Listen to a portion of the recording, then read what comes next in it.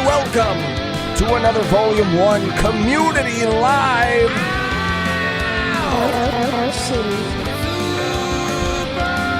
How is everybody doing this wonderful Wednesday?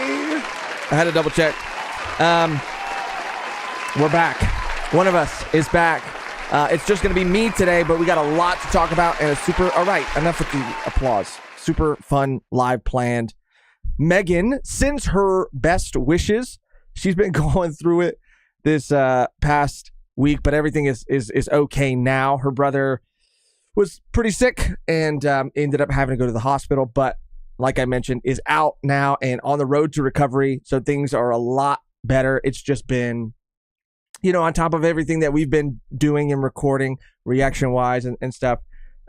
She's been spending a lot of time at the hospital with him and her family, but she will be back tomorrow. She has said that she's just going to take the day to rest today, and she'll be back to talk about One Piece tomorrow. And I think the bigger thing is that, and more important thing is that everything is okay now, and looks like, again, is going to just continue to be better and better in terms of like his health, her brother's health. So thank God for that, and welcome. We got a lot of stuff to talk about today. I'm very excited, and I'm very curious to see how you guys feel about some of the things we're going to be covering. As you can tell from the thumbnail, which, by the way, some people don't know, and I mean, there's so many people online, so you can't, it's impossible to know everybody, but some people are like, who the hell is that guy in the thumbnail? He is someone by the name of Ali Abdall, and I'm familiar with him. I only became familiar with him like somewhat recently in the past, like maybe 6 months or so. He is like a productivity YouTube guru to a degree.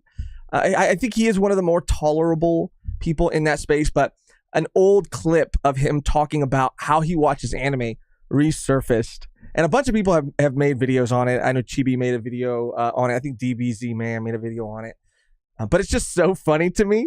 And I want to play the clip of him explaining his logic for why he watches anime this way and why you should too, if you want to maximize productivity.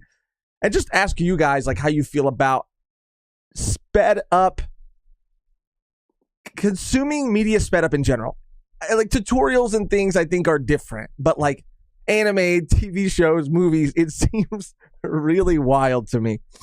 So we're going to talk about that. And the other big thing that we're going to be talking about is Crunchyroll deciding to remove the comments from their platform entirely.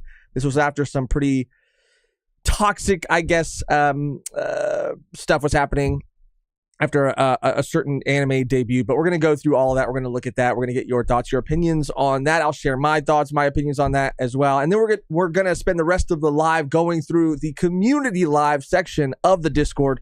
We got a lot of catching up to do.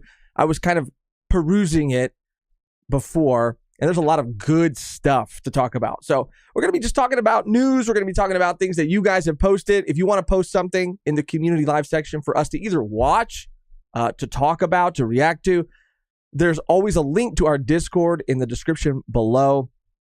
It's the community live section. Post it there. We try our best to get to as many things as we can whenever we can.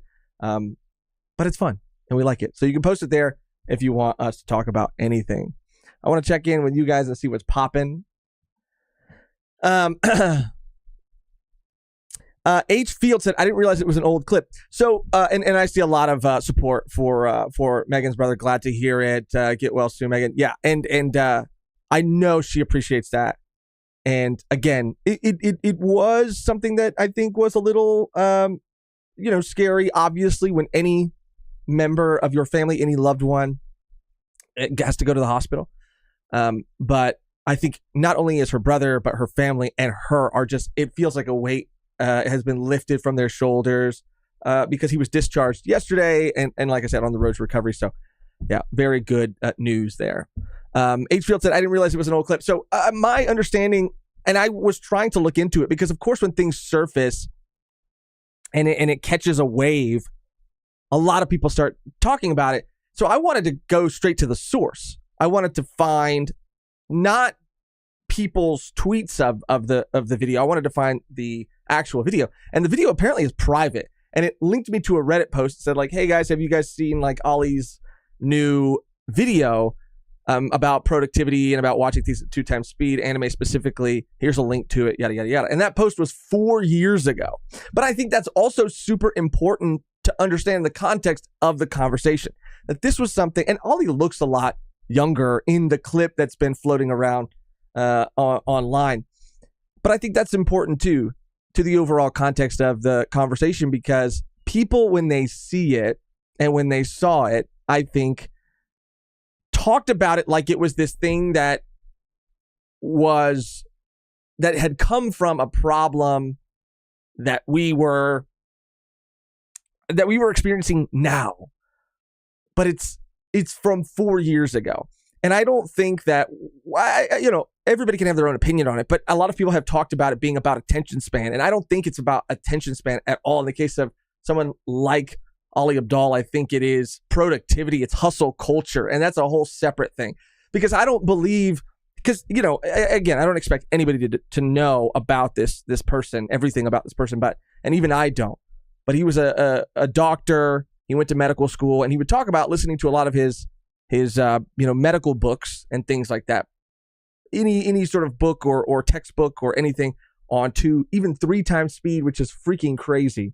And I think he just adopted a lot of that. So when he became a content creator and a YouTube guru, he sort of tried to maximize productivity in the same way he had done in med school. He had brought that over to YouTube. So I don't think it's that he doesn't have an attention span. I think he has I would say he has a maybe larger attention span than most people, but he is, I think, part of this like hustle culture that is about maximizing every single second of every single day. And he said some pretty harsh things before. Yeah. I mean, I remember even recently finding a video of his, and he had said something to the effect of like, if you want to be successful and you're like watching TV at all, like if you're on the couch watching TV, then you don't really want to be successful. And he's not like a Gary Vee. He's not like a lot of these other gurus that are like more machismo about it. He is kind of more, I think he has a healthier approach to it more often than not. But every now and then he'll say something that's pretty fucking crazy. I just hate that fucking like, oh, I'm going to tell you like it really is. I'm going to tell you what you don't want to hear, what nobody else will tell you.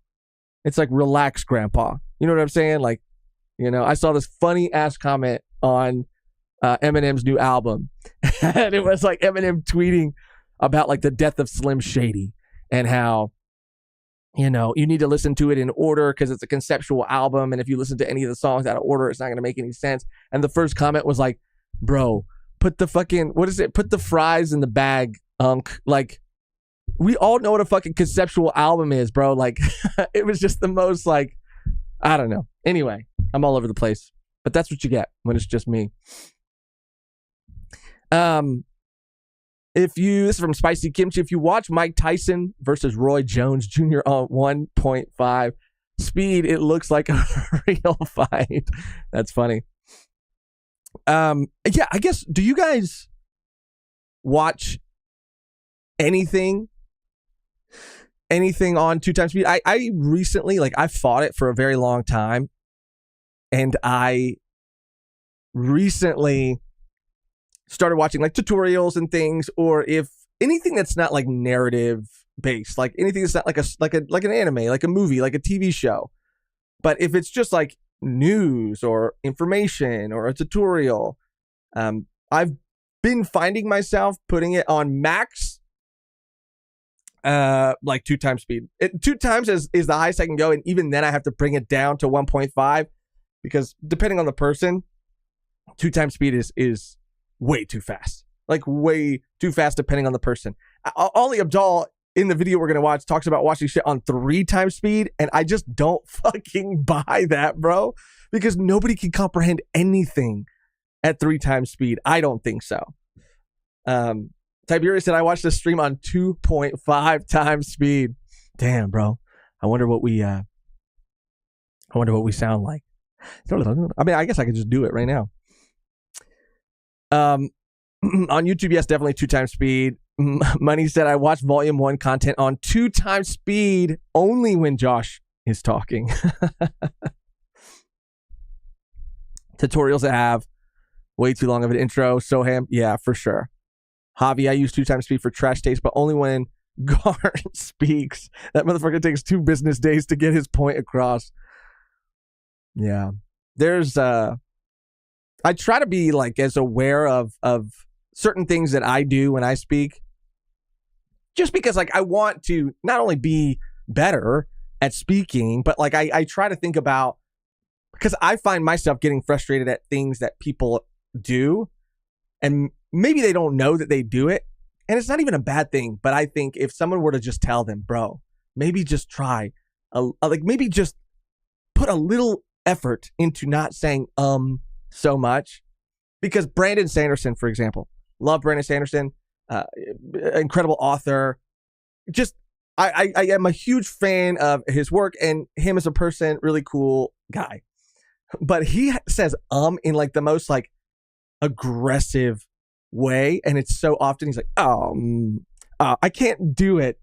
But it's, and I just wish somebody would tell him, one person would be like, you know what, it's a very human thing to say but maybe either editor cut that out, or if it's live or something, let's just be a little, try to have it in the forefront of our mind a bit, just a little bit. Camera etiquette. Pause. I listen at 0.5 speed because they sound high while talking. Yeah, man. I don't know. I recently started getting into it, and I'm addicted now. But see, the thing is, and this is how my brain works. And I'm so scared that I'm going to get used to listening to things on 2x speed or whatever. And so that when I am watching a show or I am watching a movie, that everything's going to sound slow-mo to me, which probably is not how that works. But I'm convinced, and I've convinced myself that that's going to happen to me. That if someone's talking, we're out at lunch and we're having a conversation and someone's talking, I'm not going to be able to fucking like 2x speed them, like click. And I'm just going to not be able to stay like focused on the conversation. But I don't know. Editor and counter in the corner. Yeah. All right. We got a lot of stuff to get through and a lot of news in the community live section as well. Josh thinks he's the Flash. You will start to talk like a battle rapper. Bro, I remember, and this is a very quick aside, and this is the reason why I'm very empathetic towards it. And I think that sometimes it doesn't hurt to tell somebody something that they do that they might not even know that they're doing. Because there was one time, I can't remember, I think it was like for a small show, nothing crazy, when I was doing comedy, and I did my entire set, which I think at that time was pretty short. I think it was 15 minutes max. My entire set. And I felt, and I didn't record myself, which a lot of people do or did, but I did feel like something was off. Like I felt like things, like my energy was kind of off. Things weren't like hitting the way that they normally hit. And I got off stage, and my friend at the time told me like, bro, are you good? And I said, yeah, I'm good. I mean, I think that some of these jokes maybe just weren't hitting with this audience, or maybe I was like not delivering them the right way. And they were like, no, bro, you said like almost every other word. And I didn't, not that I didn't believe them, but I thought I would remember that happening, but I didn't remember it at all. And someone had recorded me because it was so crazy. Someone recorded me, and I watched it back, and it was scary, bro. It was like I was having a stroke. And then from that point on, I was like, okay, I'm going to try to be very aware of what I'm saying and how many times I'm saying it. Because sometimes it might just be better to pause silently than to try to fill that silence with an and I think that's what I was doing subconsciously. But sometimes just taking a moment to think and not having to feel like you need to immediately fill that silence, better. Anyway, it was crazy. So let's watch this video, dude, since we're on the 2x speed discussion. And then we got to talk about this subtitle. Oh, not subtitle. We got to talk about this Crunchyroll comment section thing because I'll save it. Let me make sure I have everything queued up. I have the chat over here too, just so we can all see what we're saying. If the volume needs to be adjusted, let me know. But here is the clip in question. It's only a 2-minute clip. We're gonna watch all of it. This is so funny, by the way. This guy, Josh Terry, underneath. Finding out that some people choose to watch movies at 2x speed has chilled me to my core. Not to sound hyperbolic, but how do you live with yourself? Watching anime and watching TV in general feels to me like kind of a waste of time. And because I worship at the altar of productivity and the only thing I care about is productivity, everything in my life has to be productive. Like, you know, listening to audiobooks at 3.5x speed. 3.5x speed. First of all, he says in the very beginning, and I've seen a lot of people harp on him for saying that he considers watching anime and TV shows in general a waste of time. I disagree strongly, of course, with that sentiment, even though he's just talking about himself, right?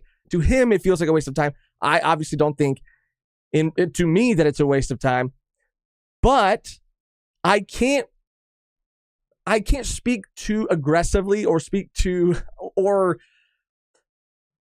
I don't know. I can't knock him too much for saying that because I have felt that way about video games before. And it's not that I think they are a waste of time. I do not. And I've talked about that many times before. I don't think that they are inherently a waste of time. But to me, for whatever reason, I always felt it felt different than watching a TV show or a movie. And so for the longest time, when people would talk about video games and ask me if I had played this game or seen this game, that's what I would say. I would say that I can't get into video games because every time I sit down to play one, I feel like it's a waste of time. I'm wasting my day. The day I feel it like slipping through my fingers. And that's because I think you can get really lost in a video game. Like TV shows have episodes, and at the end of an episode, it's kind of this moment where you can say, I want to continue or I don't want to continue. Same thing with movies. After the movie's over, it's like, I'm done. But video games for me always felt like there was no end. Maybe you could say I beat this level, that's an end, or I died for the 5th time and I can't get past it, that I'm gonna stop. But for me, I never felt like it was easy to stop or there was a clear place for me to stop. So I felt like it was a time suck. And that's what made me feel like I was wasting my time and wasting my day. Not the video game. Not that people who play video games are like not productive people. So I can't bash him too much. I can't be too hard on him for saying that he feels like watching anime and watching TV shows is a waste of time. Even though I obviously feel very differently. It also took me a long time to give myself permission to relax and permission to not do anything. And maybe 4 years ago, he hadn't given himself permission. And I sort of wished I could do the same for anime, and I've discovered this incredible new method for doing that.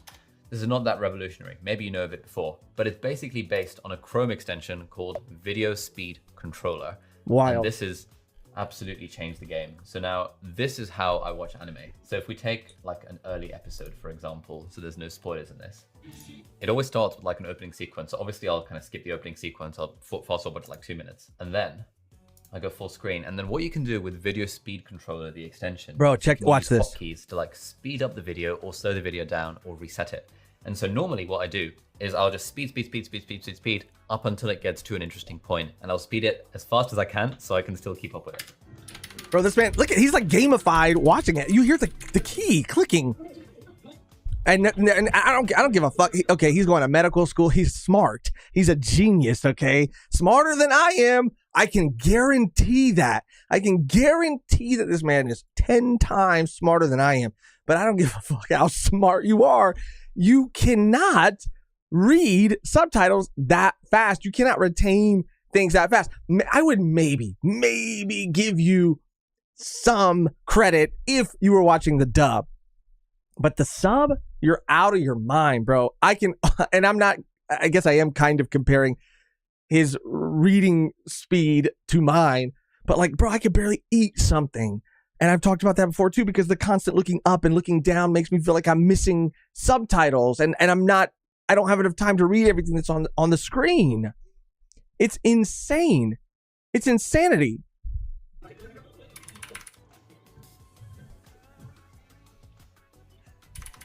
Bro. And so what I'm pressing is I'm pressing D to speed up the video by 0.2 times each time. It's so funny. And people have said, like,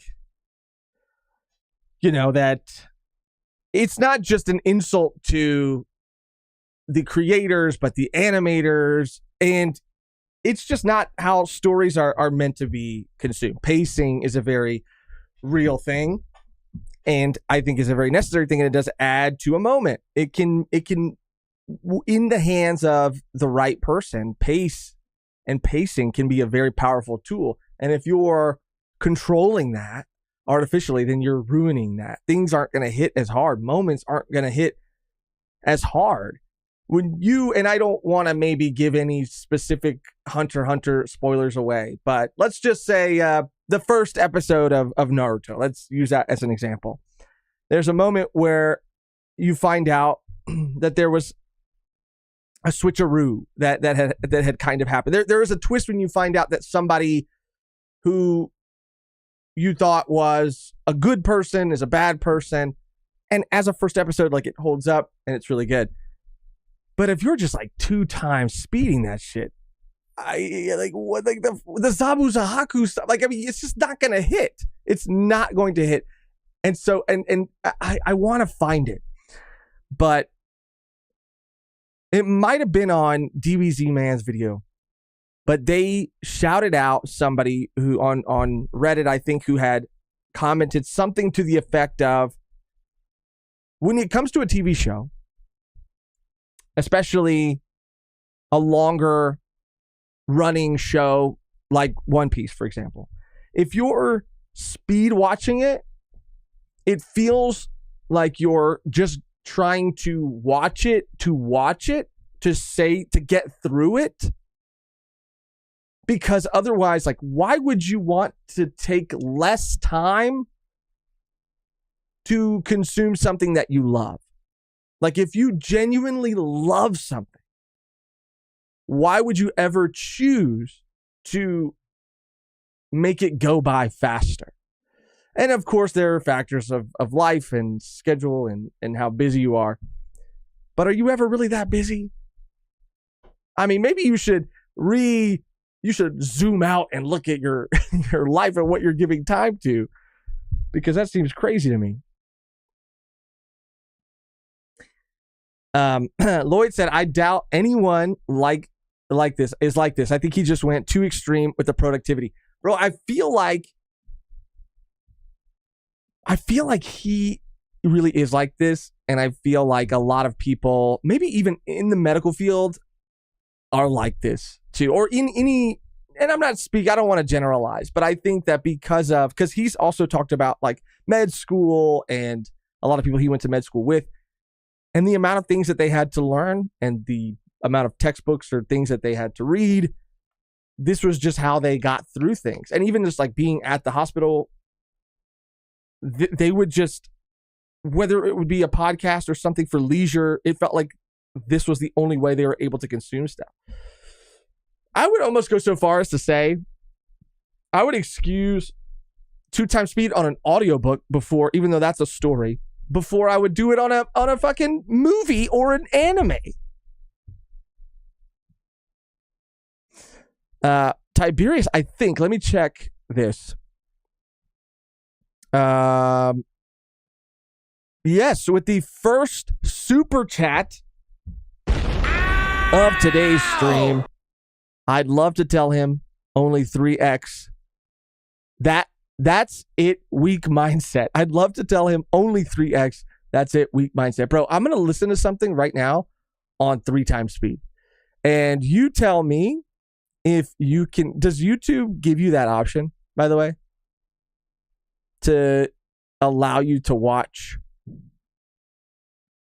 something on 3 times speed? Okay, well, this is Chibi Reviews video watching on it. anime and I haven't seen it, but it's just up. Playback speed. Okay, no. YouTube only lets you go to 2. YouTube only lets you go to 2 because they know. They know that nothing beyond 2, anything beyond 2 is impossible to comprehend and retain, more importantly. Bro, I don't know if you guys are like this, but I'm the type of guy to read when I read a book, to read a paragraph, one paragraph, literally 5-6 times, because I'll catch myself. I just wander too much, and I'll catch myself realizing that I'm just sort of going through the motion of reading, recognizing a word and pronouncing it in my head versus like understanding the word, comprehending what I'm reading. So I'll have to go back and I'll read it again. And then I'll think about it and go, you know what? I don't really think I understood what I just read. And so I'll go back and I'll read it again. It doesn't happen every paragraph. Like once I get into a rhythm, it's a lot easier. But bro, that shit happens to me all the time. And I see people on like Book Talk and or Reddit and talking about, this book series, and they're like, oh, you know what I love about this series is that these books are so short and you can get through them in like a day, 2 days tops. Like I've never heard of anybody taking longer than 2 days to get through one of these books. And I'm like, bro, the last book took me like 2 weeks to get through. I mean, granted, I'm not reading for long periods of time during the day, but man, well, I can't go to 3x speed. It won't let me. quite a lot. And I'm pressing S to slow it down when it gets to an interesting point. And then if it gets to like a really interesting point and then I need to reset it, I just press the R button. So at the moment, this is really fast. And then I press R. You can hear it in the background. And then it goes back to normal. And that's like really cool. So now when I've been He's too excited. He's too excited about that. This is how I've been watching Hunter x Hunter. And then I can like fully focus on it. And it just goes so fast when it's like kind of character building kind of stuff. And so I don't need to watch it at normal speed. And then when it gets to like a really cool fight sequence, or if they're explaining something like, about how the different auras work or anything like that, then I can just press the R button, reset it to normal speed, and then I can kind of revamp it. So it sort of feels genuinely, I don't know, bro. This just seems like more you're playing work. a video game almost, and like you sort of like... you gamified it. And also, I don't want to feel like I'm playing a video game while I'm eating. Like when I eat or when I relax, I'm doing whatever I'm doing to wind down. And I always think about, and I don't know why, but I see these like productivity guys and these like hustle culture guys. And I think it's super important to be realistic about like how much you're actually doing, and realizing that you do probably have more time than you think you do. But I don't think you should maximize every single second of every single day, because what does that say about the fucking world that we live in? Like, it shouldn't have to feel like that. You should be able to guilt-free sit on your couch for a period of time every day and relax and enjoy, because everybody probably fucking works. Everybody has a fucking job. Everybody probably has family and things in their life that they have to do. So every single day you should have time to relax, to unwind, to do something for yourself, to do that thing guilt-free, because you can be the better employer, the better partner, the better father, the better anything if you're taking care of yourself. But all these people are trying to tell you that you need to maximize every single second of every single day. And I'll never forget what, because I felt like that for a while too. Like I need to, and I still kind of struggle with feeling guilty about taking a day off, like an entire day off, like a Saturday or something. I feel really, really guilty about that. And it's hard for me to not do anything. But I was watching this interview with Rebecca Sugar, and she the creator of like Steven Universe and mainly Steven Universe. She's worked on Adventure Time and a bunch of other things. She said something to the effect of if you don't, she said it so much more eloquently, but it was essentially that if you don't get the rest that you need, like you might think that you're being productive by staying up till 4 o'clock in the morning, but you're actually, your art, your creativity, will suffer in the long term. And I know that's not a profound thought, but like the way she said it at the time that I heard it, it just hit me the right way. And it stuck with me because at that time I was staying up till like 4 or 5 in the morning. But yeah, man, it's crazy because there's also this culture of like, you know, the Gary V's and all these people who are telling everybody that they're losers because they're not being productive enough. Zigzag said 1 hour max. The rest of the time belongs to our rulers. Bro, for real. It feels like you just get an hour. Rebecca the Goat. Yeah, Rebecca's amazing. You should also also shout out Rebecca Sugar. Bro, shout out. Lloyd said, out of all the anime, he 3x speed Hunter x Hunter. Come on, dude. Yeah. If you were watching, I don't know, like, that's the thing. If you were watching something that you didn't care about, I mean, you just don't care. Like, if you're watching something because you have to write a report on it, or your friend is pressuring you to watch something, and so you're just trying to watch it so you could tell them that you watched it, maybe. But if you're just eating and you're trying to enjoy something, bro, I don't know, man. I don't know. Rise and grind anime. Yeah, bro. I don't know. Crazy.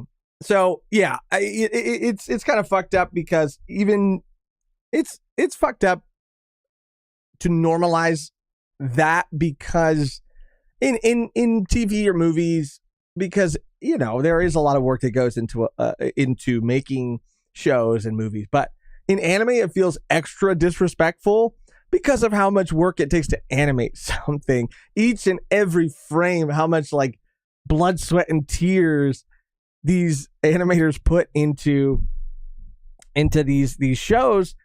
And so for someone to just be like, yeah, I just want to know, I just want to be able to say that I've watched Hunter x Hunter, so I'm going to speed run it.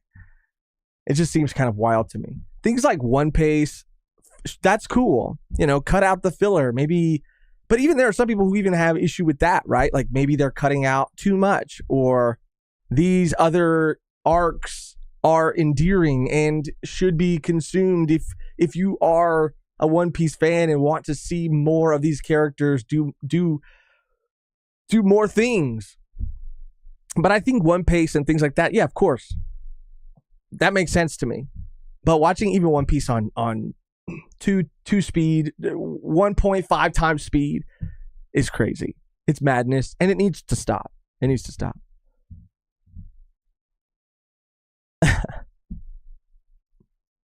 Lloyd said, like, if you had a review channel of all seasonal anime, I would get it. But come on, man. Yeah, can you imagine? Like, Megan likes Glass Reflection, and she'll just be sitting there like, or he would be sitting there watching the first episode of everything that came out that season on 2 times speed just so he could record that video before anybody else. I could see that. I wanted to talk to Megan about this too, because she doesn't do this ever with anime or TV or anything, but she does like a version of it that even when I've seen her do it, I have called her out on it because it is such a foreign concept to me. I'm the type of person, and I'm not saying that one is better than the other. I'm just saying I am this way and she is a different way. I'm the type of person that wants to see every single second of something. So that includes the recap. Like, I always want to watch the recap. Always. It doesn't matter unless I'm binging it. Like, if I have just finished the episode, I don't need to see the recap. But if it's been a week, like House of the Dragon, I want to watch the recap, and I want to watch the credits, and I want to watch to see if the preview is at the end, and I want to watch all of it, right? The only thing I'll sometimes skip is the intro, the OP. But Megan will do this thing where if characters, it's not like speed running the story, but if characters are like walking from one location to another location, or it's a romantic scene and there are 2 people and they're holding hands and they're sort of walking through the city or whatever, she'll just fast forward all of it. And it's just jarring because, it does have sort of it is kind of a flow, right? The episode is in a flow and the music is playing and it's all sweet and romantic and it's just like skip, skip, skip, skip, skip, skip until they start speaking again. And I always like trip out every time I see her do that because I'm like, how? It's just, for me, it's like the fear of missing anything and like wanting to really, I don't like feel whatever the people making the thing are trying to get me to feel. It's the same logic of like using the bathroom in the movie theater. I hate that shit. Like I'll fucking give myself a bladder infection before I fucking leave because I don't want to miss anything. And I feel like it's the fear that one thing I miss. And that's why people talking during things too. I don't like people talking a lot during things because the one thing I miss is it's a fear that thing is going to be super important down the road or is going to tie directly to something that is going to have an emotional weight to it that I won't be able to fully like grasp unless I have heard this thing. You know what I mean? It's kind of crazy.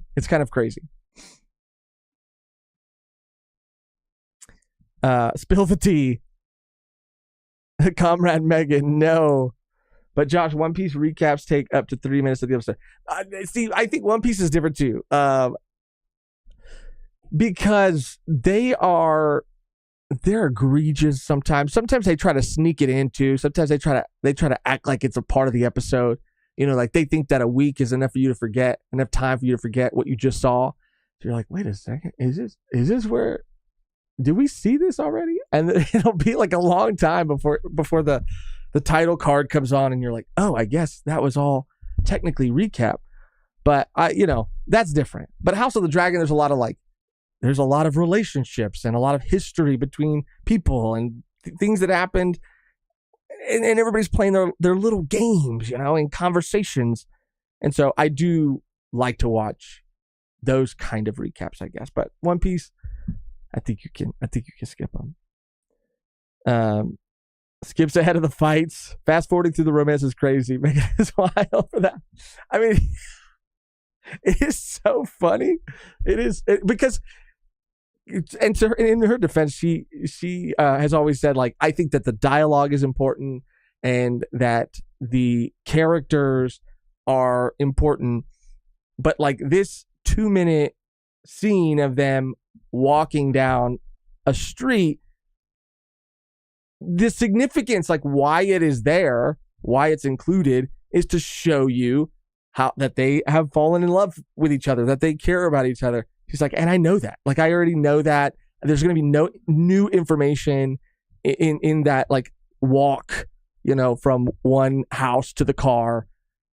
There's going to be the only new information is going to be when they get to the car and they start talking again. And so I'll just fast forward to that part.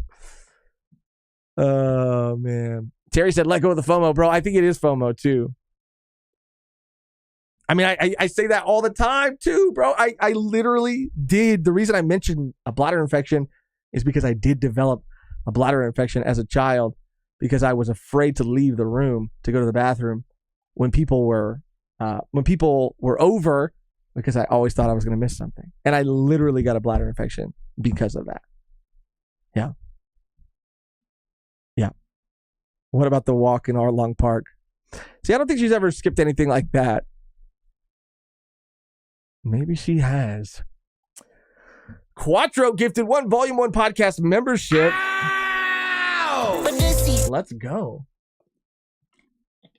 And it went to Eat Dirt. Shout out Eat Dirt. Okay, I want to ask you guys about this Crunchyroll stuff. So that's Ali Abdall watching anime 2 times speed. You know what it is. Crunchyroll. This is older news, but we just didn't have a chance to talk about it. So, and I can move the chat over here, and I could even theoretically take it off. But give me 1 second. I'll just leave it like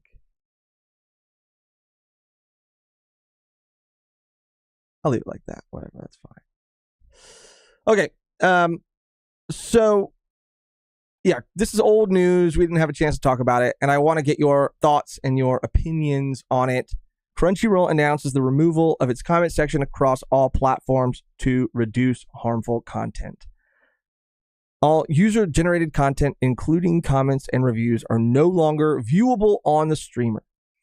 So they announced this because of a, I guess, recent backlash that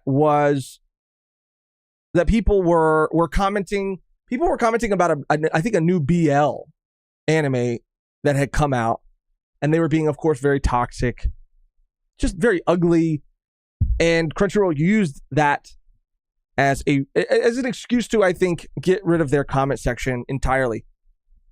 I do feel like this is probably something they've been wanting to do for a long time, and this was just like either the nail in the coffin. Maybe it was something that they had been debating, and this was like, okay, let's do it. Or they have been wanting to do it, and they've just been waiting for something like this to happen to give them an excuse to pull the plug. Even Mother's Basement talked about it and screenshotted some of the reviews in question, some of the more horrible reviews. But I want to find the name of the manga or the anime. Although the support post did not explain why the decision was made, a user's Crunchyroll support conversation posted on the Crunchyroll subreddit elaborated on the feature's removal. This decision was made to ensure a safer, more respectful, and higher quality environment for all users. Crunchyroll support representative said, this change helps us reduce harmful content, prevent misinformation, and improve overall user experience. So I'll go back to this in a second, but I was looking for the name of the anime. Okay, whatever. I'll just read this. A lot of deeply pathetic people review bombing the new BL. Oh, there it is. Yeah. Twilight of Focus, claiming this isn't about homophobia from their profiles with single digit review counts. And of course, it's just the most, it's just the dumbest. It's literally the dumbest thing you could possibly say. It's troll behavior. It's a lot of things, and it is very upsetting. But it's people review bombing, and the first one you can see here is give me a choice to opt out, bro. On what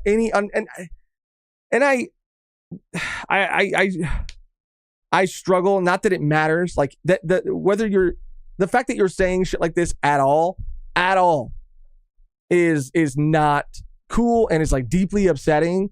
But I struggle with like how much energy to give these people, because I feel like half of them are fucking trolling. I think that, again, the fact that they're saying it at all is unacceptable.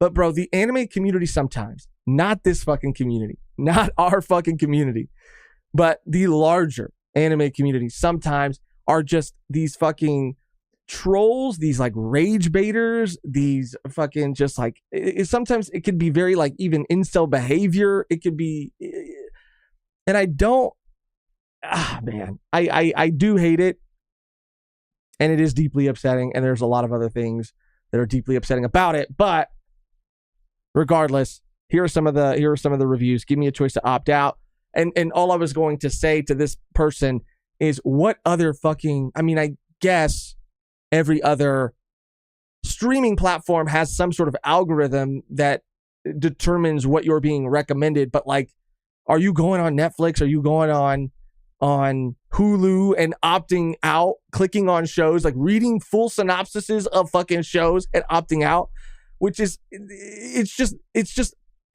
fucking crazy. It's BS. It's stupid. Other people saying like, oh, it's just more of this fucking alphabet bullshit. Like, you know, it's insanity. It's review bombing. I've even tried to understand, because Chibi made a great point in his video. Chibi Reviews talked about it too, and he made a great point in his video about this being a thing. Like, it would maybe be less surprising, or I guess more surprising, One of those two. It would just maybe be more understood if this was like a new trend in anime and manga. And of course, because of the time and how, a lot of things and a lot of like hate has seemed to like rear its head again. It would maybe make sense that people were reacting this way if this was like a new thing, but this has been around for a long time. This subgenre, this BL genre has existed. Yuri on Ice. I mean, so many, but Yuri on Ice was like a very, very popular example. And so it's not new. It's not a new thing, but people are just like, bro, and I'm trying to kind of remain as calm about it as I can, but it just feels that like, because I always thought that. I used to think when I was younger and I used to see certain things or hear certain things, I used to think that like it was only a matter of time before things leveled out. I used to really believe that the people who were reacting to things a certain way or saying certain things, I used to think that they were old heads and that they would age out eventually. And it might take a while, but by the time that the younger generation was able to have a very strong voice, that it would all kind of balance out and progress would kind of win, I guess. And I don't know, man. I just don't necessarily believe that exactly anymore because there are so many younger people who are, I don't know, man. They just have the worst opinions, the most trash takes. They're just like awful, hateful people who are regurgitating the ugliest things that I've ever heard about so many different groups of people. And, and again, it's like there's a difference between like trolls and people who actually believe these things. But the fact that anybody is saying any of this at all is fucking concerning.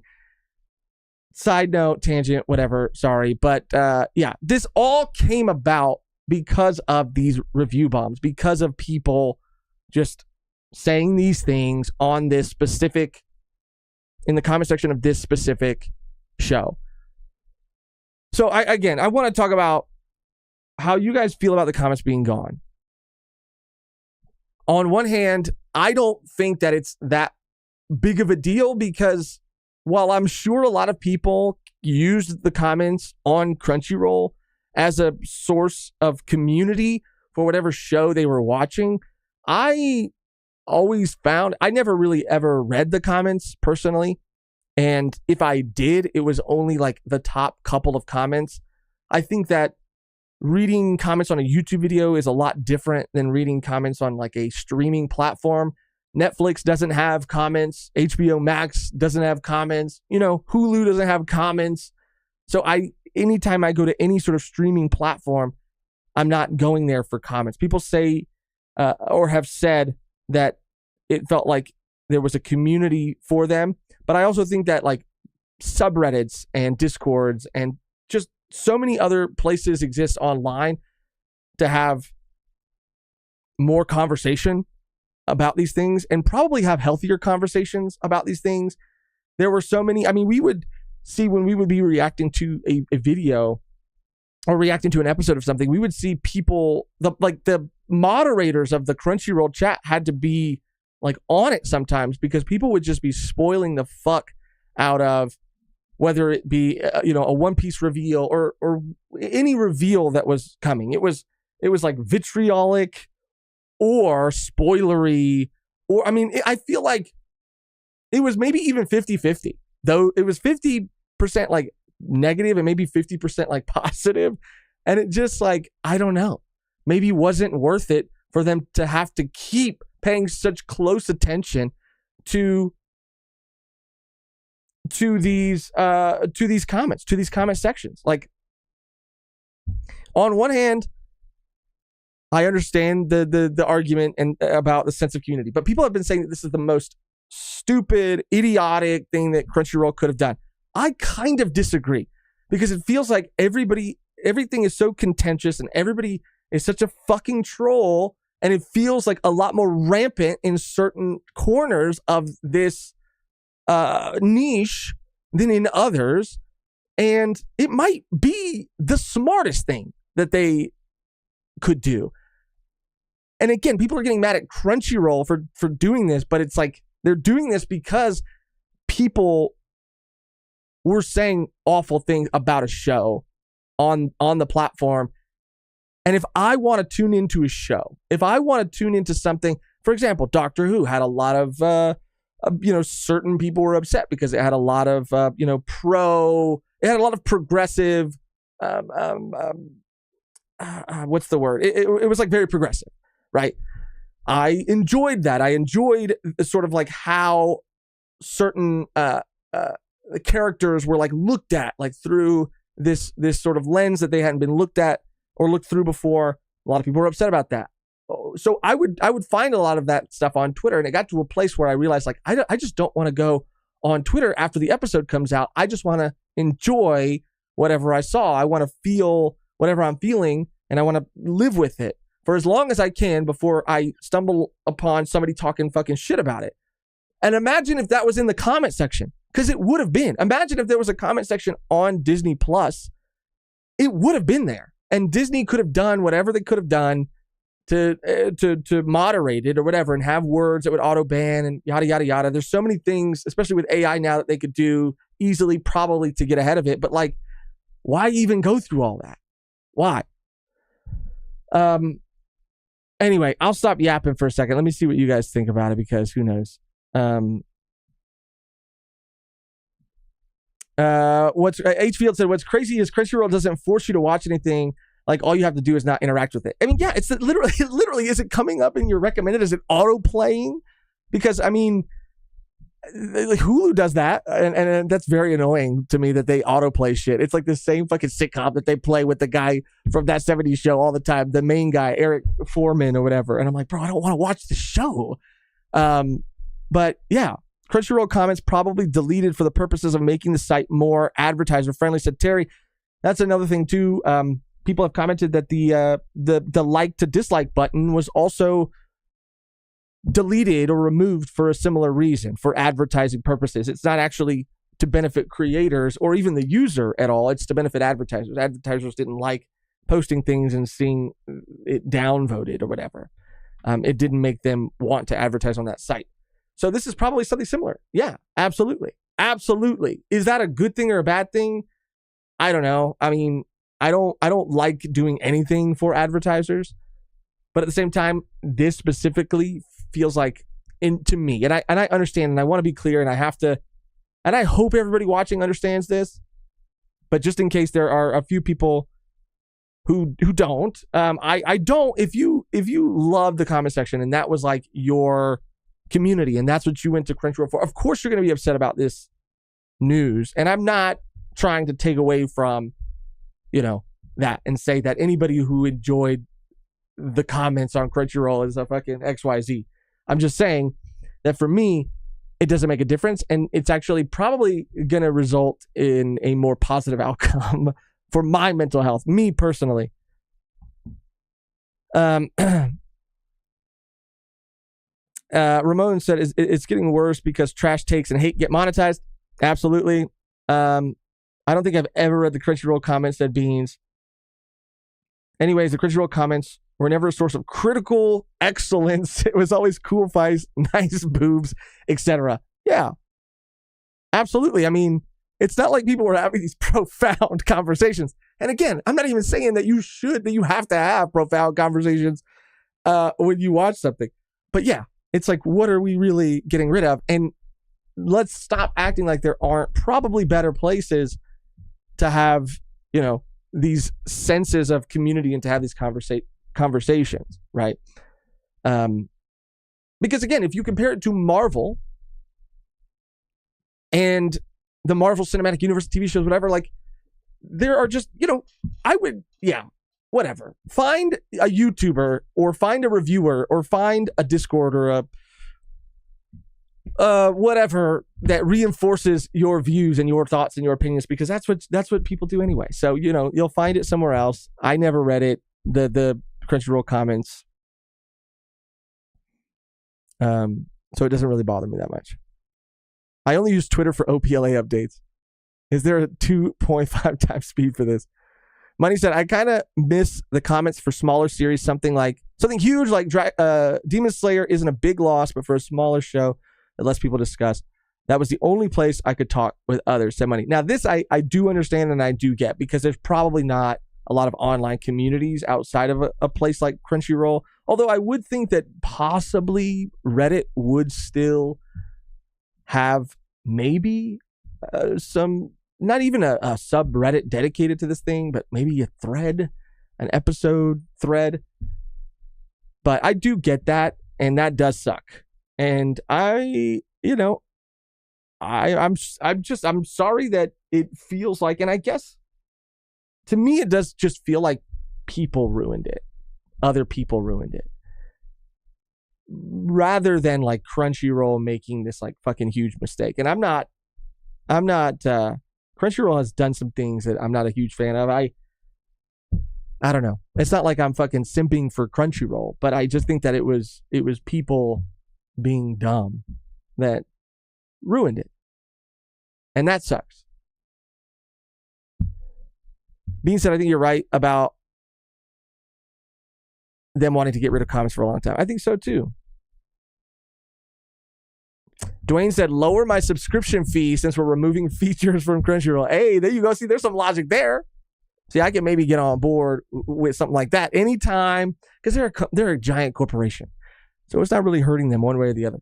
I would say, since we're getting rid of comments, hey, look, you know what? Oh my God, it's probably going to be a better user experience without comments. But technically, you are removing a feature. So I do need you to lower it by at least $2. By at least $2. Josh has a Crunchyroll tat on his back. Yeah, right. I've said too much about Crunchyroll in the past. I had a major beef with it. I just felt like it was such a bad site, like just in terms of like user interface. And so many people would always be like, bro, you're crazy. Like, is it because you're watching it on desktop, or you watching it on like a TV, like a Roku app or whatever? And I was like, bro, it doesn't fucking matter. Everywhere I watch it, it was just not the greatest experience, but it's gotten better. Dwayne said, TCB comment section is actually goated. I have a great laugh every time I read it. I'll be honest, Dwayne, that I kind of feel similarly because, again, there's a difference. Like, people review bombing a show, like a BL show, and just saying, you know what it is? It's also the most unimaginative shit. Like, it's regurgitating BS. They don't sound like real fucking people. That to me is infuriating. But like, people, because sometimes it's pretty like not vitriolic, but I mean it is pretty aggressive in the TCB comment section. But it's always like the goofiest. It's so goofy. It's so goofy that it does also make me laugh. And even people who get into like arguments on TCB, like it's funny because it does feel like, I don't know. It feels different. It just feels, I don't know. It doesn't feel like as hateful necessarily, even though it does feel aggressive. And I don't know. I don't know if that makes sense. Mr. Rubik's 01, member for 3 months. Shout out. YouTube comments are also filled with hate and vitriol, but would anybody be happy if they got rid of them? In my opinion, not at all. This decision straight up sucks. And again, I know that for some people, this sucks a lot. For people who, did find a sense of community and did read the comments, and that does suck that people ruined that for you. But I really do think the difference for me, and I'm not saying that my logic works for everybody, but why it makes sense for me is, like Money was saying too, it does suck that those smaller series don't really have communities outside of that comment section to have conversations about these shows. But for me, it's like none of these streaming platforms have comment sections, like Disney Plus, Hulu. And the reason why I say that YouTube is different is because there are a lot of corporations and there are a lot of companies that do have YouTube channels and make YouTube content. But what YouTube is at its core are people. And I think that having a direct line to people is more important via comments, is more important than like corporations. To a degree, right? Because of course you want to have and feel like you have a direct line to a corporation, but how less likely is a corporation going to be to read a comment? You know what I mean? Like, I don't know if because again, the logic doesn't like super work across the board, but that's why I think getting rid of YouTube comments would be awful and nobody would like that. And I would hate that too, because a lot of YouTube creators don't have the same means and the same reach, and how they're able to connect and grow is through having conversations with other people. And I don't think that's necessarily true of, and of course there are different kinds of content on YouTube and a lot of different factors. But I really just do think it's different. I don't think it's like that. I don't think it's a 1-for-1 comparison, and I'm not saying that you're saying that. But yeah, I do understand that it still does suck though. And I wish it didn't have to be like that. But shout out Mr. Rubik, shout out. And I respect your opinion, and I do empathize with like even Money and everybody who now feels like they don't have that place to even if you're like a lurker, because I'm a lurker too, bro, and I love reading comments. Like that has an appeal to it too, right? But like, yeah. Mr. Rubik said, Terry Martin 100%. Where's Terry? Where's Terry? Terry, say something. Oh, Terry. Forcing people, I think this is it,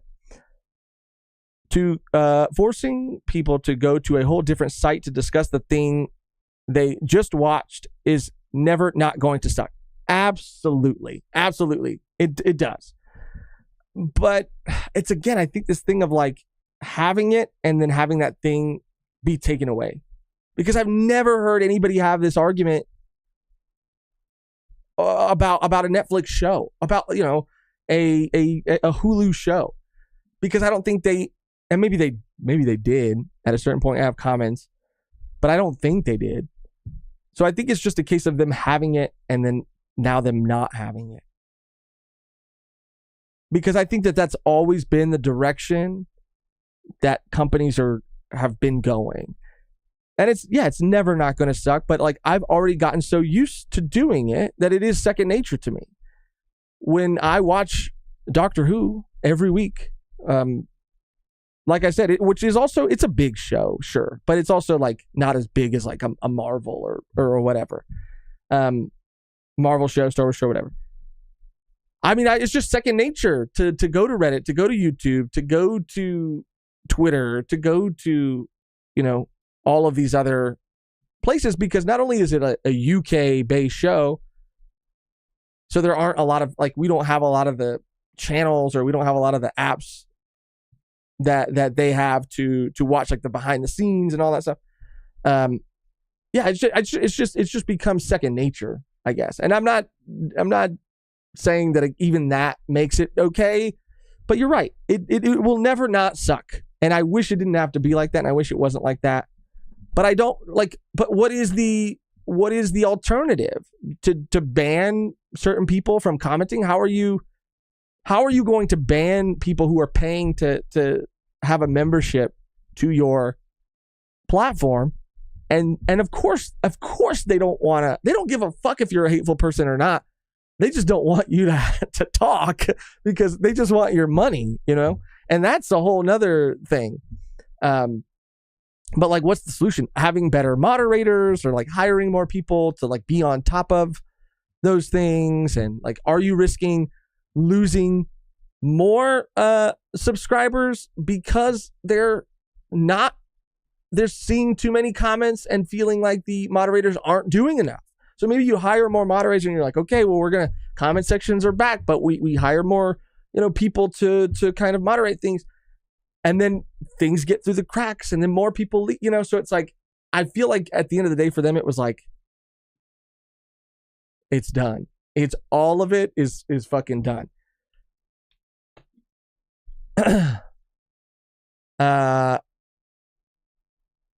Terry said, when TCB comment section was disabled for a while, I lost a big part of my enjoyment of reading chapters. Yeah, I mean, I do get that. I do get that. In my opinion, this is from Tess, removing comments from a popular and profitable platform feels odd to me. What makes more sense is starting to moderate the comments at the platform's discretion to deal with toxicity.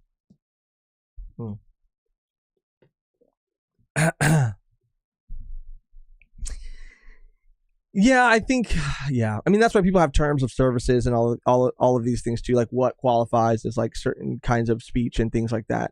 And they have the means to do that, right? To hire more people to moderate those things.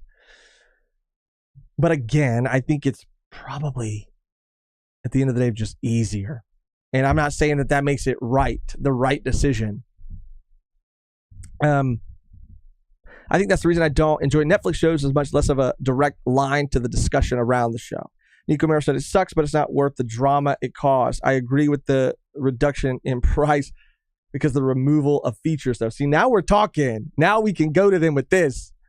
Mr. Rubik said, just like any other service, ban, outright hate speech and ban works. It's never going to be perfect, but I'd rather have the ability to comment than not, period.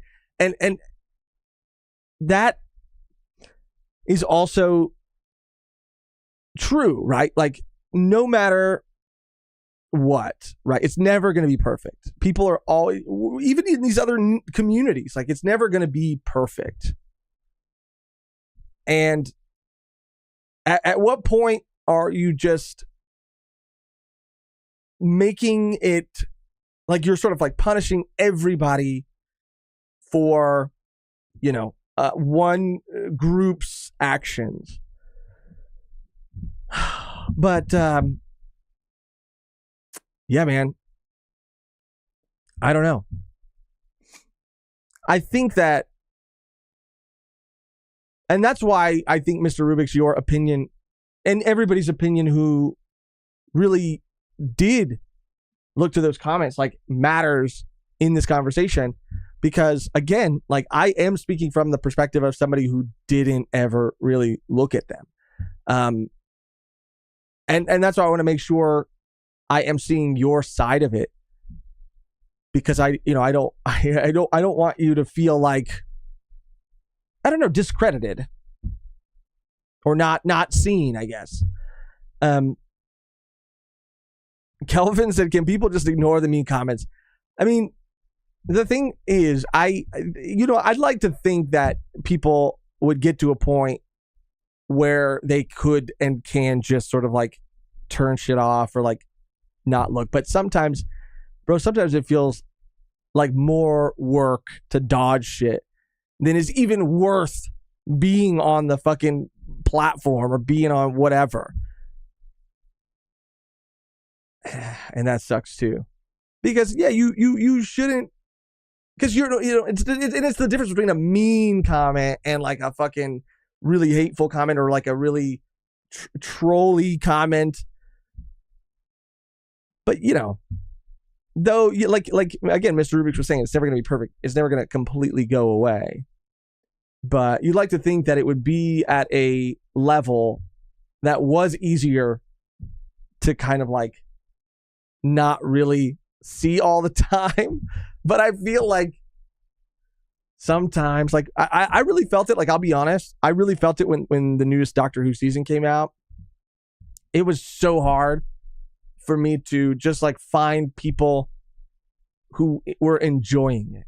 And it's not that like people weren't enjoying it. It's just that like whatever was either being promoted or pushed in my feed or my algorithm or whatever, because I guess YouTube had I was searching it enough that YouTube had just said, okay, well, this guy loves Doctor Who and people talking about the new Doctor Who season, so we're going to give him everybody that's talking about it. And it was really hard to not see that stuff. And so at a certain point, it got hard to even ignore, because I would go into a comment section of a video that was like positively reviewing something while critiquing it, and people in the comments were critiquing it as well. But then, of course, it just slowly turned into something else, and it's just the argument of like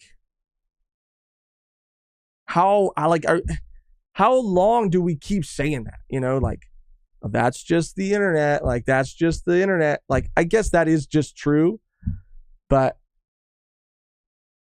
I don't know. Maybe it is kind of foolish to hope that like it can be better, but I really do. And I think we get better, right? Obviously, we get better at like navigating certain things and understanding our own like thresholds, because that's what I started to realize. Like, okay, I feel myself getting to a point I should get off this thing, but again, the other side of that coin is like, now I have to get off this thing. Now I have to stop watching this thing that I enjoy watching, this review, this YouTuber, because if I don't, then I'm going to be upset at like the conversation that's being had underneath this video. But is that my fault? Could I be better about letting those things get to me? You know, it's like such a nuanced conversation. And honestly, these are the kind of conversations that I really do enjoy having. And these are the conversations that I have with people for hours and hours and hours and hours, because I don't know. I enjoy hearing what other people have to say about these things, but also like the nuances. And I'm not talking about like crazy shit. But yeah. Tiberius said vitriol must be the word of the day. It is. Get out your dictionary.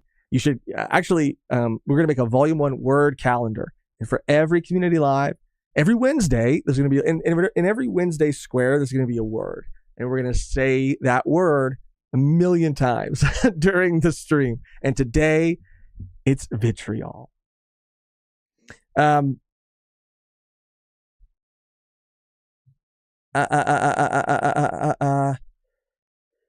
Let's see. Cosmic Goatee. All I wanted to comment for the newest One Piece was kid got cooked. Can't even do that. Bro, it's not funny. But like Megan showed me this, like somebody had titled their fucking video the wildest thing ever. And I don't know if it was real. I don't know if it was not real, but I was like, bro, you guys are really like, people are really out here for views. Like, it's that bad. Like, it's that bad where people are desperate for views. And it wasn't something like, you know, it was something crazy, like crazy. But great episode. Awesome episode. And maybe that's why they actually turned it off, because they knew. Maybe it wasn't about the other thing. Of course it was. But also because the head of Crunchyroll is actually a Eustace Kid stan. And he just didn't want to see it. The CEO. You know, cut to him in his office. He's got fucking kid plushies, kid wall scrolls everywhere. And he said, you know, not on my watch. It's not happening. Not happening. Anyway, I'm gonna scroll up just a little bit. See, James, the comment section on Crunchyroll is something I never cared for. However, the comment sections on the articles are a different matter. Yeah, I would. I'm gonna see if I can find it, because Yusuf said just say it. Tess said post it. Let's just say it had to do with here, let me see if I can find it. Hold on. It must be on Twitter. It had something to do with a very big piece of news that happened recently. Kev. Oh, I see Kev. Oh, it said nice Kev DOG posting 9,699. Is that 6'9"? But also very close to 10K. Shout out Kev. But I just saw 69. He said nice. Shout out Kev. I'm gonna try to find it. Let's see. Kid versus. I don't even know what to type in.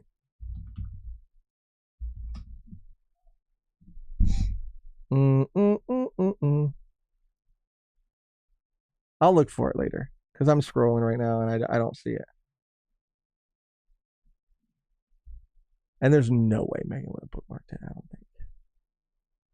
Let me see. Oh, she did. She did bookmark it. Oh shoot. Oh my god. Okay, I'll here. I'll share. Let me just say this, dude. No matter what side you are on politically, we obviously don't. Nobody should condone any kind of violence. But I'll just show it because it has nothing to do with me. But this is the title on someone's video right here. I don't even want to read it out loud so you can read it for yourself. And I thought immediately when I saw that, like, people are fucking desperate. We're desperate. People are desperate for those clicks, for those views. Insanity.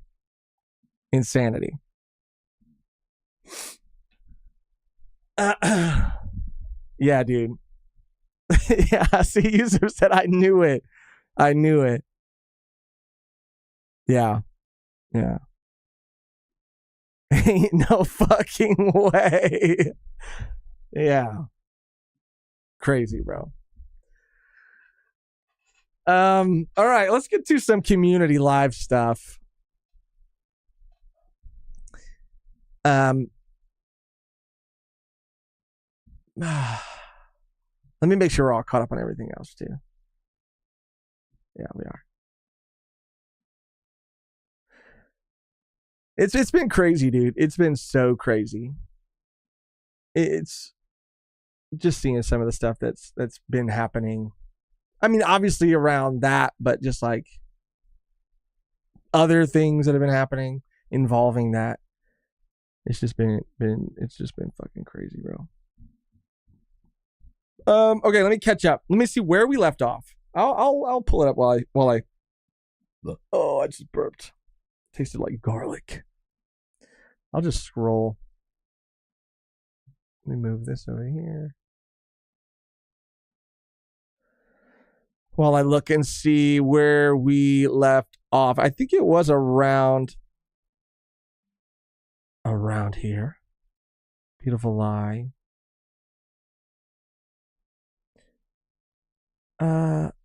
Oh yeah, I wanted to look more into the merger. But I didn't get a chance. Okay, yeah, Beans, I think it was around this point here. Man, we are behind. We are way behind. Okay, we're going to speed run. We'll just start from here because we have a lot to speed run. So news about the One Piece. I think we did talk about that. We did touch on that. Is coming this August, which is super close, weeks away. Beans sharing his figure that he got from AX. Now, I said this before, but this is one of the Figmas, I think, one of the opposable ones. Not a huge fan of it until of those kinds of figures until I saw this and I saw just how much fun Beans looked like he was having, and I was like, maybe I need to get on that level. You know, maybe that's the next phase of my anime fandom, is getting the opposable ones and then just like making little home movies with them. Okay, back to your regularly scheduled Beans news. Library of Horror One Piece big news from Oda's editor. Oh yeah, we did talk about that too. This was crazy. Oh, sorry. Yeah, fucked up the window there. Apparently, Oda's editor had said it's been stated that Egghead would conclude with a major incident. However, there is still one more big twist to it. I won't say anything else or they'll erase me. Oh, and spoilers are already coming out for the next chapter too. Like, I'm trying to dodge that. Damn, bro. What is going to happen? Paladin posted Paramount has officially agreed to merge with Skydance. I wonder, like, what this really means. My guy, Dan Merle, who is a movie guy that I watch, he was talking about it. Or he had a video that he released on it, and I wanted to watch it, but I haven't had time. Sorry, I'm just making sure everything is reframed so we can kind of see what's going on here. Star Trek gonna be groovy. This is great news. Okay, people are excited about it. The only thing that was kind of crazy to me that I didn't think about, I mean, people are excited about it. Really? Really? Great merger. Okay. Oh my God, that was pornographic. Fuck. I gotta be careful. I mean, I guess I don't really know what I expected, but I always assume that when there's a merger of any kind, that it's not good. But I guess this is good. I didn't really realize it, but recently that same guy that I was talking about put out a video about why Hollywood and why production companies aren't making as many, like,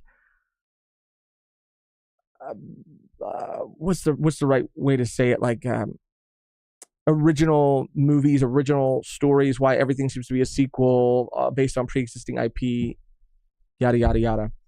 And apparently it has a lot to do with companies merging and that's not all of it. That's just a piece of it. But like when companies merge, there are two big companies that become one giant company, which obviously means that things are going to be a lot higher stakes for them. The stakes are going to be a lot higher, and they become, the bigger they get, more concerned with a global appeal as opposed to a let's say Western appeal or whatever. So like Paramount and any studio that is based in the United States, for example, they are concerned about what is going to speak to audiences globally, which is why animated movies do so well and why action movies do so well, is because they are predominantly movies that you don't need to necessarily speak the language to understand what's happening. And they put a lot of emphasis and they put a lot of money into those things, as opposed to projects that might be more vague or be more niche. I think that's where obviously like independent movies and things come into play.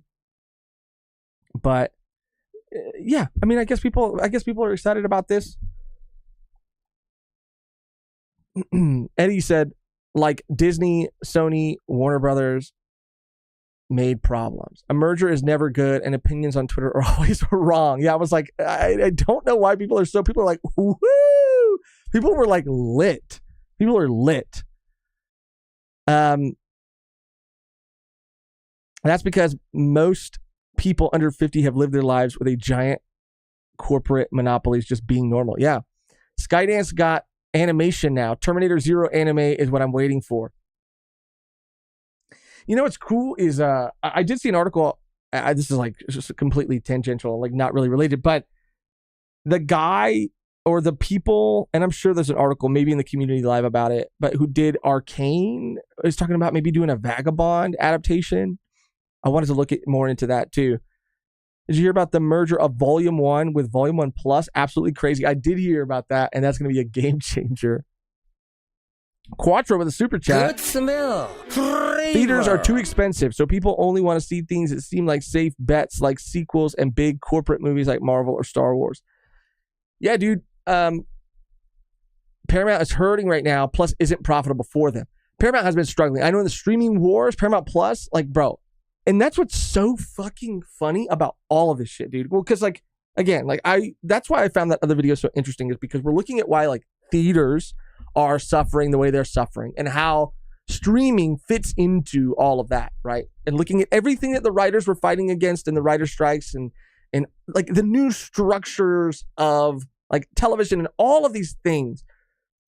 And so, like, on one side, like, that's super interesting to like be informed on like the theater side of it, but also the corporation side of it and what their logic is when they do whatever they're doing. Like, again, just seeing numbers. And what we see when we see things is we're seeing things like maybe within our own communities, within our own, niches or whatever. And they're seeing things globally. So like something could bomb here, but it could be a hit in China. And maybe that's why they make 4 more of those movies. So it's number one, it's hard to keep all of these factors in mind when you're looking at like why things are the way they are. But it's so funny because I do feel like everybody had their own streaming platform, right? Everybody wanted to do it. And it seemed like nobody was fucking making any money. Like Netflix, they were in it and they kind of had the future sight to really they were the trailblazers, I guess, in that specific like area. And then everybody started jumping on that bandwagon. And now we're to a point where like everybody's failing, like outside of Netflix and outside of like Hulu, which mind you is owned by Disney. Everybody else is like failing. And I guess HBO is doing like okay. So you have all these companies like merging again. And I guess it's going to be to the benefit to the consumer on one hand, because you're going to have less subscriptions to pay for, but then they can charge maybe more because they are offering you more, right? Their catalog is bigger, and there's now bundling. And that's what fucking Disney Plus is doing by saying, oh, now you can buy Disney Plus, or you can buy Hulu, or you can buy a bundle. And it's just like, are we coming all the way back around to not exactly cable? Like, it's not exactly cable, but like a version of that. And it's just so crazy how we've taken this long ass road to come all the way to this point.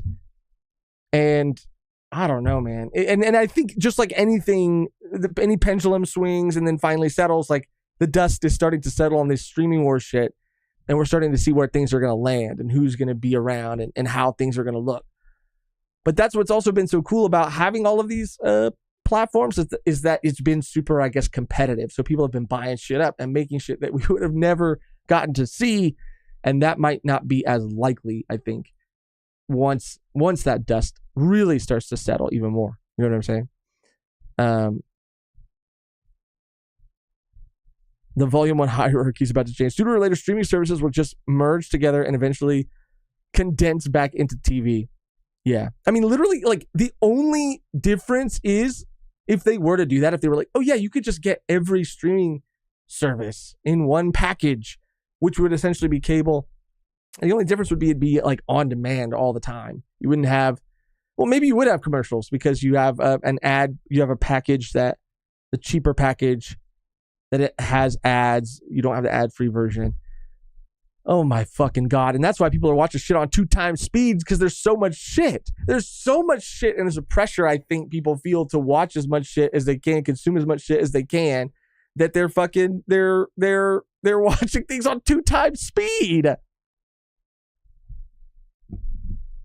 You said it, competition is the best for us consumers. And that's the thing. Like, it really truly is, because when they were all starting out, they all wanted to have their own like big thing. They all wanted to have their Stranger Things. They all wanted to have their IP, whether it was like, Paramount had Star Trek, they had some other big stuff too, but whatever, they all wanted to have their thing. So people were making really fucking niche shit, niche sequels, and it was cool, and we did win. But now, and not, I almost wanted to talk more about this when we were talking to Randy on our adulting and anime episode, but like, it is scary too on one hand that, and it does just suck that Disney can just decide that certain shows aren't doing well enough, or enough people don't care about them or watching them, and can just take them off of their platform but still own them, thus like them not existing anywhere. Like, that's crazy, bro. Like, that's like, tell me you have all the money in the world without telling me you have all the money in the world to produce this entire show, to hire all these people to make this thing, and then just like get rid of it, but also not offer it to anybody who might be interested in it. That's the shit that's kind of crazy. But at the same time, things on the internet, I mean, there's always a way. There's always a way. There will always be a way to find things. And I think that the anime community they're probably the best, one of the best communities at doing that, because we've had to. There was a period of time where we didn't have a choice. We did not have a choice. I'm not condoning anything. I'm saying, if a company takes something down and doesn't want to sell it anywhere else, then what the fuck are we supposed to do? You know? I could be on this fucking topic forever. Let me just keep scrolling through the community live.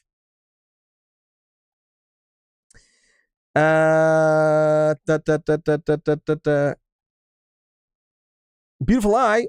Mato. Say hi. No slay. Oh, is this what is this? I think we did look at this last time. See, I didn't watch season 1, but peak finally. It's called the Interspecies Reviewers and Harem in the Labyrinth of Another World. But I've never even heard of this. Crazy. Well, season 2 is coming out, so that means someone's watching. What is this? We got a member comment from James. Super! Shout out James. I'm working on an album cover for one of my favorite bands ever. FR? Or is that like for real? What's something awesome that's happened or something you're excited for? What's something awesome that's happened or something you're excited for? Something I'm excited for. Awesome. Lately, I feel like something awesome did happen, and I can't even remember it.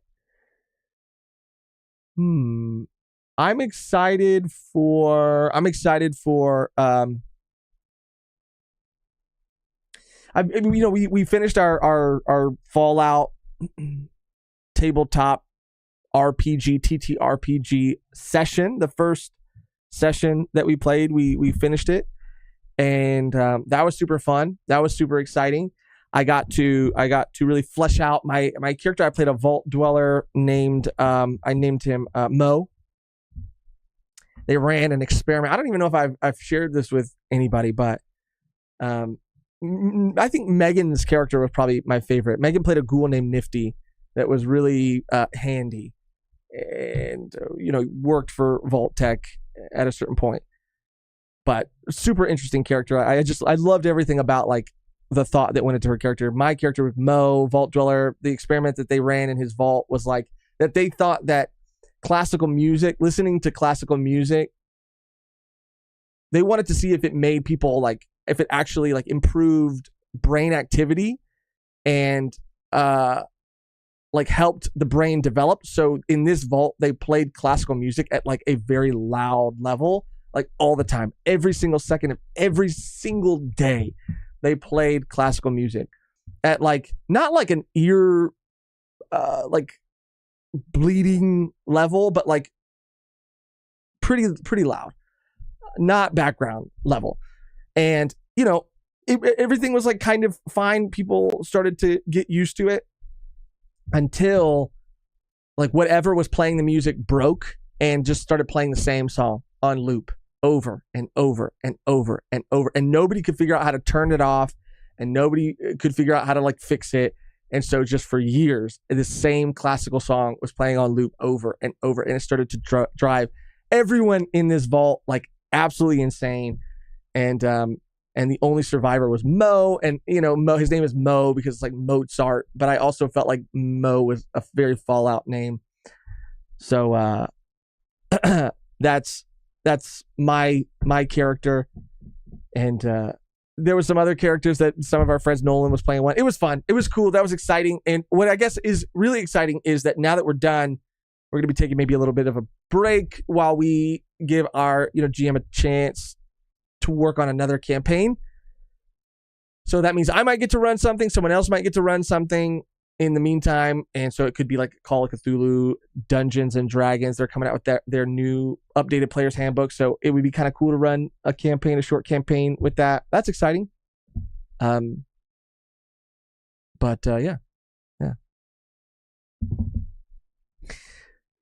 Big up Mo. Moesha. That's his mom's name. Let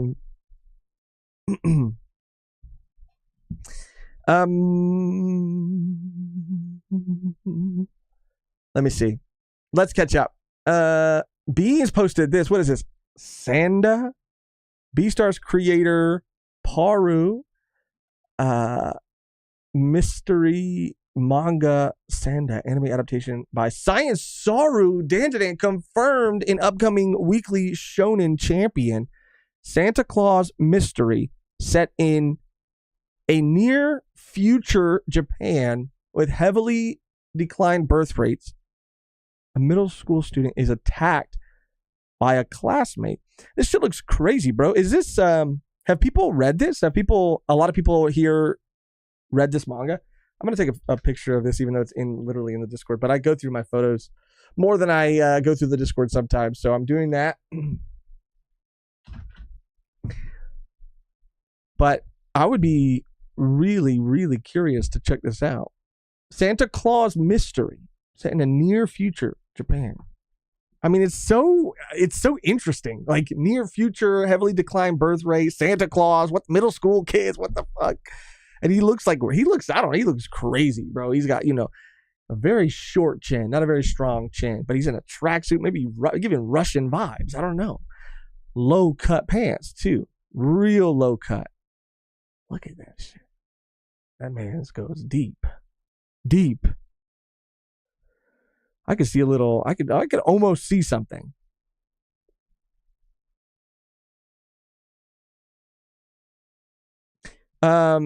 Pathfinder, possibly. I would love to play Pathfinder too. Denotes Media. Fuck, hopefully I said that right. I probably didn't. Hey Josh, did you hear about the new trailer that released for Ranma 1/2 reboot? Apparently the show will be animated by Mappa and will be simulcast by Netflix. I did see the trailer. I had to see the trailer, bro. I've talked about Ranma being like the series by that creator that I actually like really fucked with, and I fucked with it because it was like the only one that I had read. Like Urusei Yatsura, I never seen. Inuyasha even, like I saw like episodes here and there on like Toonami and stuff when I'd be like falling asleep or whatever, waking up in the middle of the night and shit to a random episode of Inuyasha. But Ranma was one that I actually like followed and read, and so I did see the trailer. I was gonna pull it up. It sucks we can't play it, but yeah, Mappa was revealed to be the studio behind it. From the trailer. Let me see if I can pull up some screenshots or something. Kev said, consider giving Urusei Yatsura a watch. We have another member of our community, Agachi, who is like obsessed with that show and was like really an advocate for getting us to watch it. And so I did watch the first episode and I liked it a lot. And I liked the art style. Like I think the art style is so sick and the character design is so sick. And it's just like very, it is kind of like a time capsule. It is just like very of a time, but in the best way. And I didn't watch anything past that first episode, but I really should. And I always said that I would. And so I need to get back on it. Dan. Okay, Dan. As Dan said, don't worry. Don't worry about the pronunciation. Sorry. But my friends call me Dan. Okay. Yeah, I'm going to pull up a couple of maybe screenshots or something that we can look at because I am excited. Obviously, when I hear Mappa in anything, it's a little, it's a little concerning. But it seems like they really did a good job of sticking to the style. So you can see a little bit here. Oh shit.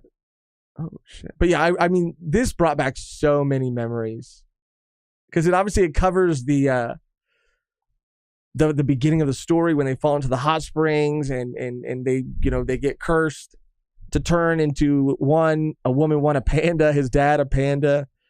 It actually looks like really good. I think that they really captured the animation, or the animation really captures the art. I love the colors. Who did Urusei Yatsuda? Who did that show? I'm gonna look it up just in case. Maybe I'll be able to pull it up. Because that one was really good too.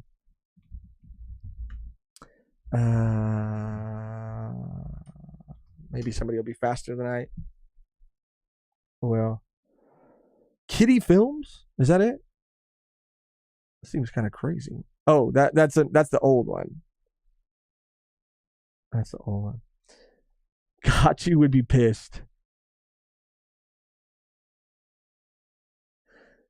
I'm gonna keep looking for this fucking studio because I thought whatever studio did a really, really studio was a Studio Period.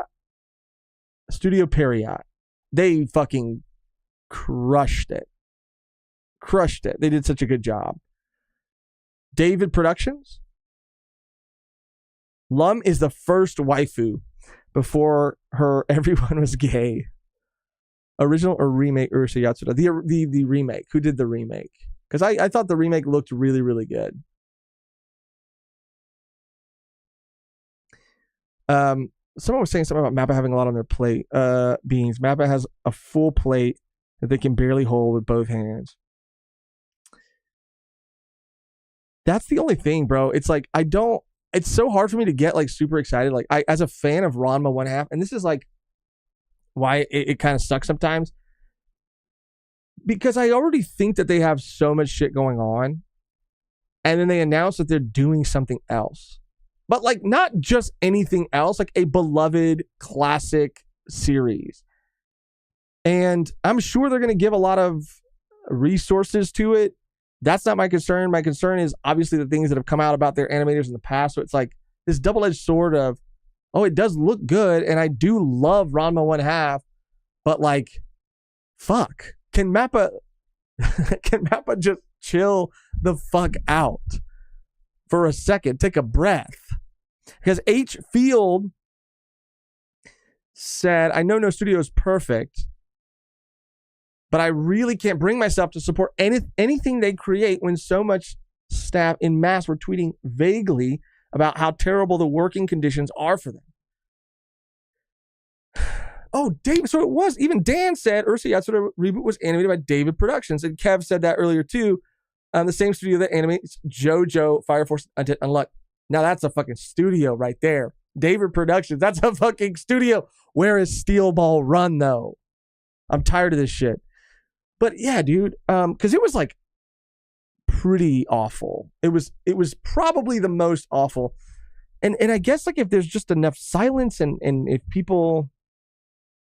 Like it does kind of feel like, and it is the nature of the news cycle, and it's something that I don't like, that I am guilty of myself too. But if like people aren't talking about it, sometimes it feels like either, not that you forget, because I don't think I ever forget, but it is like, oh, maybe it's getting better. If nobody, but that's not true. That's just not true. So yeah, it is hard. It is hard. We have a super chat from Declan. Bro, Losh for real. Shout out Declan. Love the lives, Josh. Gotta ask if you've seen Auntie Donna Coffee Cafe. One of my favorite skits. Have I seen this? I'm literally gonna copy and paste this right now. Auntie Donna Coffee Cafe. One of my favorite skits is the Knots and Crosses tournament. It's actually one of their least weird skits, but still funny. Let me see. What is this? Is this what I think it is? Bro, I have never seen this before. Okay. This looks very British. Is it British? It looks it. I'm gonna check it out though. Is it like a sketch show too? I'm super down. I forgot Quattro. Quattro with a It's your super chat as well. What's a manga you want adapted and by which studio? A manga. Well, I do want that new manga that me and Centuria, Megan, were talking about a couple of times, a couple of lives ago. Centuria seems like it's still pretty good, and I think it's only a matter of time before it gets adapted. And I would love to see it adapted. What studio? What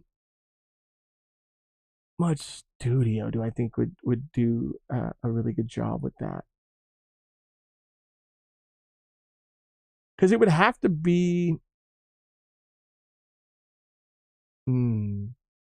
I don't necessarily think it fits like a. I think it could be because Wit did the first season of Vinland, right? And then Mappa did the second season, which, bro, that's a fucking another show that they acquired. Vinland is also huge. So, like, bro, stop. It's too much. But I think, they would do a really good job with Centuria. That's my answer. Oh, and then one more from Spicy. Kimchi.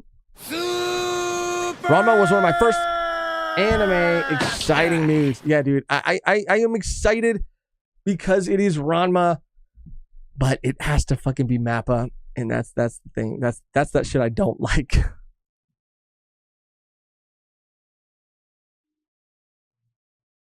Josh, we don't want animators to be burned out and abused. Also, Josh, where's Steel Ball Run though? No, for real though. Where's Steel Ball Run? I need it. That's their shit. That's their fucking shit. That's their shit. David Productions is known for JoJo. Okay, so you know what? And I know also Mr. Rubik's is just kidding, just messing around. But they could give us some fucking news. I don't need a trailer. They could say, you know what, it's going to take us 10 years to adapt it. Okay, but it's coming. Okay, it's coming. It's coming. I can sleep a little easier. I've been getting awful sleep. My sleep has been awful ever since Stone Ocean ended. Every day since then, without Steel Ball Run news, my sleep has gotten a little worse every single day. And I just need to know. And I should assume that it's in the works and that it's coming, of course. But like, why not just say it? Why not just say, like, it's going to be a long ass time, but we're working on it? I don't know. Wit or Mappa. I think it was Wit. Wit did season 1, and I think of Vinland, and they did season 2. Mappa did season 2.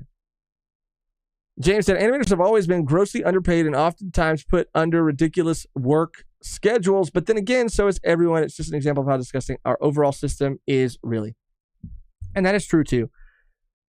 But it does seem at the same time, according to what was coming out from the animators that we were hearing from, it did seem to be more egregious than other studios. Not to say that other studios probably are overworking their workers to some degree. And like you mentioned, there are a lot of jobs where a lot of people are getting overworked. It just felt like a little extreme in the case of Mappa. So that's why it is hard to get like super excited whenever something comes out from them. But I mean, again, as a Ranma 1/2 fan, and that's the question, right? Because we always want to do whatever we can to support the series that we want to see succeed. But at the same time, like, but I don't want to continue to be a person that like is aware of something happening to somebody and not really like doing anything. Not that, one person can make a huge difference, but if enough people do something, then change that is how change is more likely to happen, right? But like, it's just tough, man. It's just tough because it's also like you got to think about Japanese culture and the Japanese work culture in general, and the Japanese work culture is pretty fucking crazy. There's just so many factors that go into it. So on one hand, I am very excited because I am a Ranma fan, and it looks cool, and I think they really captured the art style really well. And on the other hand, it's Mappa. So I walk two roads. James with a super chat. Let's go. Actually, the correct answer for what you want animated is Winjigo and Studio Madhouse. But I'm grasping here. What's the update, James? We need more. I've been fiending.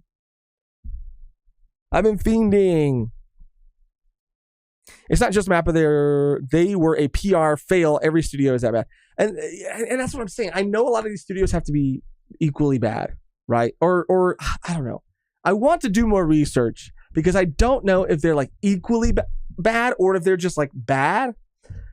But some of the shit that was coming out about Mappa, and it was just like a joke that everybody had kind of all jumped on board with. So maybe that's why it became so synonymous, and that was the sort of like PR fail part of it, because it was a meme that they were overworking all of their animators because of all the shows they were coming out with and all the things they were picking up and XYZ. Ramon said, studios are bad, but Mappa is the only one where animators have said that they would not work there. So other animators who are known and have a good resume and history in the industry are refusing to work there, and that's definitely not good. I need James Drive to draw my own characters. If you want to affect change, figure out which 2 to 4 dozen people sit on the board of directors for every major corporation in your area. Pressure them. They fear our numbers. Bro, that's the thing. We need to start a revolution. Yeah, I mean, I sometimes I feel, it does feel a little,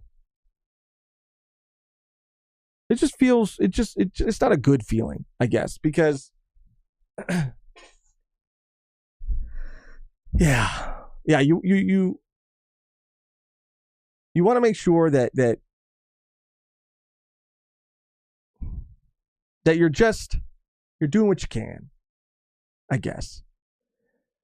And I think what feels different about anime is because, again, it is I feel like in the United States, like, we are a secondary audience. Maybe that's not like as true as it was before, but bro, I still see all these other fucking countries outside of Japan getting shit way before America gets it.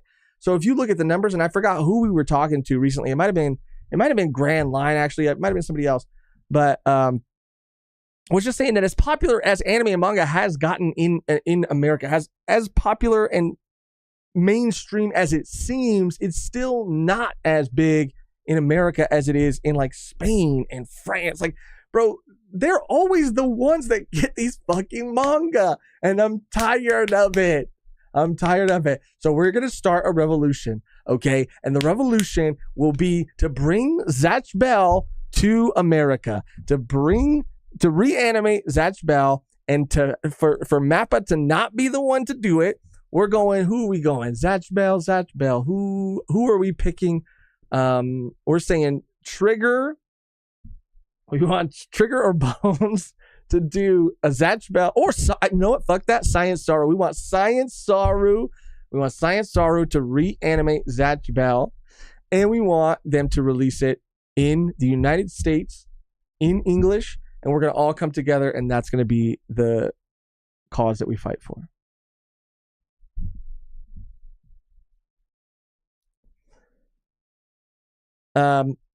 talking about Japan and other countries, so many other countries get all these cool inclusions and extra stuff with their manga, but the US doesn't do that for stuff.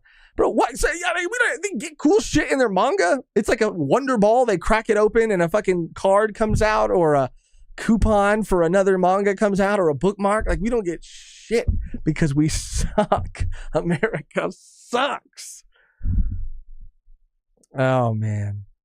Oh, Kyoto Animation it's an easy pick. Yeah.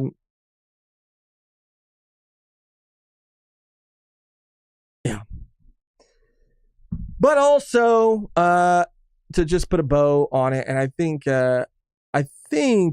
Eddie's talking about For Them Recovery, just saying. I think oh, For Them Recovery, just saying. But I thought it was something else. Yeah, obviously we want the best for, the animators, no matter what studio they're working at. I just don't know about Mappa, bro. And they're all bad to a degree, to varying degrees. But and that's just corporations in general, dude. Don't get me started. I'm anti-corporation. I'm anti-corp. Damn, that's what I learn every time I start talking, every time I start yapping. I just realize that I'm just anti-corporations. But I also fucking support them at the same time because I feel like I don't have a goddamn choice. Anyway, moving on. What is this? This looks cool as hell. New kaiju pilot sci-fi action manga series, Kaiju Kamui. Oh, started in latest weekly shonen Young magazine issue 32. Sci-fi action series set 5 years after a giant creature has first attacked Japan, forcing the government to use nuclear bombs on their own city. Oh my God. The art looks crazy, bro. This was a while ago, so I wonder if it's any good. I wonder what the people are saying. Kaiju number 8, Shippuden. Understood. Kaiju fans eating good. Bro. No way. Kaiju number 16. Oh, this is all fucking out of... There we go. Better. Is Attack on Titan with extra steps? Kaiju, the Evangelion. Hope it's better than Kaiju 8. See, that's a troll right there. That is a fucking literal troll right there.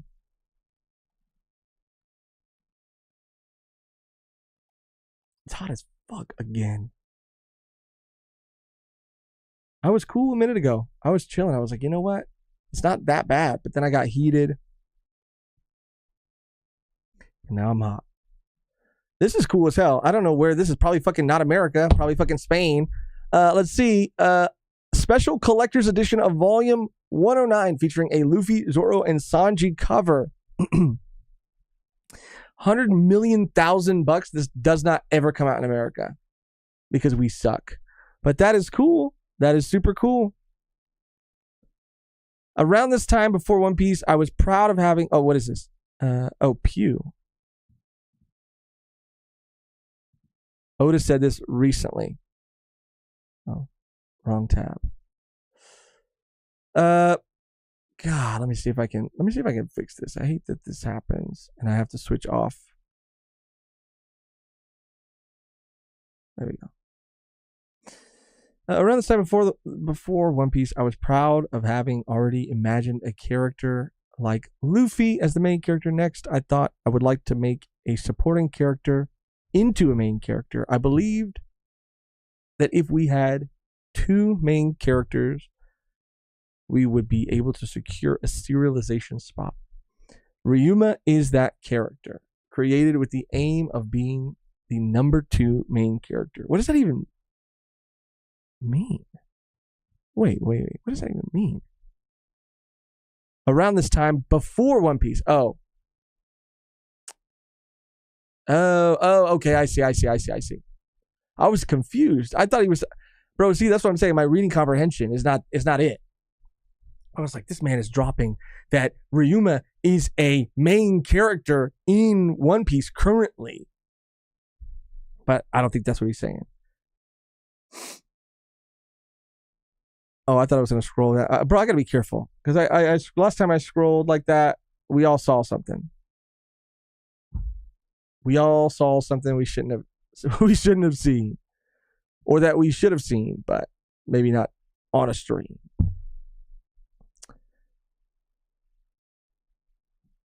I'm gonna be a little faster about getting through some of this stuff. Let me switch back here. In 2 weeks, July 22nd marks the anniversary of the One Piece manga. Oh shit. Oh, that's when they're, I think, going to start releasing some of that news about the One Piece. Who knows what kind of exciting chapter we'll have either next week or the week after that. And Beans posted that on the 9th. So I think it's the coming up week.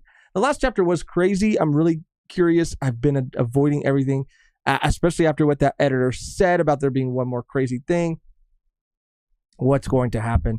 Maybe we already... No, we didn't already see it. No way. But yeah, maybe we'll be in for something big that will sort of like correspond and it will coalesce with the anniversary. McKinney posted this funny video from the set of season 2. McKinney, what's he up to? What's this fucking jacked Chad up to? What the fuck? What the? Oh my god. Holy shit. Someone stop him. Someone stop him. Bro, it was so funny if he was... Oh, it said Sanji up there. I didn't fucking see that. Oh.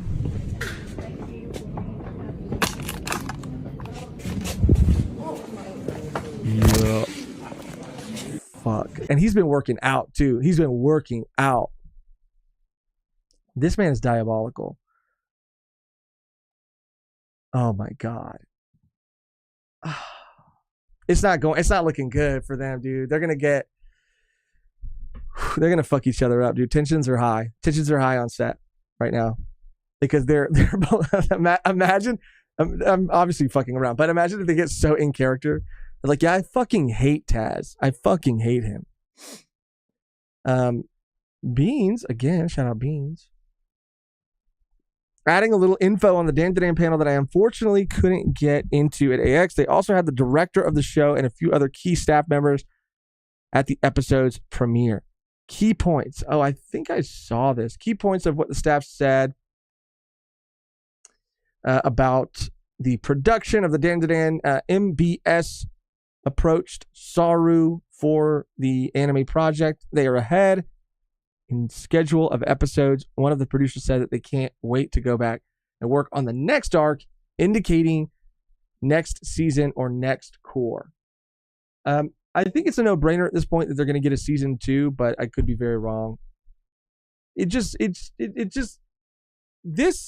to me, I almost want to say, and this might be like not the right way to say it or to talk about it to people who haven't heard it, but like in a lot of it's like aesthetic. Like if you're just looking at it, and maybe it's this photo too, it is sort of like Chainsaw Man and Bleach kind of like had a baby. You know what I mean? Like, because I love these like cool fits and the characters, like this art that the creator draws and how they draw the characters, like just for the promotional material or whatever.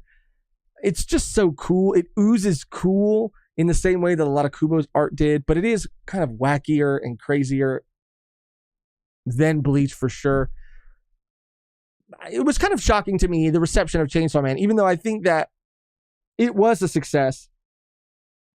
Apparently, it wasn't connecting with a lot of people the way that it had seemed like it was going to, based on the initial hype that the anime was getting, the way that people were hyping this shit up, and us included because of how much we love the story, made it seem like this was going to be the greatest thing of all time. And then it kind of came out and it kind of went away, and people haven't talked about it the same way, and even have gone on record since saying that like it's not really that good, or they weren't happy with the adaptation.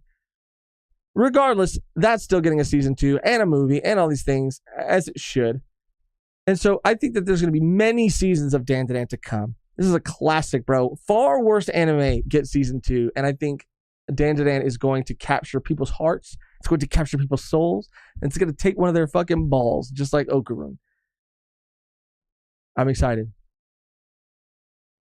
I'm excited.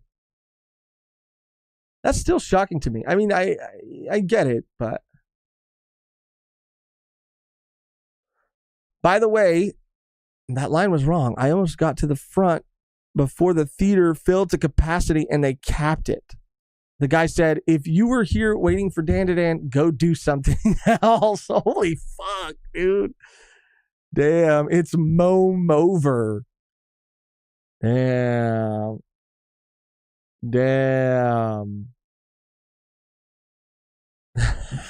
Quattro's fucking trolling him. Meme thief. He said, I drew this. He's like, the gaslighting is crazy. What is this? Greetings. Viz, exciting news at Viz panel, Anime Expo. Wasn't this a like a Rooster Teeth thing or something like that? Or like a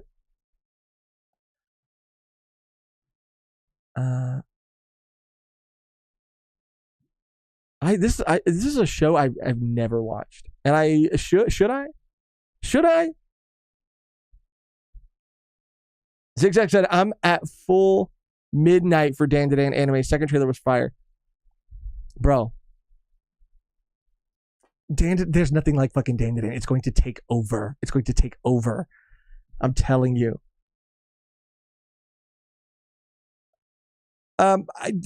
Should I watch? I mean, this is a classic. I mean, I know it's a classic. I'm going to try to comb through this. You guys will all be very excited. What this means is Viz Media will be the home to the RWBY franchise. So that includes production, distribution, licensing, consumer products, and more. As you can tell, we're very excited about this. This is a huge opportunity to grow our audience and expand into the future. In talking with Viz, they're also very excited about this. I see. And I think that was because it was like a Rooster Teeth thing. This franchise is so back. Missed you guys. It looks like it's saved. We're home. That's cool though. I mean that's cool. I never watched this show. But I mean, I know a lot of people like it. I've heard of it, obviously. But, I mean, that's a W. That's a W right there. Oh, this is what Megan was talking about, bro. The Hollow Live. At the baseball game. Or not Hollow Live. Yeah, Hollow Live.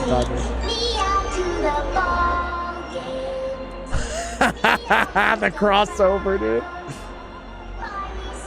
I would like to go back in time and show this to maybe like middle school Josh and be like, this is anime and VTubers and all of this shit. It's gonna get here. In 2024, this is going to happen. Bro, you could show me everything that happened so far in 2024. You could show me, or not even 2024, but just the craziness that has ensued. You could go back to me in middle school, in high school even, and tell me about COVID and tell me about the coronavirus and how crazy that pandemic was and everything was. And you could show me all this crazy shit that has happened, and I'd be like, damn, dude, that's crazy, but you know, I believe it. You would have shown me this, I would have said, no fucking way. Absolutely not. This is never going to be a thing unless this is, because this definitely ain't in America. This is somewhere else. But to say, no, it is in America, is crazy.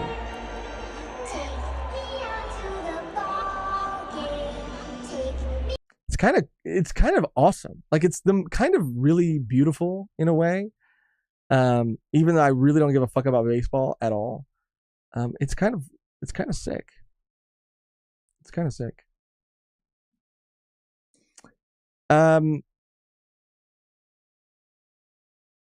Let's see.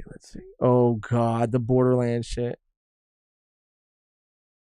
What do y'all make of this news? Are you still going to watch the movie when it's released? Borderlands movie early reactions call the film terrible and unfunny. Is this shocking to anybody though? Terrible and unfunny. The upcoming Borderlands movie is getting crucified in early reactions. This particular early reaction to the movie comes to us via Daniel Richtman. I don't think this is surprising to anybody. I mean, but what's going to happen with a franchise like this is enough people, like, I don't know. It might bomb once word of mouth gets out, but I still think initially, probably, I don't know. I do think that fans are going to go see it, right? And initially, right? The hardcore fans, because they love anything Borderlands, they're going to go see it. And then word of mouth is going to get out, and it's going to be, people are going to find out that it's really not good for people that they trust, and then it's going to bomb. I don't think this is shocking. From the moment the first trailer came out, people were already not on board. It gives Cowboy Bebop live action energy in the sense that, like, the characters are just not quite there, but they're like kind of there, but they're like not there. Yeah, I mean, I don't know. I'll fucking skip it. I mean, I'm not a huge Borderlands fan, so I was probably going to skip it anyway. We're back, said Verm. Shrek 5. Shrek 5 did get announced. This is huge, gigantic news. It's coming July 1st, 2026. I don't even remember the last Shrek. But it's getting a release date and everything. Mike is back. Michael Myers is back. This is cinema. This is cinema. This is what we're excited about. This is what we live for. This is why we strive. This is why we get through those extra hard shifts for days like this. This is why we keep living. This is the big reason why they're shoving everything onto streaming services, and Adult Swim Cartoon Network is basically dead. Yeah, I think this was something. Cartoon Network is dead. Spread the word. Because what I had heard, and again, I don't know all the details, but what I had heard was that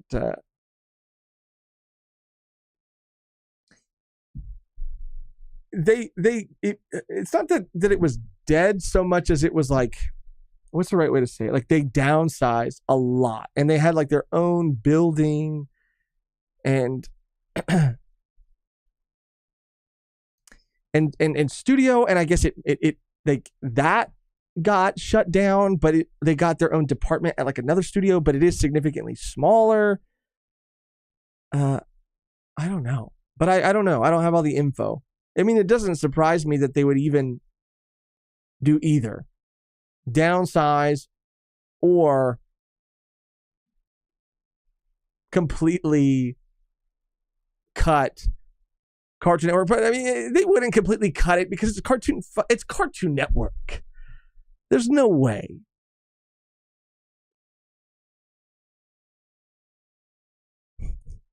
Vidillion says Shrek is love, Shrek is life. That's true. That's true. Q, this shit means something to me. Okay, Kev. Here's Kev with the info. They merged into Warner Brothers Animation, lost their building, and had most projects canceled. Okay, well the having most projects canceled shit fucking sucks.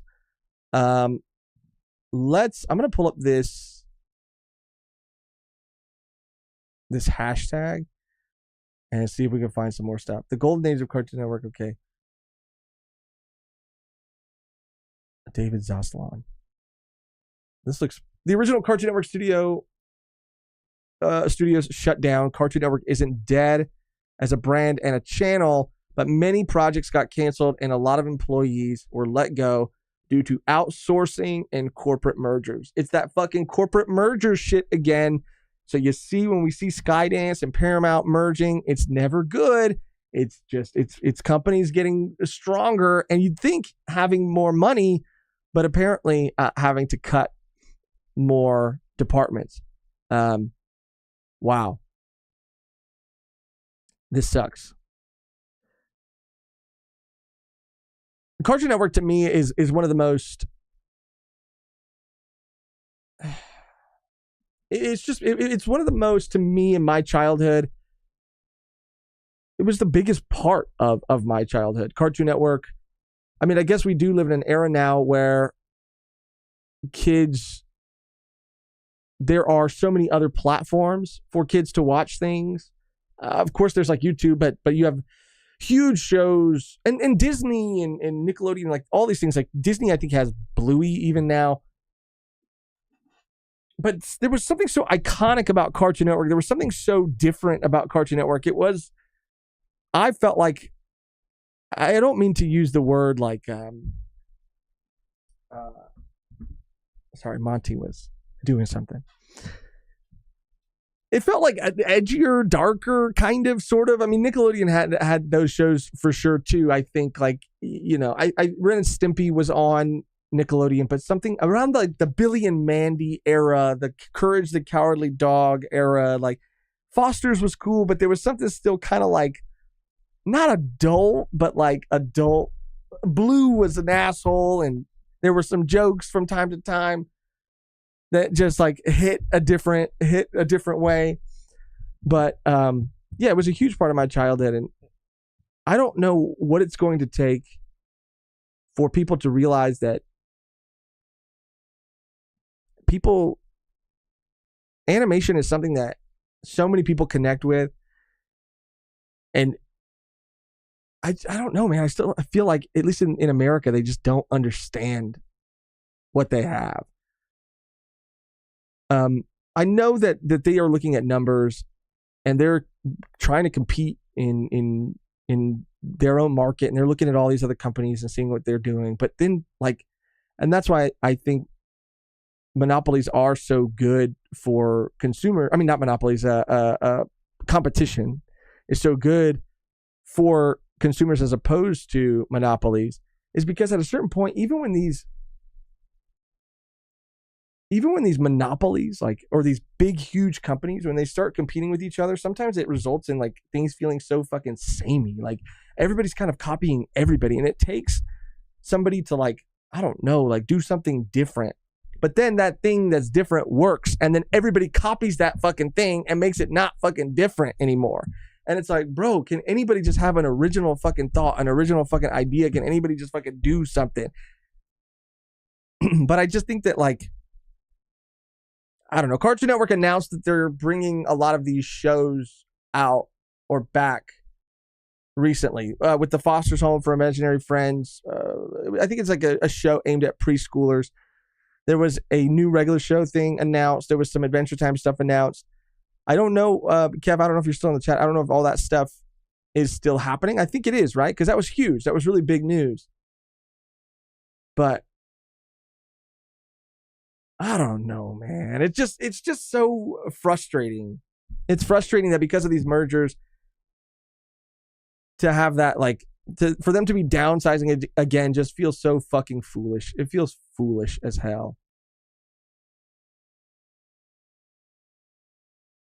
TV is doomed. Paladin said, my nieces and nephews don't even watch those channels at all. Their go-to is YouTube junk channels, memes of the day, etc. So many times I tried to get them into Avatar and Justice League, etc. See, that's kind of where I was going with that, and I kind of went off and lost my train of thought. But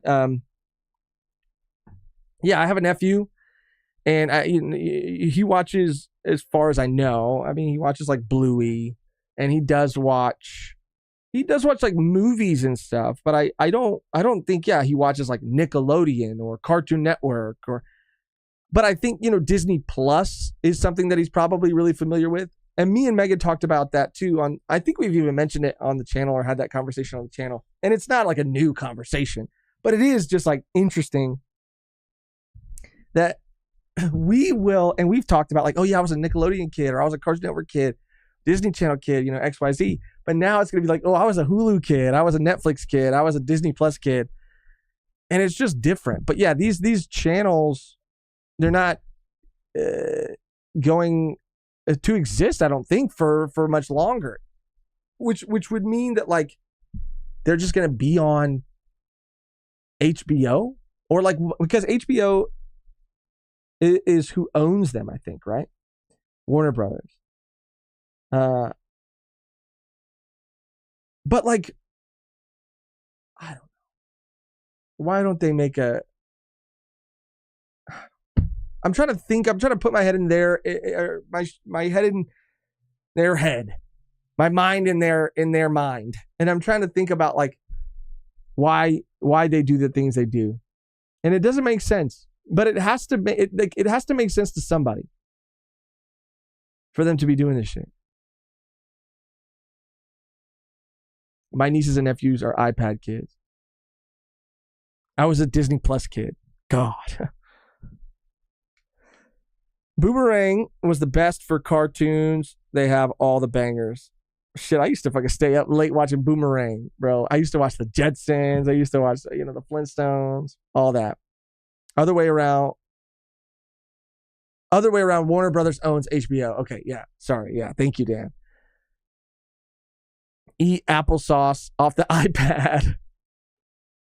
Paramount Plusies unite.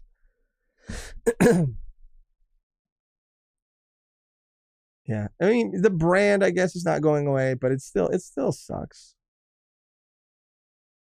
Still sucks.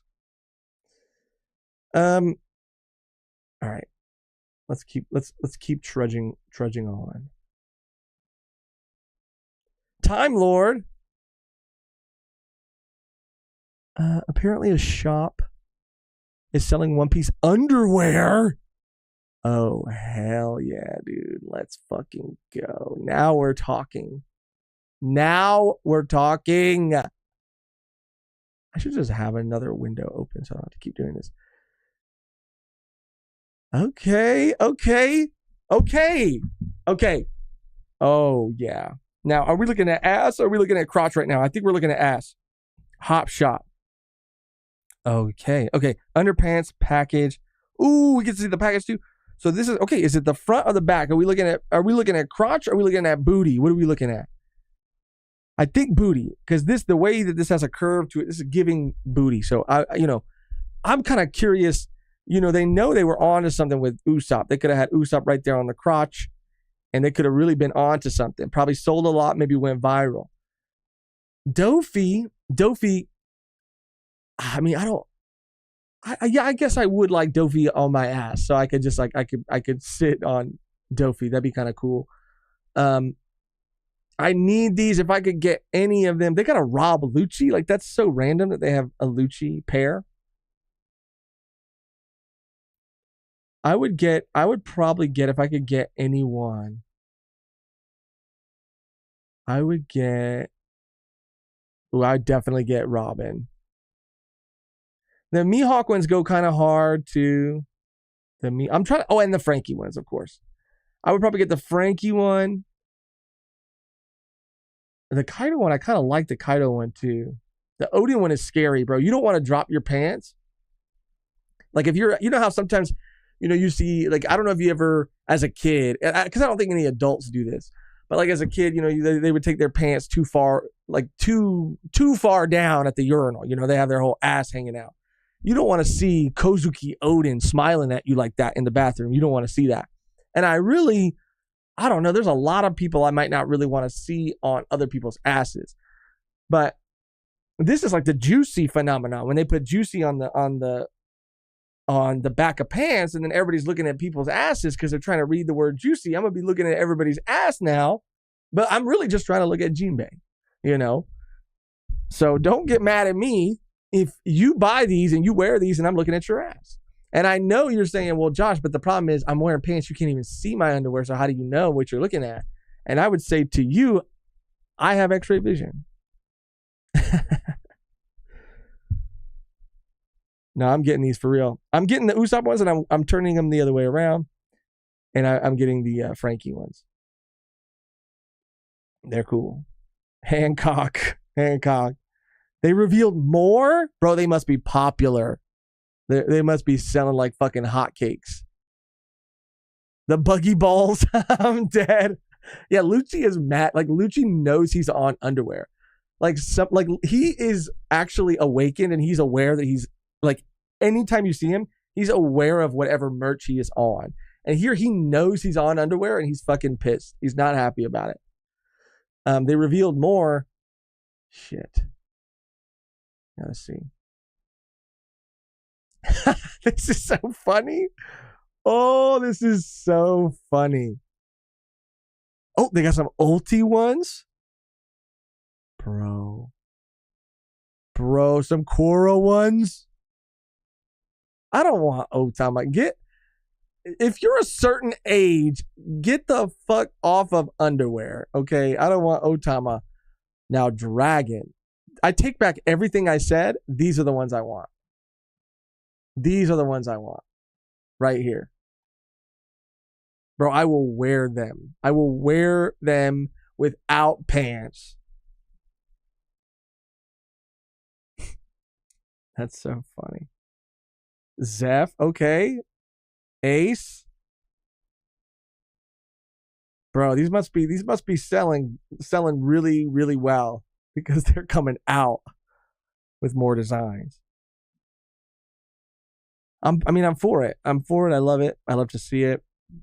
If anybody would like to purchase a pair for us, we would happily accept them. But also, if you buy one for yourself, I was gonna jokingly say, just take a photo of them, just see how they look, but don't wear them. Don't be wearing them in the photo. Is what I'm saying. You know what I mean? Love to see that though.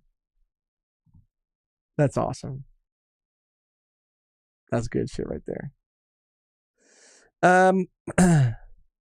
One Piece chapter 120. Okay, we did see that. Oh, this shit was so sad to me, bro. I mean, not really, like, it's kind of a good thing at the end of the day, but was also sad. So this is Critical Role. This is Sam from Critical Role. I was never really that big into Critical Role. I think got more into them because I recently rediscovered like RPG stuff. Not that I rediscovered it, but I just got back into it again. Started, consuming a bit of Critical Role.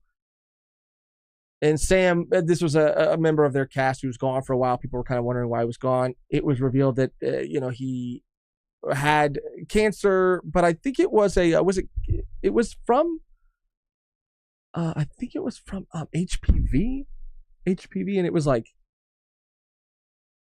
throat. Was it throat? Anyway, I think, they were able to get it. And I think he is 100% clear and he is on the road to recovery. But, I mean, it was a lot.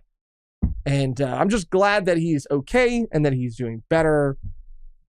It was sad, but it was also like nice to know that it wasn't anything that he was still having to fight or to deal with,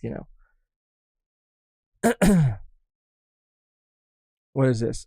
Demon Slayer Hashira Training Arc is the show at its lowest point. Oh, this is IGN gave it a 3. This is an exercise in excess and self-indulgence in squeezing every drop of content from the premise to pad the runtime before the big finale. Bro, who the fuck listens to IGN? And I think that's why they just be saying shit sometimes. Because they know that nobody fucking takes their shit seriously. It's a joke. If you take IGN seriously, then nobody takes you seriously. So they just be saying shit to be relevant and shit. I mean, Demon Slayer season, whatever season this is, the Hashira Training Arc, it wasn't my favorite. I talked about it a lot too. It was kind of like, it was honestly, to me, I just didn't enjoy. I think that it's probably very necessary and will be worth it once we get to the final arc. I think getting to spend a lot of time with these Hashira that we had seen, but we had never really spent time with, was important to be invested in them. By the time they get to this like final battle, I think it's going to pay off in spades later. But watching it this time around, I got a little, I was a little, 1 foot in, 1 foot out, just because it was very formulaic, like Demon Slayer can kind of be sometimes, where every episode was him, going to train with another Hashira. It was nice to get to know them, but even I didn't like it as much as I have liked previous arcs. But that's just Demon Slayer. Demon Slayer is just a fun easy to watch, crazy when it's crazy show. And I'm not really expecting the world of it. Again, I think that this season is going to be very important. It was very important, but I don't give a fuck. If someone in the chat right now said, I also give it a 3, I respect them and their opinion more than I respect fucking IGN's opinion.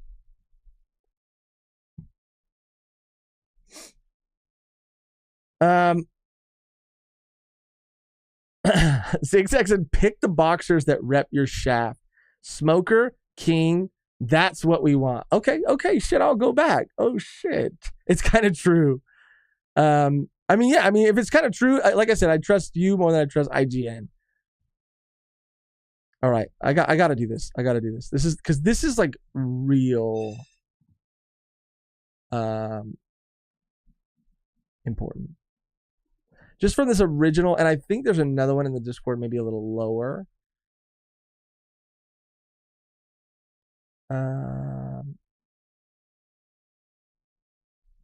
just looking to see if there was another one that had like all of them, but whatever. Okay, whatever. We're sticking to this one. Let's just say out of this one here,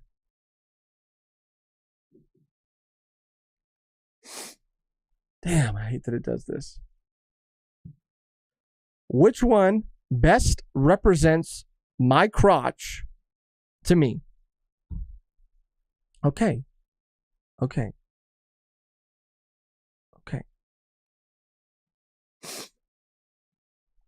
What am I fucking doing, dude? Why is this shit like acting this way?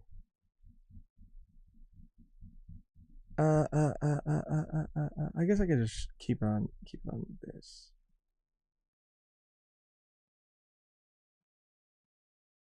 I'm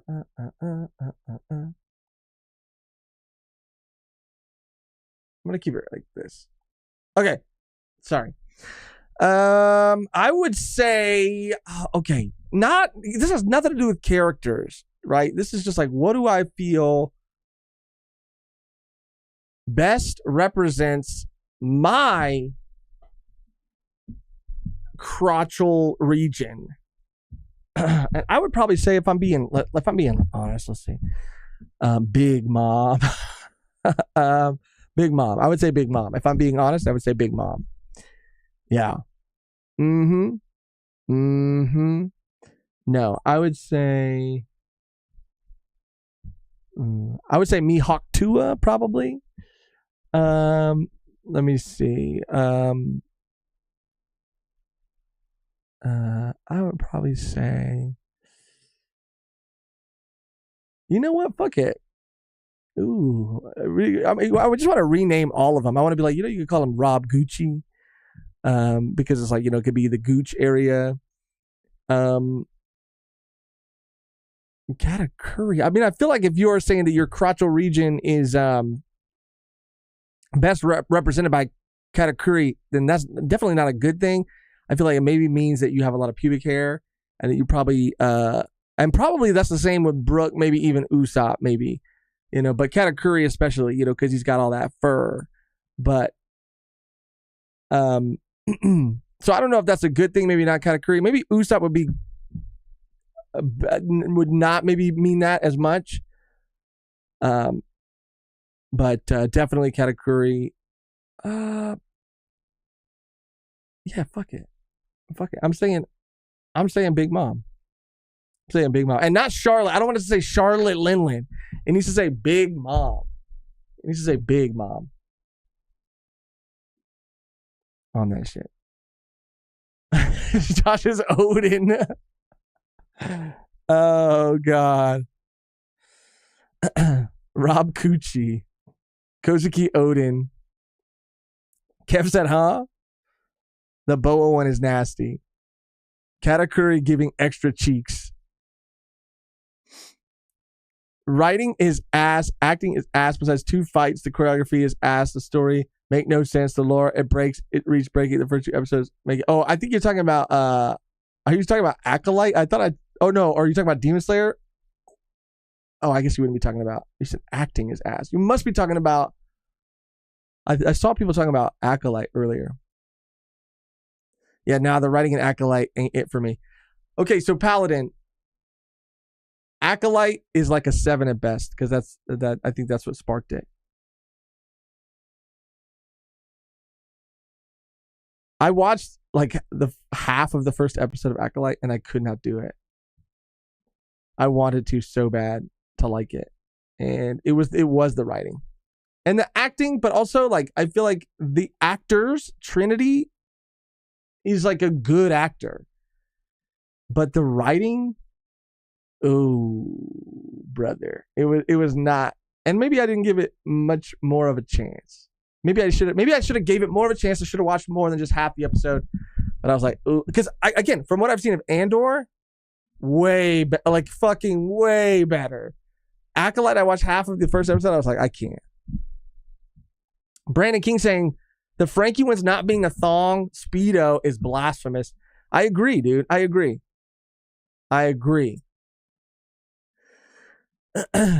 Leave a comment if you're watching this not live. Which One Piece underwear best represents your crotch?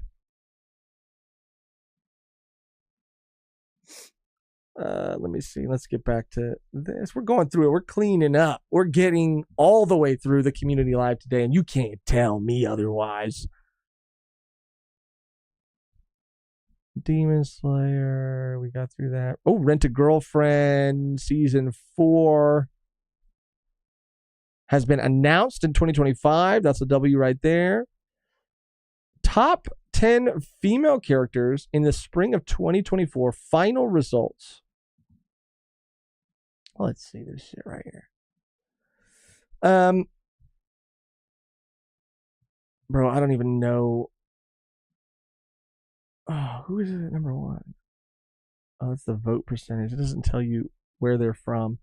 Megumin's up there, of course. I don't know who the top 3 are. Am I tripping? Like, are they from some isekai I haven't seen before? But Megumin, of course, is on there. Darkness is below Megumin. I don't like that. I don't support that. Darkness needs to be a little higher. Kikoru from Kaiju's on there. I don't know who the fuck this one is. Aqua. I'm so glad Aqua fucking made this list. And you know what? I am shocked that Aqua is above Marcel. That is kind of shocking to me. Top 10 characters of the season, the best female characters. I am so surprised that Aqua is above Marcel because the way people talk, they fucking hate Aqua. They disrespect Aqua when you know that she would be the first one you'd want to be kicking it with at a party. She'd be the first one you call to go to the bar, to go to the homies. She's always she's gonna be chaotic and she's gonna be crazy and she's probably gonna throw up in your car on the way home, but you guys are gonna have a good ass time, especially if you're on her level. See, if you're not on her level, see me, I don't know. Maybe I'll be too sober to handle Aqua, to have a good time with Aqua, but she's a good time. Aqua's a good time. She's fun. She knows how to get down. She doesn't give a fuck as long as she's got, something to drink. I'm surprised that she's above Marcel, but I do like it. Now, I think Marcel should be higher, though. I think, I don't know who Hollow is, but I think she should be above her for sure. Okay. I think there was another one. This is the male, I believe. Top 10 male supporting characters. So these were just, I think, female characters. But these are male supporting characters. Oh, remind me to tell you guys about this Death Note thing that I recently heard, and it was super interesting.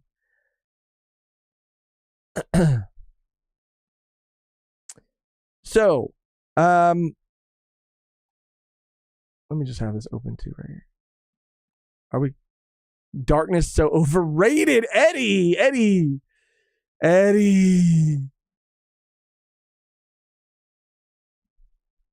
Spicy Kimchi gifted 1 volume of podcast membership. Let's go. Shout out Spicy Kimchi.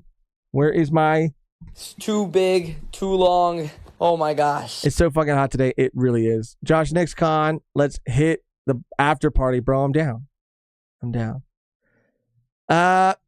Dan, there is another list I saw from Any Trends website that has Hollow as number 1. What the hell? See, that's the thing. We need to get on the same page over here. All right, let's look at the male supporting characters. Okay, we have a couple Demon Slayer characters. I don't know who that is at the very top. Paul. What the fuck is Paul? We have a couple Demon Slayer characters here. I cannot tell. Is that a Mashal character at number 4? Or is that I can't tell. I think that's the homie from Kaiju at number 5. Looks like some Black Butler at number 6. I do not know who that is at number 7. Another Hashida at number 8. Do not know who is number 9. And another fucking Demon Slayer character at number 10. Demon Slayer fucking ate this season, apparently. They got 1, 2, 3, 4 spots on this list. And again, it's because people got the chance to actually get to know them this season. I think that the blind guy, I think that's number 3. He was the dopest. Like, he was so sick. It was so cool getting to learn more about him. And I think his backstory was probably the most interesting, and it was the most heartfelt. And I enjoyed it the most. Half of these are who? Who? Paul is from Mushoku Tensei. Paul from Management. Diablo is from Slime. Demon Slayer eats ass. Yeah, this is supporting characters too.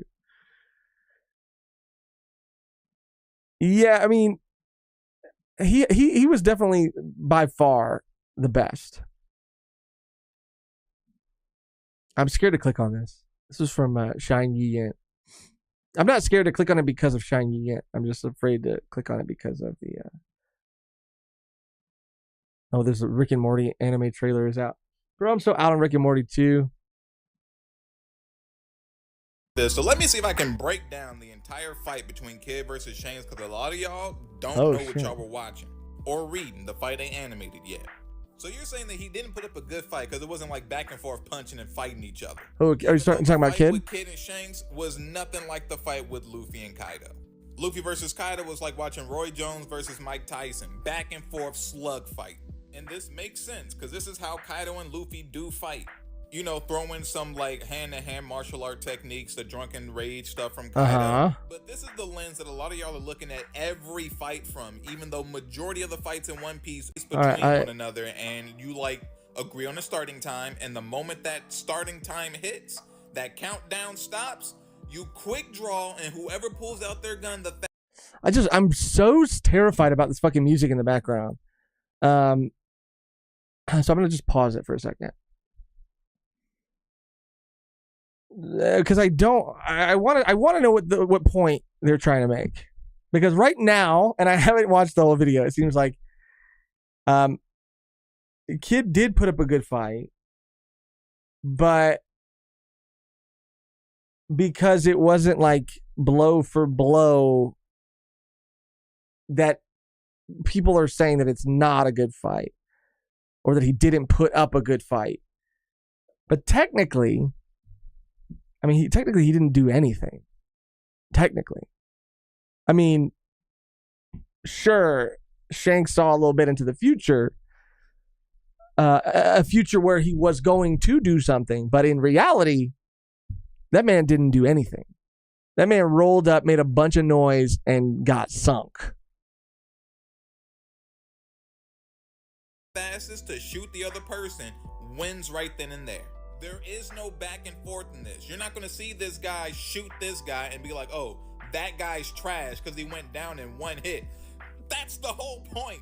After Kid asks how many ships are there and Killer tells him that it's 9 and he can see some of the people from the bounty posters too, Kid says, I don't care who they are, I'm going to wipe them out in 10 seconds flat, and he pulls out the strongest move that we know he has in his arsenal. By starting the fight with his strongest move, Kid is making sure that this is not an extended back and forth fight. I'm killing you with my first shot. To which Shanks, with his broken observation hockey, looks 10 seconds into Okay, so it was like a duel? So he's saying it was a good fight because it was a duel. He does wipe out me and my entire fleet. And yes, he wipes out Shanks too. A lot of people end up missing this, but one of the ships that are being sunken in the background right here is the same ship that Shanks is on. And you can tell it's the same ship that Shanks was on because if you look at the future that he saw, you see that same ship burning down right here. And then you cut back to the present, you see this is the ship that Shanks is jumping off of. The reason why Shanks had to take Kid out as W Kid Glaze is because Kid did not just take out his fleet, he took out his crew too. But for some reason, this part gets lost on a lot of people because of, I guess, reasons. Because you see right here from Shanks, he's sweating bullets here. He's taking this situation very seriously. I don't know why y'all ain't. And then we know that the move that he used to take down Kid was the same move that Roger had in his back pocket, so it wasn't a weak move. So it was essentially Kid pulling out the strongest move that we knew he could do. Yeah, I mean, it definitely wasn't a weak move because when Shanks was using his observation hockey to see the attack, it took out, bro, it took out every single fucking ship. Like, that's why Shanks freaked out, because he wasn't just going to do, and granted, he probably would have freaked out if he would have done that to one ship, but the fact that he was doing that to every ship that was around him, I mean, that's crazy. And even Shanks was saying, like, don't underestimate, like, how, I forgot how he said it exactly, but like how fast someone can grow up, or that, like, the younger generation, like how fast they grow or something like that. Because Lucky Roo was like, oh, I got him, boss. That's not his voice at all, but he's like, I got him, boss. Don't worry, boss. I got him, chief. And he was like, nah, man, you're underestimating him. He's actually pretty strong, and we should be like, not afraid, but we should be like on alert, on guard. Shanks pulling out a move that we, the audience, know is very strong. Now, when you're listening to me explain the fight like that, does it sound like these two had like a back and forth boxing match like Luffy and Kaido did? Or now does it sound a lot more like the quick draw thing I was explaining from before? And if your comprehension skills are like kicking in and they working right now, you probably realize this is the fight that Kid and Shanks is like. And may this be the last time I explain this, but Kid did not get one shot because it was his damn punk and the Divine Departure hitting him at the same time. Shanks' sword does not make explosions like this. This is the damn punk blowing up from Kid's arm in his face. The same move that got Big Mom up out of Onigashima, and the same move that had Shanks sweating because it almost wiped out his whole fleet, including himself. So moral of this story, don't downplay Kid just because you don't know how. Yeah, I mean, it's just, yeah. I mean, I don't think, I don't know. I don't know that, I guess some people were, but I just think it's people just being, they're being wild. They're just wilding out. They're being goofy. You know, like, it's like an agenda piece, I guess. Because it is funny to say he got one-shotted. Even though, yeah, it was crazy what he did, and it was incredibly warranted how Shanks reacted and how fast he needed to take him out. Because if he didn't, he was going to, like this video said, like take out his whole fleet and potentially even him, which is crazy, which says a lot about Kid. But in a display of power, it still goes to show that Shanks is far superior. So, like, don't downplay Kid, but at the same time, like, don't gas him up so much that, we're not still clearly being shown, so that we don't downplay, like, clearly being shown how crazy Shanks and his observation hockey is. Like, it's crazy as fuck. But I saw some people saying that they think he's still alive. After that episode, I don't know, man. Megan made a really good point, and I agree, and I kind of felt similarly. But after seeing the episode and how it was adapted in the anime, and maybe they have more information, maybe they don't. But it looked like Kid was talking to Killer in like some sort of afterlife, like some sort of another reality, another plane of existence. Like he has passed on, and he is talking to Killer from beyond, or whatever. I don't know, man. It made it feel like he was dead. Like he was not just out of the race, but he was dead. But we'll see. Let's see. We'll see. King Gator said, Josh, what the fuck? This camera quality is fire. Thanks, dude. You know what's crazy is it's because whenever I'm by myself, I can use a different lens. And we want to get to a point where we can get those same lenses for all of the cameras we use. But when it's both of us, we have to use certain cameras, and those cameras have certain lenses. So, yeah. It's a whole thing, but this is a nicer lens that I want to get for every camera. Makes a big difference. Thank you for noticing. For saying something. Randy was right. I hooked up with Shanks in Soho. Yeah, he was acknowledging his growth. I'm no fan of Kid, but he got sneaked by the rat. Yeah, he did acknowledge his growth for sure. 100%. Another set piece spotted for OPLA Season 2 from Google Maps a few days ago. What is this?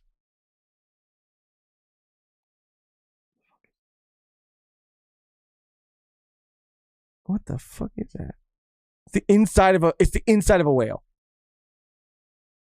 It's the inside of Laboon. It's Laboon's stomach. What the fuck?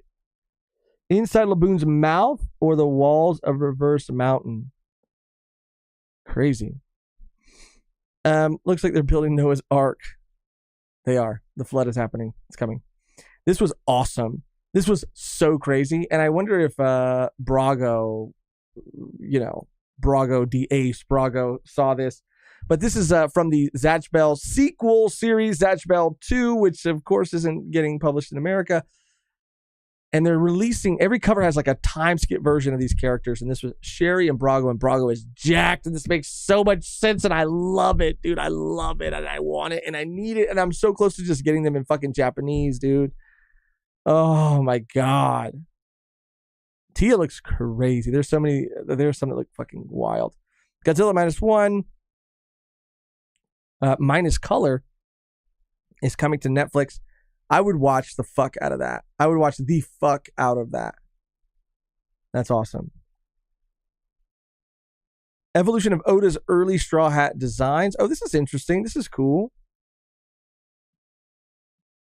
It's crazy because people talk a lot of shit about Oda's art style. I saw someone post something recently. It was like Lucci versus Luffy from like way back. And obviously this newer moment between Lucci and Luffy, and they were comparing them. But I think that for me, Oda has really just like simplified in the best way a lot of his art. And it might not look as like, how do you say it? Like the line art is definitely not as like crisp and like clean, but I don't think that's what he's going for necessarily. I think his preference has changed. Like I think, because I do see a difference. But first of all, what he's achieving in the amount of time he's achieving it, on the level he's achieving it, is absolutely insane. So let's not pretend like this man isn't doing more than almost any human being in his space is done. I mean, he's a machine, a workhorse, and he's super consistent. And unfortunately, there are a lot of other, people in the manga space that end up, suffering from health-related things because of how intense this specific field is. So he's, number one, doing a lot. But also, like, I don't it's different, yeah, but I don't think it's worse. Like, I think that I don't even really know, because I haven't really thought about it. But of course, people are picking panels that there's like an extreme difference between the two panels, right? And you could clearly tell that one is like cleaner and crisper, and just like the lines are, it's a lot less like chaotic or whatever. But I think that Oda's choice to move in that direction is intentional, because I think it also like works really well, and I really like it. I would go so far as to say that I kind of like it more, because it does feel more playful. It's and it feels like an evolution. It feels like an evolution of an art style. This is crazy though. Even seeing Luffy, like the evolution of Luffy is so crazy. Zoro is super crazy too, looking very oh, I think it starts here, because I was gonna say this is Ryuma. But Sanji also fucking wild. Usopp. This is really interesting to see. I love this shit.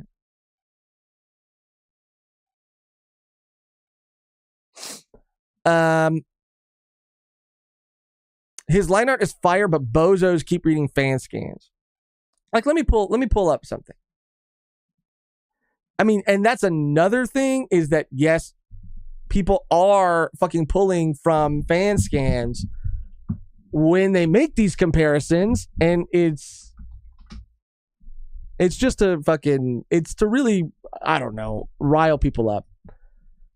It's for the engagement.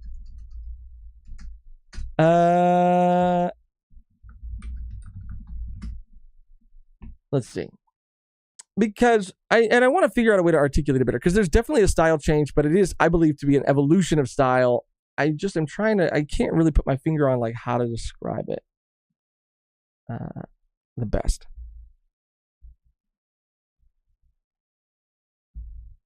Yeah. I'm also trying not to pull up anything that's like crazy. Okay, I'm not gonna pull anything up.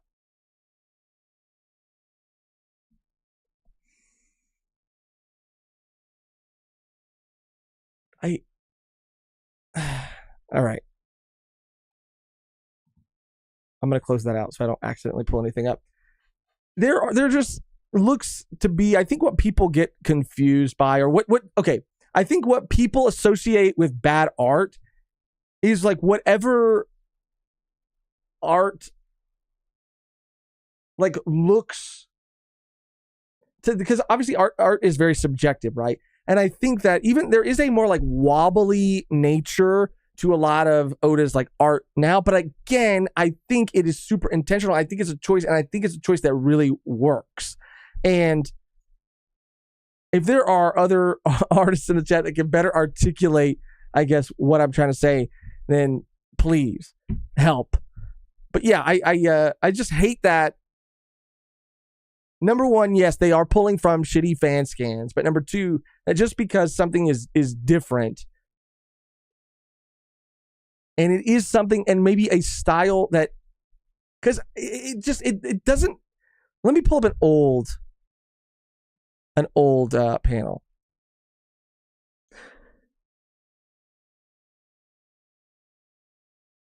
Just claiming that Ryuma equals Zoro is a leap. Okay, here's Nat. You can tell nowadays he fires from the hip, as in he has internalized his aesthetic so much that he could probably draw anything off rip with minimal sketching, just a guess. And Nat is super talented. We have one of Nat's drawings hanging up right out of frame. Love Nat. And I do get that sense, right? That sort of like firing from the hip. Whereas before, maybe a lot of planning went into like every fucking panel and every angle and every, position of every character. But I think now he's maybe got such a control and such a confidence and such a skill and a confidence in his skill that, yeah, he can just sort of like, he sort of just goes and he sort of just knows what's going to work and, yeah, leans into that aesthetic.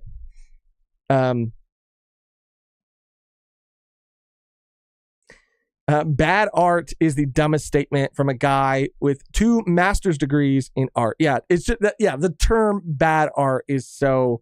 It's just silly. Oda's art looks more chaotic now that we're in the final saga. It makes sense, said Brandon King. Yeah, I completely agree with you. What's worse is that people who emulate them will never be like them. Oda's art, in my opinion, from Dan, has just gotten better and better over the years. Practice makes perfect, and Oda is proof of that. I absolutely, again, I really like what Nat said, because I wish I could find that tweet too. I mean, there's a million of those tweets a day. But like, let's see if I can type in something. Luffy versus Lucci comparison. Art. I'm not gonna be able to find it. It's just too vague what I typed in. But it's neither here nor there, I guess. I just wanted to show the other panel. Let me type in manga art.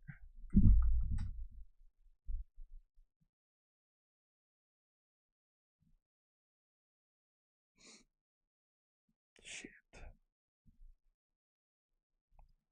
Come on. Well, this is like, there was something more.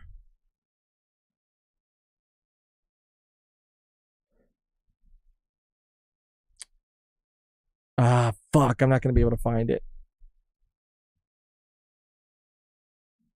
Was it this one? No. Whatever. People are fucking haters. There was a panel that showed that Lucci versus Luffy fight, the old one and the new one. And there is a difference, but I think it's an intentional difference. And I think also that he's gotten better and better. And I prefer even the art style now than it was before. But I do also at the same time think that and acknowledge that it is very different, that it is different. There was a, and again, what Nat is suggesting is it was a more planned sort of approach, and there is a more free sort of shoot from the hip. And I love the way he said that sort of approach to the paneling and to the art as it seems now. But there is a big difference. There is a big difference in the art style. I am a fan of it and I like it. And I just hate when people post shitty things about, Oda's art in general. Like, oh yeah, ass, fucking shit, fucking declining fucking art in One Piece. But again, it's just fucking trolls, whatever. Being said, if you ever watch the process for the volume covers, he draws like 8 or 9 rough scribbles before finally focusing in on one area. And Nat said I could be way off. I'm just feeling when looking at the formation of the figures and stuff. Yeah, and I do think, again, I'm not saying that this is 100% true, but I do think that, I mean, it could be different because that's like the cover, right? So he's putting a lot more attention and detail and focus on the cover. But yeah, it's just it just feels a bit more like free. It feels a bit more loose, but in like a very like in a way that someone who has like mastered their trade, their skill, in a way that someone who masters their area like feels. You know what I mean? It just I don't know. Maybe I'm making no sense. Legit, I feel like post-eye surgery, he has tightened up a lot, LOL. Yeah, and that's another thing, too. He was dealing with this shit the whole time. But yeah, I definitely feel it, too. All right, let's see. Ooh, Tadum. Paladin said, last year's Tadum was a banger stream for V1. It's coming back probably, September 2024. I'm down to stream it again. Geeked Week. Last year we did it because there was a lot of announcements. There was the One Piece stuff, and there was also the Avatar stuff. I don't know what's going to be coming out this Geeked week, but I'm excited. Yeah, that'd be cool to stream.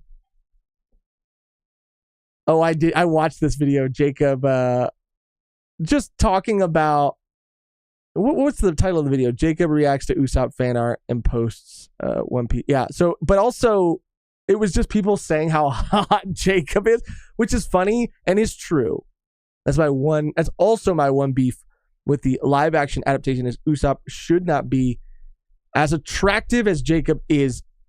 Jacob is a little too attractive. That is my only beef with the show.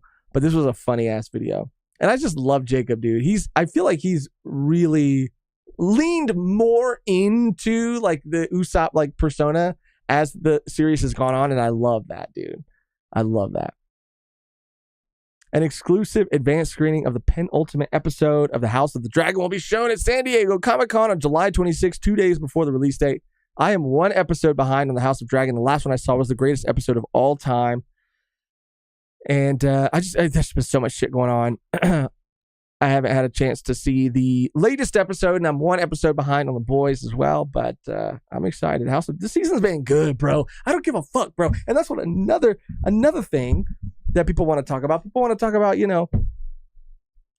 because I had this same sort of thing when I got into House of Dragon, or not just House of the Dragon, and Game of Thrones in general. I wasn't sure the amount of fantasy it was, and so I kind of thought for a very long time that it was like giants and elves and like all these things. I thought it was very high fantasy. And when I started watching it, I was like, oh, it's kind of not what I thought it was at all. But then it didn't matter because it was just a fucking amazing show. Same thing with House of the Dragon. I think people, expect maybe there to be dragons in every episode, but it's about the characters and the relationships and the history. And it's really the history that is so interesting about House of the Dragon and just Westeros and the world of George R.R. Martin. It's awesome. It's so good. And I'm excited for fucking, what's it? Egg and something and egg. Beans. I'm exploding. Shout out Beans. Exploding. I forgot where I read this, but Oda has said before that he purposely changed his art style as One Piece went on to stand out from other titles in Jump. And Beans, that is also a good point, because I do feel like if you look at old artwork from Oda, it also is very reminiscent of a time, right? And a style of a time. So old One Piece panel art. Let's see. And I think this is kind of a version of what, or was also a part of what Nat was saying, is he has like fully like leaned into like his aesthetic and he really like, I don't know how to say it, bro, but he's just like,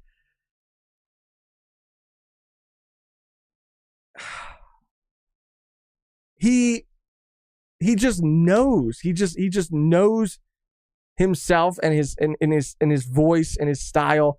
And yes, he does stand out. And it is very significant, and it is very specific, and it is very, him and One Piece. And I think before it was a lot more. One Piece has always had a style that was a little different, but it still felt very reminiscent of the time and a lot of things that were coming out at the time. So I could definitely see that being a part of it, him purposely making tweaks and changing things to separate himself, to stand out, and to be more different. But I'm going to do it, man. I'm going to make a whole fucking video about this now. Because whenever I struggle to articulate something, I really want to write it out. Get all my ducks in a row, get all my points, and try to make them more clearly.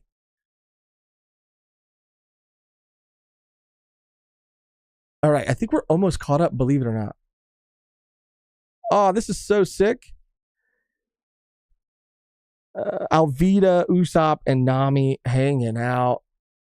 This is awesome. I'm so stoked. She looks incredible, by the way. I now I wonder, does the way in her contract or not? That would be so foul if that shit was like in her contract.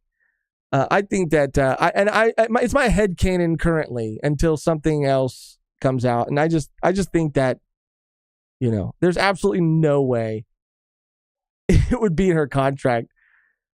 But it's in my headcanon that she just loves this character and loves this show so much that she took it upon herself to you know, to work out, to get into you know, better shape for the direction that the character ends up going.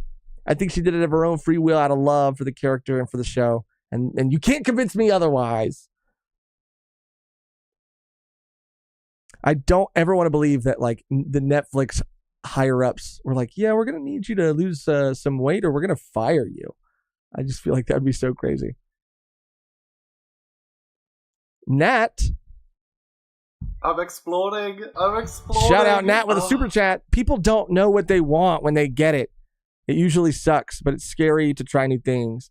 Let's just tear others down instead. I'd rather complain than face my fear and practice. You know what's crazy is, yeah, man, I feel like that's something I learned a lot when I was doing like commission art. I didn't really know because, you know, number one, I guess people are paying for things when you're doing commission-based stuff. So obviously they're going to be a little bit more vocal about things that they don't like. But for me, it was this like realization that, yeah, people don't really know what they want, or they say things that are like so contradictory, or they want things sometimes. And I don't mean this in any kind of like bad way or rude way, but like they want things that are just not good, that are bad. And they'll even like ask for things that are bad. And it's, sure, art is subjective, but there are some things that maybe you have to give the artist the benefit of the doubt that they know something and have an understanding of something that you don't, right? And so, you know, by saying, oh, you want something else to be, like maybe you want someone's shirt to be a certain color and the background to be another color, and then maybe the artist will tell you no, or say, or suggest something else. It's probably because they know that like that's not going to work. The character's either going to get lost or blend in, or you know, it's going to clash. And I realized by doing commissions that people, when it comes to art, people have such strong opinions, but like no real like practical like knowledge, like. And it's almost like haircuts, right? Where people sit down and they say, they'll like point to a magazine, right? And they'll point to a photo of like fucking, I don't know, we'll just say Taz, Skylar. And they'll say, I want this. Give me this. With no real understanding of like how to cut hair or like face shapes or a lot of things. There's a lot of factors. And so they get upset when it's not what they want. You know what I'm saying? It's just one of those things where they're so vocal about what they like, know what they want, but don't have any like real way of like conveying it, like or an understanding of what they're asking for, which can be frustrating sometimes. I don't know.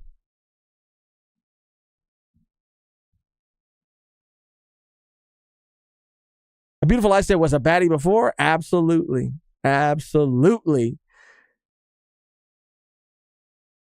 Quattro, shout out. What can I say? He's an awesome guy. Have you ever thought of going back to stand-up and open mic night here and there, or do you still do that? I would deadass drive 2 hours to support. Bro, first of all, thank you so much for even saying that, and I believe that, dude. I believe that you'd fucking be there. But I don't really do that anymore. Would I ever do it again? I don't know. I want to say no, because I just think that there are so many other better uses of my time, I guess, and like things that I would rather do. Yeah, one day I just want to, I want to be able to, because sometimes we're talking about other things. We're talking about things that it wouldn't really make sense for me to go on this like huge long explanation or like reasons for why I didn't like this thing or wouldn't do this thing. But I would love to just one day like just talk about every little detail, not necessarily throw anybody into the bus, but just like why I just like didn't really vibe with it, why I didn't really connect with it. But I think that like there's a part of it that is still like enticing and appealing to me. Like I do love doing things live, even though live streaming is a little different than live, performing in front of a live audience, like physically. I do love that, and I would love to do that. Like again, me and Megan have talked about it. If it was at a convention, that would be super sick. But like in the way of stand up, like I don't know. I think there are so many other things that I would want to make and want to like produce or want to write or want to create, because like stand up is there's an art to it. There's a skill to it. There's a lot of different styles, but it does take a lot of work, right? And to do it well takes a lot of time and effort and, practice, really. And so I think that for me, I would be more interested in like, instead of putting all that time into practicing and writing to like have a really good, hour or whatever comedy special, I think I would rather use that energy to make something else. Like I really want to in some way tell a story, like a fictional story. And that was a big part of why, Volume 1, the idea of it was so appealing to me, was because I've always wanted to write something, make something, a story, whether it's like a novel or whether it's a graphic novel or whether it's a webcomic, whatever. I've always wanted to. And I've written a lot of, I wouldn't say like, how would you say it? Like I guess outlines, like I have a lot of ideas, and I've gotten to the point of like fleshing out like a decent amount of one or two stories, but they're always in my head. Like they're always, and as I like grow and experience new things, like they kind of change and they morph. But I would really like to give my time to that, because again, Volume 1, like the idea of it too was like, it was really interesting to me to get to see how a bunch of other stories started, because the starting was the hard part, right? Like how do you nail the beginning? How do you nail the introduction to a world, to characters? Because it's so hard. And especially like we've talked about in webtoons, specifically, like you have to capture them right away. So do you sacrifice? And that's another conversation that I love having, is on one hand, we talked about 2 times speed earlier, bringing it full circle. And, people have attributed that to attention spans. And there are even times where like, as a creative person who wants to do things in creative areas, like attention span is a big part of the conversation. Because even like YouTube videos, right? Sometimes it's about like, oh, are we delivering this information fast enough? Like, are we getting to the hook and explaining what the video is fast enough? Are we getting into it fast enough? Are we bullshitting for too long before we get into it? Is the actual meat of it, like, could it be structured differently? And it's all appealing to, an analytics side of it that is involved with like view duration and retention and all these things. So there's like frustration sometimes that you could be taking away from the creative process by like feeling like you have to abide by, these like very specific things. But at the same time, I can also like remove myself and look at these things unobjectively and go, but they are kind of better. Like it is kind of better. And that's why I always, a million times, I'll never stop telling that Ren and Stimpy story about working in a box and how when they didn't have to work in a box, that's when they were bad. Because I do think that like having to work with certain constraints is kind of where creativity can really shine the most, because otherwise it's like limitless. There's no bounds to be put on it. Anyway, yeah. So I don't think I'll do that stand up, but I want to use a lot of the things that I learned in the things that I do if I can, you know.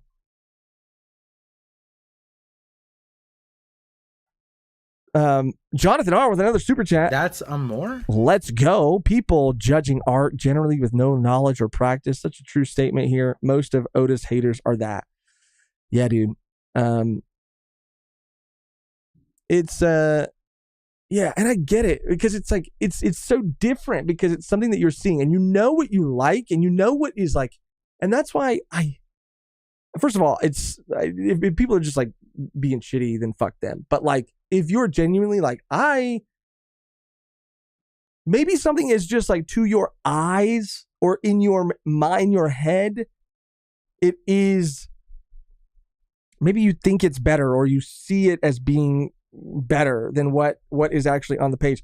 Like and what I talked about when I was mentioning like commission work is, at least what I felt like is that like people like just weren't questioning, and I guess I shouldn't expect them to, but they weren't questioning like, okay, why is the artist doing that? Like, why did the person, and my friend used to have this like frustration, because this was like comedy related, to bring it back to that. He, had a very specific sense of humor, and people really enjoyed his sense of humor. Like, if you were a certain person that liked that kind of humor, then you would probably really like him. And so people would ask to do him to like be in sketches and like help them with these like sketches and all that stuff. And so he would go do them, and then they would want to take all this creative control. And by the end of it, it would be something that would kind of like not be him. And he would always get frustrated and say like, bro, I don't understand why people come ask me to do this thing because of like things they've seen me do. But by the time I get there and do it, it's like not who I am or what I want to do at all. It's just so counterproductive. And I think it's because, I don't know, when it comes to creative stuff, like, it's not, I understand that people always think that what they have in their head might be better, but the fact that there doesn't seem to be enough people questioning like why people are making a certain choice. Like, I might not understand it, I might not get it, and I might not even like it, but like, why are they doing that? Yeah, and the more you figure that out, the more you kind of unpack all those things. Like, I don't know, it's just interesting. And I think people aren't fucking asking enough goddamn questions. Going on these motherfucking rants. Is Josh making a book? I would love to, bro. I have a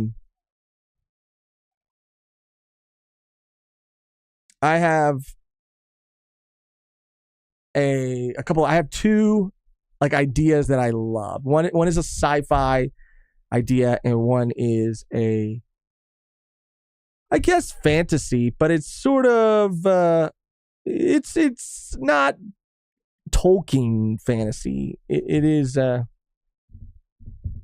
it's hard to explain. I guess it would kind of be Avatar: The Last Airbender-ish, but like not really, but like in terms of like that amount of fantasy element. I even have this the idea, and I'm sorry that I'm going on this tangent, but I even had this idea of for the sci-fi story that I want to tell. So I'm in love with like certain aspects of it, but, and I don't know, I think it's recently because I've also been getting so much more into tabletop role playing. I've discovered this game, and it's called Iron Sworn Starforged. And there is an Iron Sworn that's just Iron Sworn. And then there's Iron Sworn Starforged, which is like the sci-fi version of the game. Why it's so interesting to me is because it is a tabletop role-playing game that requires like no dungeon master, no game master. You play it by yourself. You don't need anybody else. So it can be just you, and that's it. and you play this game. And how it's structured, it's powered, or it's a run by this rule system called Powered by the Apocalypse. And I'm not going to give you the whole spiel here, but it's essentially like, it's super interesting how it works. So you have 2 dice. You make a character that has stats, and you have 2 dice, and depending on like what you do, you roll these 2 dice, and you can either like succeed and make a strong hit, a regular hit, or a failure or a strong failure. And so if you like have a strong hit, then you succeed, and it's a really good outcome for you. If you have a weak hit means that you like succeed but at a cost, so on and so forth down that list. So everything you do kind of gives you a roll, and it kind of progresses the story. And there are other cool things too. Like if you don't, and you're building a narrative like as you go. And if you ever like can't think of a direction to take the character in, or you're drawing a blank, there's even this like function called like the Oracle, and you can roll on this table, and it'll give you like a random word to use as inspiration to like help you. Anyway, the sci-fi thing that I'm really excited about, I wanted to use that game because I've always been fascinated with the idea, because sometimes when you sit down in front of a pen and paper to write something, or a computer to write something, it doesn't come. There's like this block. There's like all of these things. And sometimes you just need to do it, right? But I always thought it'd be so fun to use a role-playing game, especially one like this, to give me the backstory for this character. To say like, okay, here's this character, and here's what I know about them. But also I think this could flesh out the world. So that character and the world, and I would get to know them more, and then take all of those things from that like campaign that I would run, and maybe rewrite things and tweak things and change things. But like so much of the pressure would be taken off, because so many things would have happened to them, and they would have gone through so much, and I would just know them so much better. I don't know, whatever. It's something I want to do. And I was thinking about recording it for like a Patreon or a member thing, but I don't know. We'll see. Sci-fi fan. Beans super chat missed. Oh fuck, my bad. Let me see. I'm fucking yapping over here, missing fucking beans. Oh no, I think I read that one. I forgot where I read this, but Otis said before that he purposely changed his art style. Was it that one? Unless there was another one. But I did read that one. Are you into 40K at all? Is it like Warhammer 40K? I've never played Warhammer 40K, but I used to paint a lot of the models for like Warhammer. It wasn't the space one. It was the fantasy one. I used to go to like the Games Workshop and do all that shit, but I never played. Settlers of Catan drinking game. Each time you make a deal, you drink to a successful business venture. That's pretty cool. I played because of, I think, Alexander Art's recommendation. I think it was Alexander Arts, a game called Fiasco, and it's a role playing sort of like improv game with cards and no GM or DM or whatever. And we played a round of that for the first time kind of recently at a game night that we did, and it was like really fun. It was really, really fun. I'm just checking on my end to see, because I really don't want to miss. Yeah, I think I got to all of it. All right, back to the community live. We're almost through. I'm sorry. I'm going on every tangent in the world. Shit. What is this? I know we don't like jumping to conclusions. I just think it's kind of funny to share. The rumored Vivi actress who was seen in Cape Town with Iñaki has now apparently been seen at the same eating at the same restaurant as Tashigi's actress, supposedly the same table. Crazy analyzation. Let me see this. This is so funny, bro. I mean, it's funny. And they know. I mean, they just know. They just know. Bro, I mean, Anything that they post. Uploaded for the same place, same table. It was already a fact due to all of the previous news, but this time I have no doubts.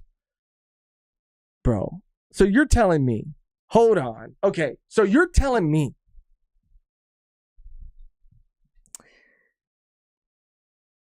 that all that was posted was this table. So that's the okay. So this is I'm assuming Tashigi's actress.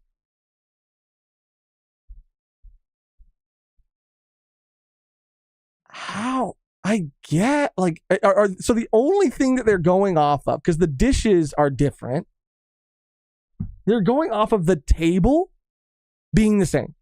Did they tag the restaurant, the same restaurant? Or is there something like a very clear indicator that, like, am I missing? Because, bro, okay, the table, of course, it looks very similar, but it's a table. It's a table. People are out here, bro. People are out here.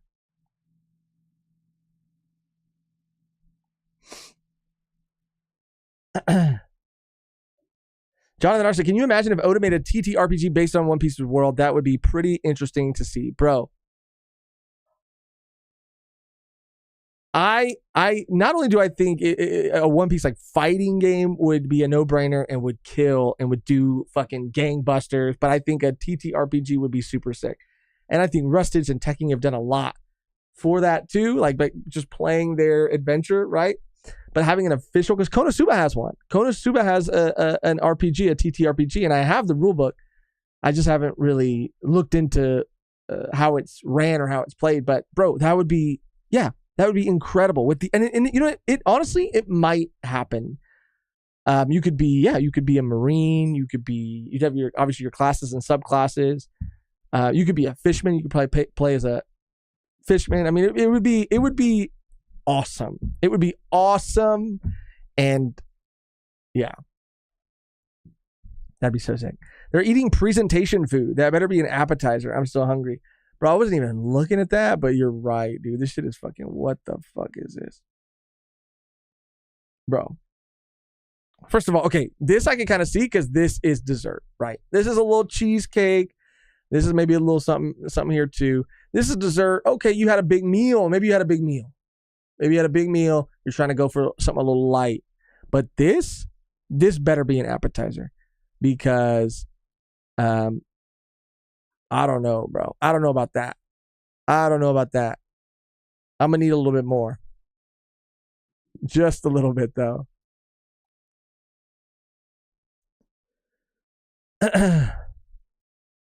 Oh, bro. This is so funny. Quattro said, have you seen Starship Troopers? An anime for that would go dummy hard. There's an OVA for it, but that's that. It's the inspiration for Helldivers. Someone was just telling me, I think it might have been Megan's dad, was telling me about like why I should get into Starship Troopers, I think. But I've never seen it. And I mean, I know it's a very popular, cult classic kind of thing. But I've never watched it. I should check it out. I love the sleuthing though. I love it. Oh boy. What is this? Some Kuma stuff. Oh, shooty. Oh, this is a video. All right, well, I can't play this, but I'm not ready. I am not ready. Clover's real name in Japan. Okay, we'll pull this up tomorrow. Some of this One Piece stuff for the chapter. This made me laugh when I saw it. Shout out Tiberius. This shit was crazy, bro. This is gonna come back to haunt me. Like, out of context, this shit looks fucking crazy. Femto's doofy little bro camel toe. It's so like this, like what the fuck? Like this, hell no. Like, why? Like, what is going on in this photo? If you don't know anything about this channel and this is all you see, you're going to have some questions. I was there. I'm the one in the photo and I have questions. I want to question myself. What the fuck was I thinking? What am I doing? It is kind of funny though. But that is terrifying. That is terrifying. McKinney getting fucking buff. Personal trainer Lloyd, not going to try to read his last name, shared on the stories the results of McKinney's almost 2 months of training in South Africa. Really impressive. See, they're all getting fucking yoked. They're all getting fucking jacked. Everybody. So incredibly proud of my client, McKinney, a.k.a. Zoro from One Piece. It's not even been 2 months, and all the hard work he's put into is showing. Bro, this guy looks fucking huge. He looks double the size he was fucking last time. They're all getting jacked. All of them.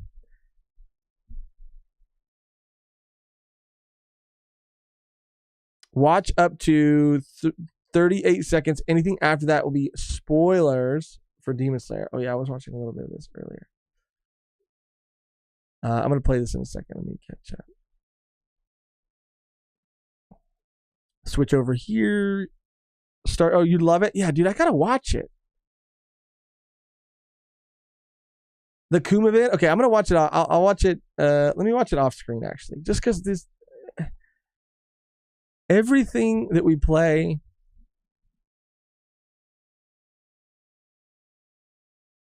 gets fucking copyright, gets fucking something.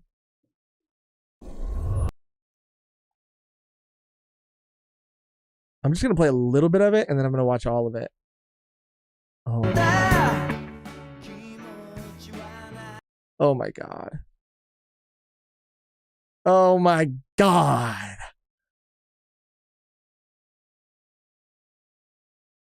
Okay. Yeah. Okay. I'm gonna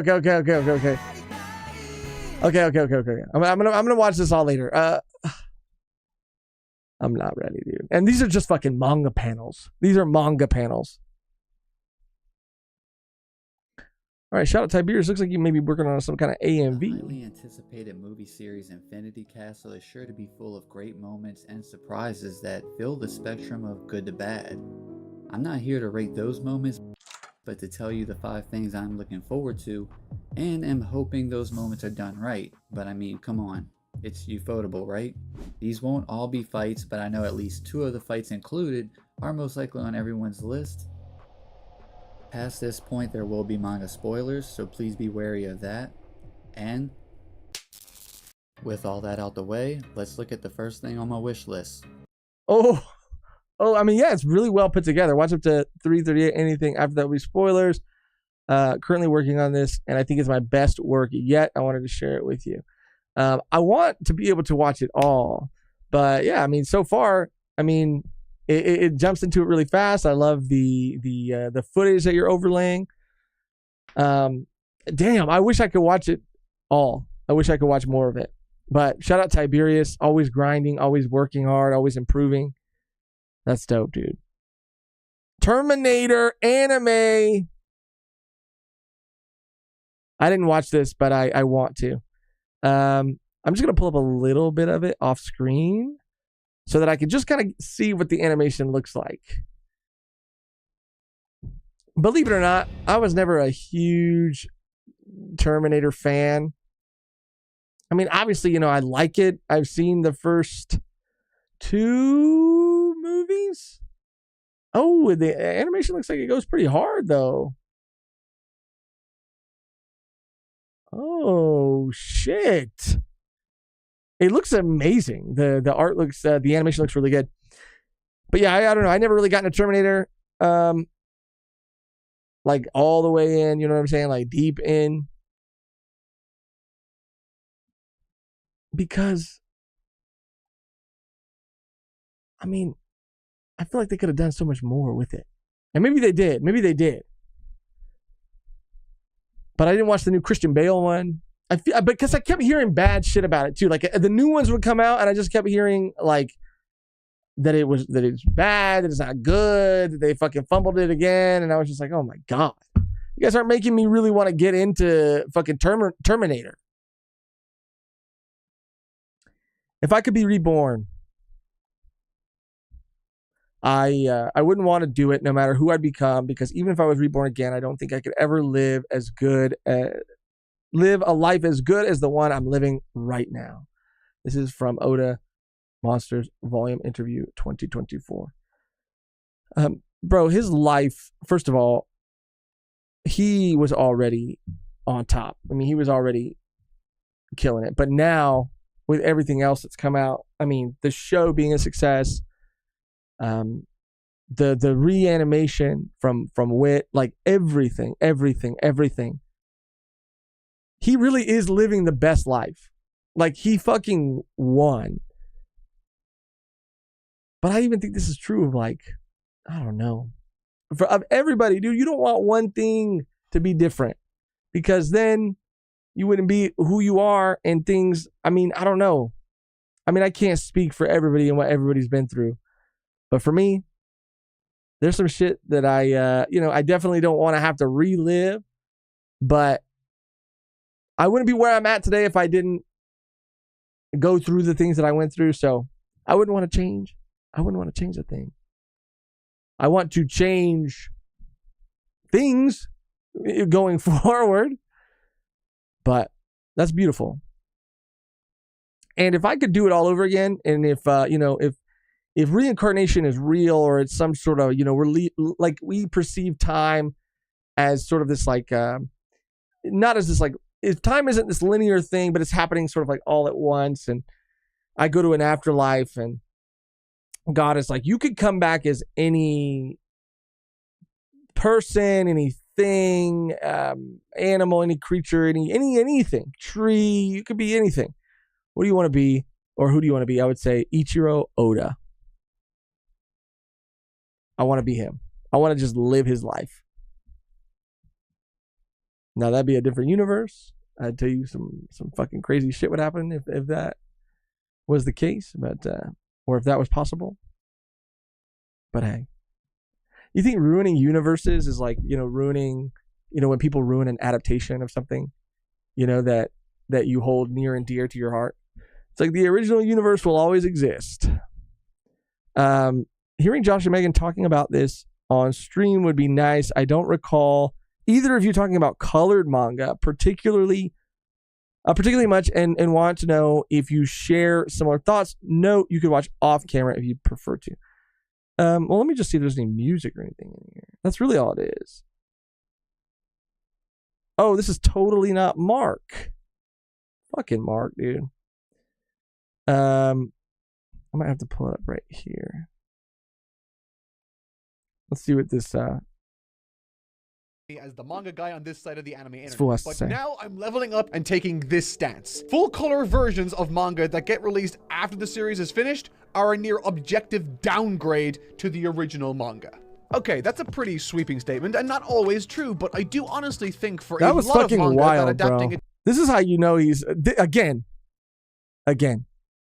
That fucking retention, that fucking attention. Crazy. To full color offers objective issues to the visual presentation of the medium. Take Dragon Ball, for example. It received a full color version, and while the color work there is pretty good for the most part, no amount of talent can avoid one issue: spot blacks. Where these pants were once a simple silhouette, the full color artist now has to invent detail inside of them. And no disrespect to that talented artist, but they're not Toriyama. There are a ton of other things like that that add up when converting a black and white manga to color, but my point is not that reading these full color versions is bad, not at all, just that I think everyone should read manga in its original form, to see the mangaka use the medium as they see fit. So a lot of people recognize me as the manga guy on this side of the anime internet, but now I'm leveling up and taking... And what the fuck, can we just talk about for a second how this man stole my fucking mustache? Can we just talk about that for a second? Totally not Mark. What's good? What happened? What happened? We could be mustache brothers. That could also be another thing. We could kind of come together and just have one big mustache. But also, what's going on? What's going on? There can only be one. There can only be one. Just kidding. I do love Totally Not Mark. His videos are fucking awesome, and he is definitely somebody that I wish I had like been more aware of before we started doing what we were doing, because I think he's really kind of like he's done a similar thing in a probably better for the algorithm kind of way, where he'll like go through series all at once and talk about them and stuff. His videos are really well put together. Totally Not Mark he's a G. He's a GOAT. I just don't personally, again, this might turn into another Verm situation where Verm had posted about animation and linked to a tweet about animation doing a little too much these days. I disagreed with that wholeheartedly, and I was the minority. A lot of people agreed with that sentiment. It felt like at the time, which is cool, whatever. I mean, I was just more so kind of shocked that at the amount of people that agreed with that statement. Nothing wrong with it. I was just like, oh damn. Before I even look at the chat right now, I want to say that I get what he's saying. I understand what he's saying, but I disagree. I would love to get Megan's take on this. That I disagree that how did he word it right here? And this is engagement right here. This is all for engagement. This stance. Full color versions of manga that get released after the series is finished are a near objective downgrade to the original manga. Engagement. Brought to you by Watch Time. Brought to you by Average View Rate. Average View Retention. A downgrade. An objective downgrade. I disagree with that. I understand the sentiment that it is not the original artist that is having to fill in these like black spots. But they're folds. They're folds on like clothing and stuff. And, I think that similarly, just like other artists work on the actual manga themselves, it's kind of the same situation here, where it doesn't mean that just because, I'm reading One Piece and the background isn't done by Oda, the background is done by Oda's assistant. It doesn't mean like, oh, people who read One Piece with the backgrounds made by the assistants because it's not the work of the actual mangaka is an objective downgrade from reading the version with only the characters and white backgrounds. Now that's an exaggeration. That's just me being a little goofy. But yeah, I mean, the point is still the same, right? That like, I understand what he's saying, but for me, a lot of things, I do think it's important to read certain stories in their black and white version, because that's part of the appeal, and I think that is how they were, originally intended to be consumed, with that sort of composition in mind, I guess, that sort of framing in mind. But I think that even more mangaka would probably love if their series was released in full color. And the reason that they're not is because of the schedule, is because of the amount that they work, the amount that needs to be released, and is released weekly. If it was like comic books and there was like an issue a month, and they had a whole separate department that was coloring, and a whole separate department that was inking, and a whole separate department, that was doing all of these other jobs, then yeah, I don't know. I'm just saying that, like, I think it's true of mangaka. It's part of the charm of manga. But I'm sure at the same time, like, we read Whole Cake in color, and we read I think we got to read all of JoJolion in color. There might have been a couple chapters that we had to switch to black and white, but we read all of Steel Ball Run in color, read all of JoJolion in color, Whole Cake in color. And I think that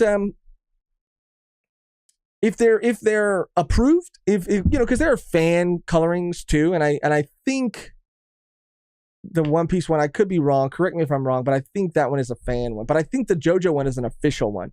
So I could see that argument a little bit more, that it might be different if people are consuming fan colors or fan colorings and under the assumption that they are like official, because of course, I believe that the mangaka, the creator, needs to be involved and approve certain things. But if it's an officially approved and released thing, I don't think it's a downgrade. I think it's kind of cool. I think it's really cool. I mean, I'm not saying that I'm going to switch to all color and that I wish every manga had all color versions, but damn, Mark.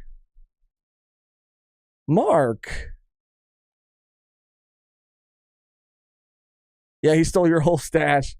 W engagement. Verb said, I also prefer black and white.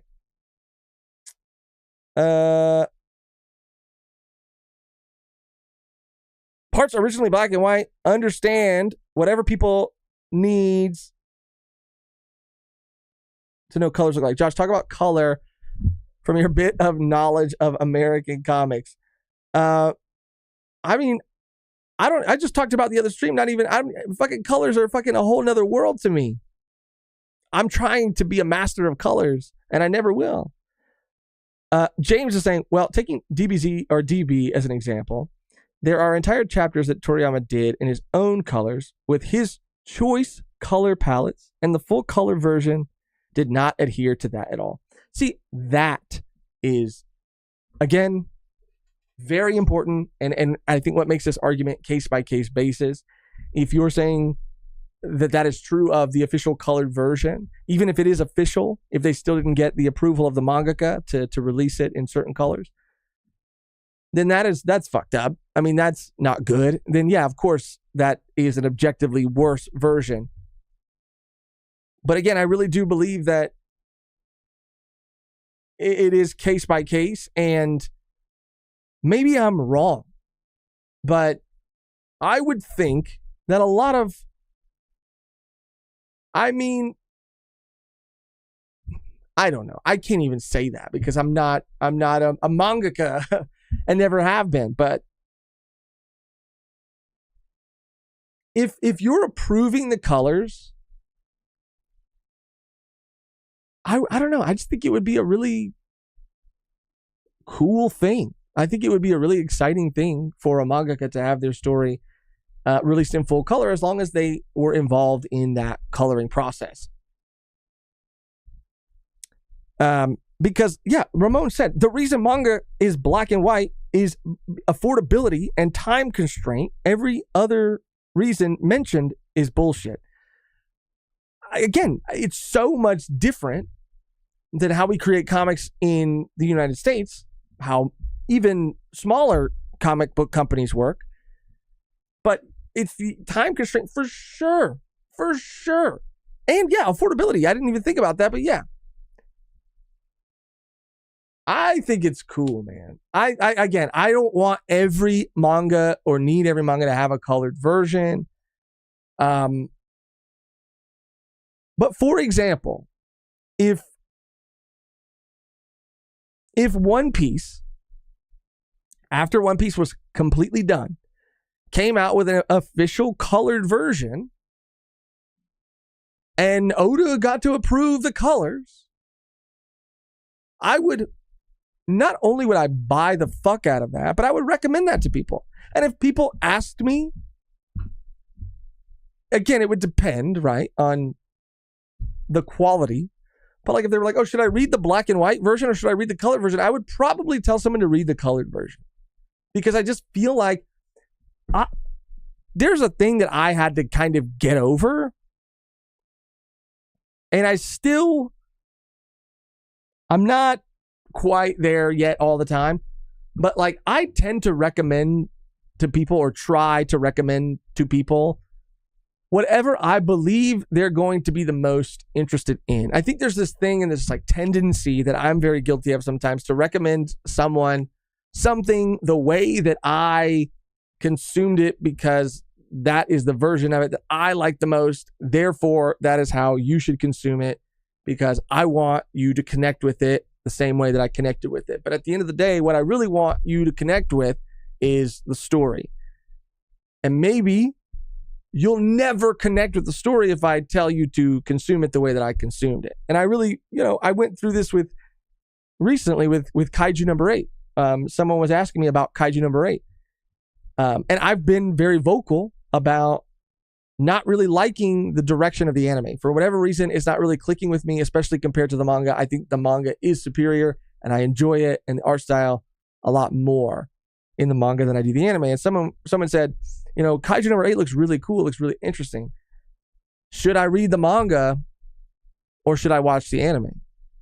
And I just said, like, I am not a huge fan of the anime, but my response to them was like, well, what do you like more? Like, do you usually read manga or do you usually watch anime? Like, which one do you prefer?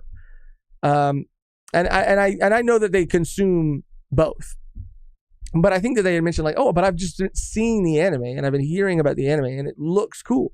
And I said, then watch the anime. Because at the end of the day, I want you to consume the story. I want you to experience the story. I don't know. I loved reading JoJo in color. And honestly, it was a treat. It was such a treat.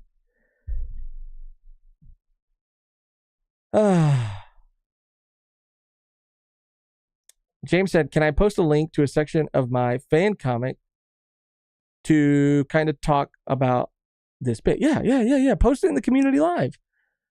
Post it.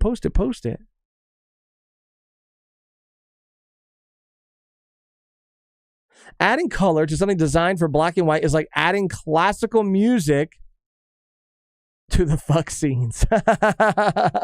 That's funny. So no color panels are terribly difficult to keep up sometimes. If it's all cluttered, color can help with that. I agree.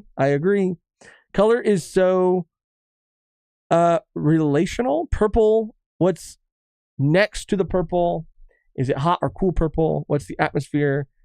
Did a Kamehameha just make a smoke cloud, creating atmosphere around the purple color? Bro, I mean, yes, zigzag. I mean, literally talking about color, it destroys my brain because it is so, I don't understand it. And I want to, and I'm trying.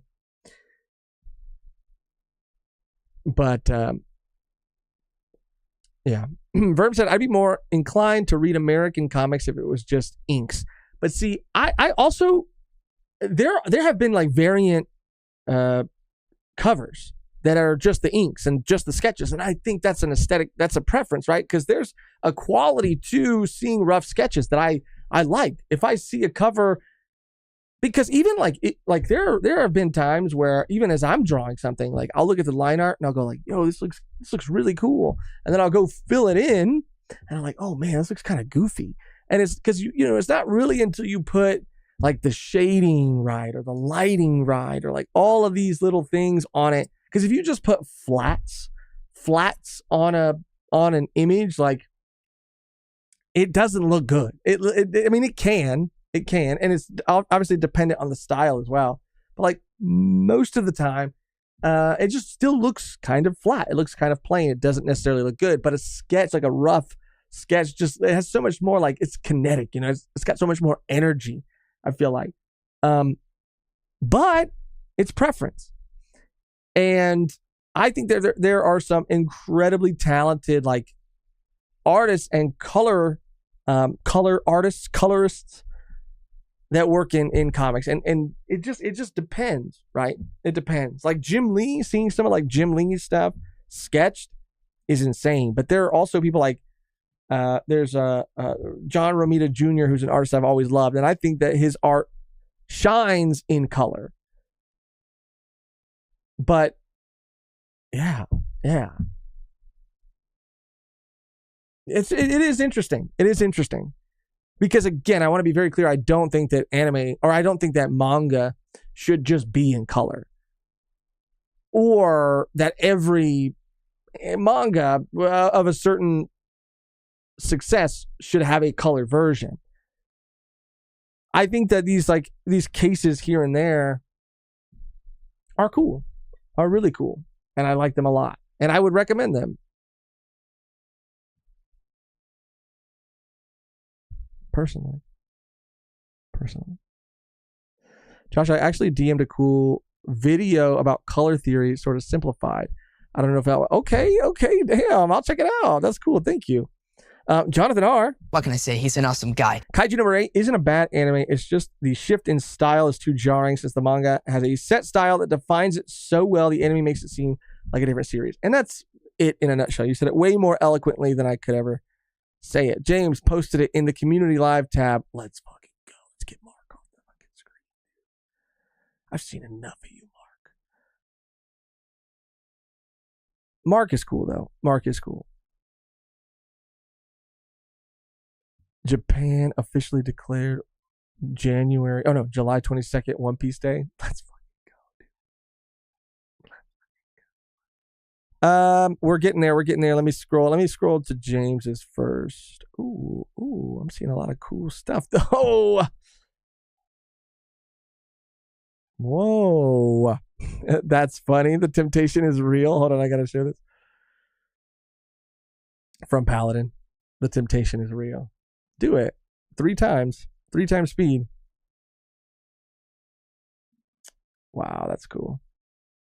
Okay, sorry. Since we're on the subject, I gotta get to James's post and then we'll go back up. Okay. So let's read what he said first. Talking color and manga. I specifically did the climax of this battle in full color to really bring it to life. It was an intentional design choice for that sake. The moment it happens, it really makes it pop so much more. But I wouldn't go back through and redo the whole chapter in color because it does take away from that climactic moment. So, James, I think what you're talking about before I look at it is something that we experienced or that I experienced for kind of the first time in my memory in Maharlika, which is a manga that we or webtoon comic that we did a review for. That was something that was sent to us for a sponsored segment, but genuinely was something that we wanted to share with everybody because of who was behind it and the quality of the story. For so many reasons, I really wanted to share that with everybody because of the person who worked on it. First of all, a person we met through Kumu was like the CEO of Kumu, a young by my standards, maybe not to Megan's, just kidding. Younger guy, really cool guy, really nice guy. He just I loved, such a huge fan of anime and manga, wrote a manga and hired an artist to draw it, worked very closely with them and figured out how to get it published and got it published and got physical copies made. And it was just such an inspiring thing to me. And it was good. The art was good. The packaging of it was good. It was just, but this wasn't a Viz or this wasn't whatever. This was just a guy who wanted to make something and made it. It was so exciting. Anyway, I say all that to say, because they did something I think pretty similar in their first volume of Maharlika, and I think I still have it here on the shelf somewhere. But it was all black and white, and then there's one specific moment where something happens and it's in color, and that was a moment for me that I really felt for the first time, wow, we can use color. It doesn't all need to be in color or not color. It doesn't need to be one or the other, but you can use it selectively to drive home a certain moment. And just seeing it used in that way, it was really cool. And I'm curious and interested to see what you did here. So part 1, let's open up part 1. Let me just cut away so I can get it on a full screen. Okay, what do we have here? So this is James, I think, drew this. Dragon Ball Chapter Part 1, the battle between Kuredo and Iraimu rages on. Each one of them is pulling out of that power up. Who will win? Damn, this is good. This is good. Just watch. I should do, I can't do a Goku voice, but I don't even want to try. Wait. Gives him push. Grabs his fucking arm. This is the end for you. Iraimu. He's like, we'll see. So bad. Going the fucking clap. Bro, this looks so good, by the way. The paneling is crazy. Got him with a psh, psh. Just hire me to do like all the sounds. I'll do the sounds. Hit him with the Kamehameha, the Kamehameha. Fucking releases that shit. To think I could be pushed this far. It was you who said I need to be stronger. You did this. So they're using it here. Don't get too cocky now. You still don't stand a chance in hell defeating me. Okay, so that's part 1. Now we got to go to part 2. I'm going to narrate part 2 too. I'm going to do a good job. I'm going to actually do like a really good job. Oh, opened strong with the color, but see how that hit me right now? Boom. This will finish it all. Oh, got some color here. Let's end this then. Oh, shit. Oh, shit. And then do we switch back, I wonder? No, this isn't enough. Oh, okay, so this is part 1 of the chapter. Okay, so it's literally half of the chapter. Now I'm starting to see. I'm not strong enough. I can't. You can. You know you can. You can do this. Face this storm together one more time. You just need to stand up and we can... Ah. Bro, this shit is epic. Epic. Whoa. Finally, it's over. We won. Sick. Oh my God. It's so good. I mean, the art style is incredible. I mean, you've really captured his art style really, really well. I mean, the colors are crazy too. I like this red a lot right here. And that's something with color that I think, because maybe when we think color, we think, okay, it's going to be traditionally colored, something like this maybe. But I like being able to really drive home these emotions and, represent these energies with all of these colors. Like, that's why I like Dousing Your Blood War so much, is because it's really having fun with its colors and experimenting with lighting. And that's where it gets really interesting.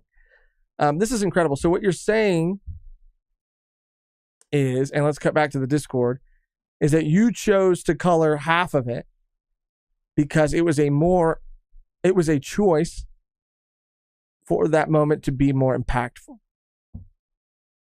I specifically did the climax of the battle in full color, really to bring it to life. See, I do love this a lot. And why I compared it to Maharlika is they did it in one instance, in one panel, in one panel. And it hit so hard because it was black and white, black and white, black and white, black and white. And I think even the actual panel itself was still, that we're talking about, was still black and white, but a part of it, a single part of it, was color. And that was really like a big fucking, it was a really like a smack, a hit to the face. And it's something that I always felt about Tarantino's, even though Tarantino is Tarantino, he's kind of a, he's kind of a little bit of a weirdo goofball, but, what was it? Death Proof. Death Proof was black and white for a big portion of like the intro, the beginning, and then out of nowhere, it just jumps to color. And the intention behind that, I think, being it was very purposeful, obviously, and I think it was it like the feeling it created in me again was like I was getting slapped in the face. Like I was getting fucking smacked. And in my head, I had already kind of like before that associated certain things with certain colors. And then when they kind of came to life, certain things weren't the colors that I thought they were. And what it did was it changed like how I was looking at this scene, like these characters, right? This story, like it changed how I viewed it, how I looked at it. And say what you will about Tarantino, but I just thought that was a really cool thing that was done in that movie. I'm obsessed. I'm going to start a podcast. I'm going to call it the Color Corner. All we're going to talk about is color. Jonathan. I was going to say Jonathan R., but Declan. When the moon hits the sky, shout like out Declan. Pie. That's amor. My favorite quote from Oda was, I go to this restaurant and bar regularly, and I always see kids watching One Piece on the TVs, and I know I never want to let them down. God damn. Can you imagine? And I've always had this, like, I guess it's a dream. It's a dream for sure. And I missed that one. That one's actually above Jonathan R. So sorry, Declan. But I've always had this dream that I would be able to like go to a panel one day, and whether it was like, first of all, to see someone cosplay a character that you created, I think would be amazing. And also, like, there is something about, like, I think one of the stories I want to someday, some way tell would be a slightly more adult story. Or not adult, but it would be like, it wouldn't be on Nickelodeon or Cartoon Network, let's just say that. But it would, it would be maybe more similar to like an Arcane. But the other, I think, could be for a kid. When I say kids, I mean, I guess like young teen. It could be like an Avatar, The Last Airbender sort of demographic, I guess. Which apparently Nickelodeon didn't know what the fuck to do with, because whatever. They didn't know who it was for. But I just also think it would be so cool, because I know how much things like Avatar, and I think that's what's so crazy. Like when I hear people talk about like media and stuff, and they go like, oh, it's just a show and whatever. It is, right? They're all just shows, and they're all just stories, and they're all just whatever. But I remember how much that shit meant to me, and how much that shit like actually got me through like whatever I was going through. And maybe that's fucking sad, but it's the truth. And maybe sometimes TV can still be an escape, but sometimes I need that escape. Sometimes we need that escape. And to have like, a kid, because like I would see myself in them so much, like to see a young person come up and say like, oh, can you fucking sign my comic or my, whatever, or to see someone cosplay a character. Like those are the two things, because, obviously it'd be cool if like everybody liked, whatever you made. But I think like, I don't know, there's something that I think is so powerful about like knowing that, because it's almost like, I mean, you can inspire anybody at any age, but there's something about feeling like, fuck, I maybe was able to like inspire like the next generation, or like, because I think about that all the time with like Avatar: The Last Airbender or One Piece. Like there are kids that are reading this now, and there are adults and older people that are reading it now, and it's inspiring them to do things too. But like kids who are growing up with this, and this is their bar, and like this is like, I don't know, man. Like this is what's inspiring them and making them want to be artists or mangaka or storytellers. And I don't know. It's just a really cool thing, man. It's just a really cool thing. You know when Megan's gone, I'm all over the damn place.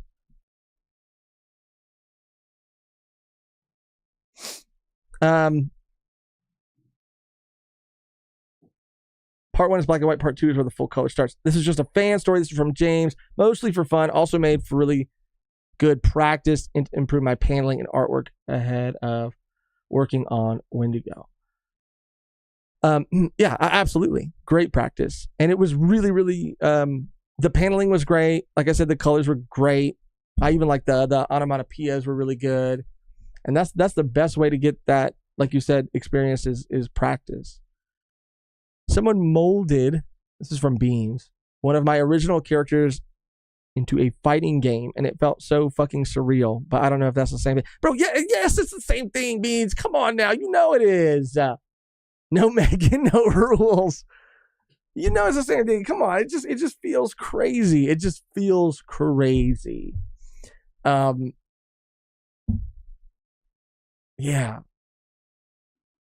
Because it's like a part of you, you know? And it's like someone saying, it's like the ultimate, it's like the highest compliment, right? Because I don't know. I think there are so many things that we tie to like ourselves and like our identity, but like this is kind of like it's like a part of us, but it's also like removed from us. It's like this, it's like its own sort of like thing.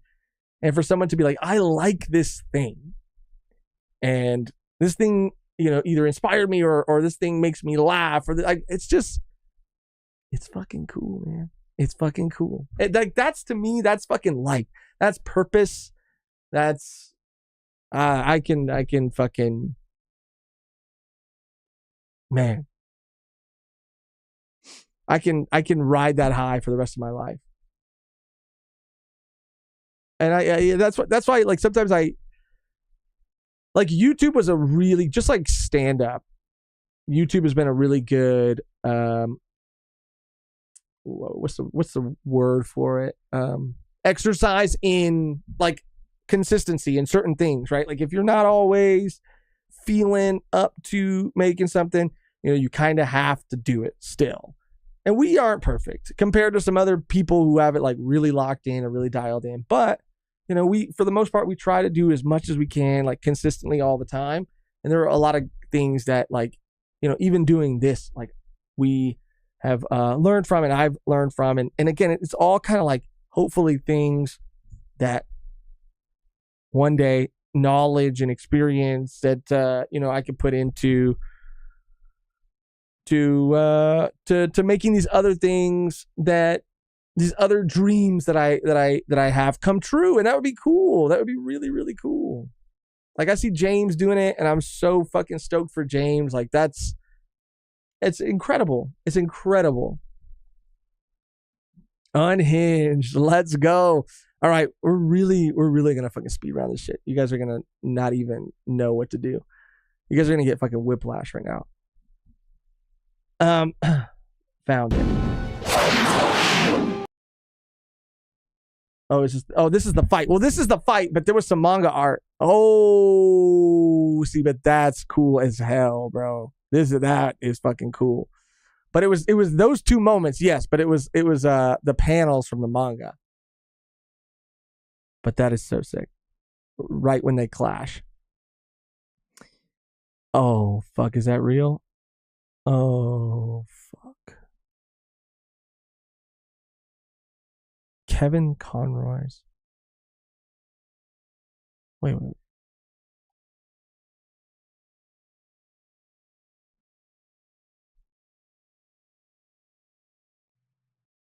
What?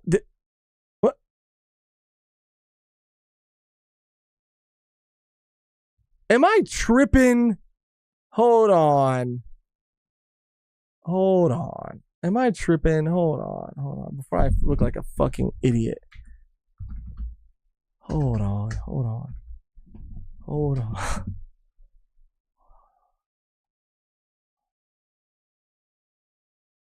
Oh, it was a long time ago. Bro, tell me why I thought this man, and I am so sorry about this. I am so sorry. Tell me why I thought this man was alive. Tell me why I thought Kevin Conroy was alive. Wow, that's a trip. 2022 passed away, R.I.P. King. What the fuck is wrong with me? Damn. That just fucked me up. That fucked me up. I was living in a world for the past forever, actually. I've been living in a world where he's alive. He's alive, and he's just choosing not to, voice act or, whatever. Holy shit. Wow. As seen today in the New York Times, thank you to everyone who reads the official versions of manga. What is this? I think that I see Ace in the...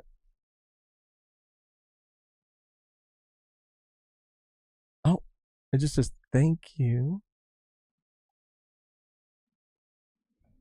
To you who read the official versions, thank you for loving... Oh, shit. Damn, they got us. What does it say right here? We know how much you love manga of all different strides as well as their creators. That's why you seek out and read the official versions, even if it takes more time and effort. We thank you. You enable creators to continue writing their stories. So now, bro, I can barely read this, by the way, so that's why I'm reading so slow. So now manga can be brought to life, leading to more works reaching your country. The future of manga is your country. The future of manga, is your country will keep on expanding because of individuals like you. Stop manga piracy. It's giving, first of all, obviously, always support the official, even though we do cover the scans, which I don't know how much that fucking matters to people. We still support the official. I do still like to read I still have a subscription to the official. I still read the official to see the official translation. But and we, of course, we want to fucking support. Of course. And I know. We cover the scans when it comes to One Piece, when it comes to TCB. I know. I'm sorry. It's just the nature of the fucking machine and the beast. But this is giving. You remember those old pirating commercials where it's like someone would be at a computer and then they'd be pirating something and they'd be like, woo, and the police sirens would come on.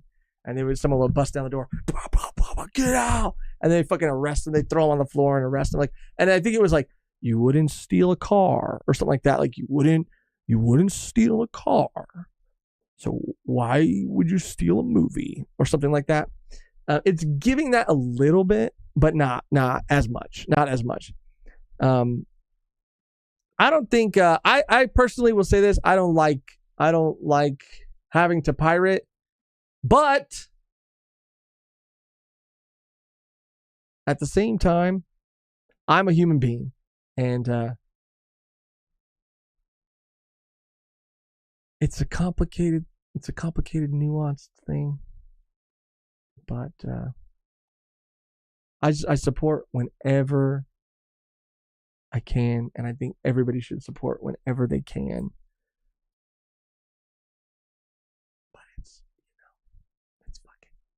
I wish I could just, you know what I wish? I wish I could put it directly in the fucking palms of the fucking creators. That's what I wish. Because it's the fucking companies sometimes. I'm anti-corporation. I'm anti-big corporations. And I'm not making any excuses. It's just sometimes it's also hard out here, But I will say manga and Viz and things like that has made it a lot easier, and it made it very affordable.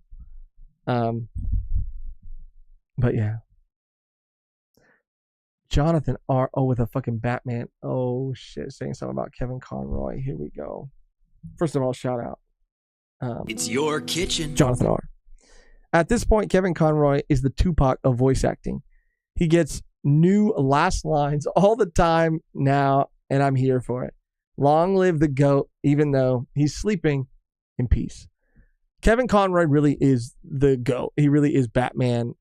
Just like I think Mark Hamill really kind of is the Joker, animated wise. But I did not know that he kept getting new last lines. Maybe that has something to do with why I thought this man was still alive. But yes, rest in peace. Long live the GOAT. Damn. There really was no one who did it quite like him. You know. You wouldn't steal a car, so don't steal music. Yeah, it had like the Matrix music in the background. Yeah. Yeah.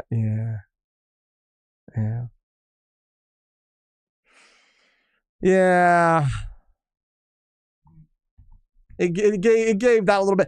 But also, yeah. And I'm not saying...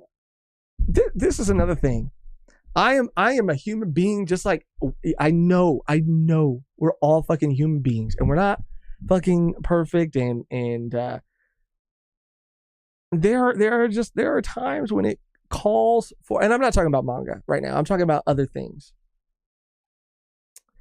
There are times when I financially am able to comfortably, support a show by buying a subscription to whatever streaming platform the show is airing on.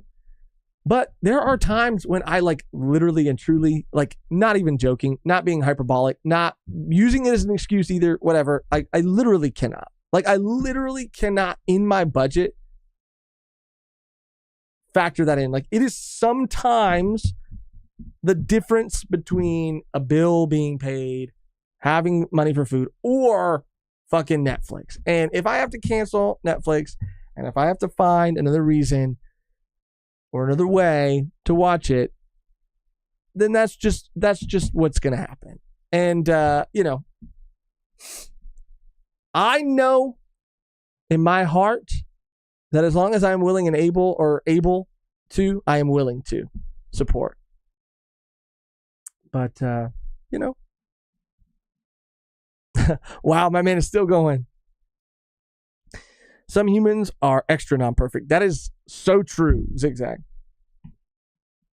All right, we gotta get back. I keep saying we're gonna get through this. You're going on 5 fucking hours, almost 4.5 hours.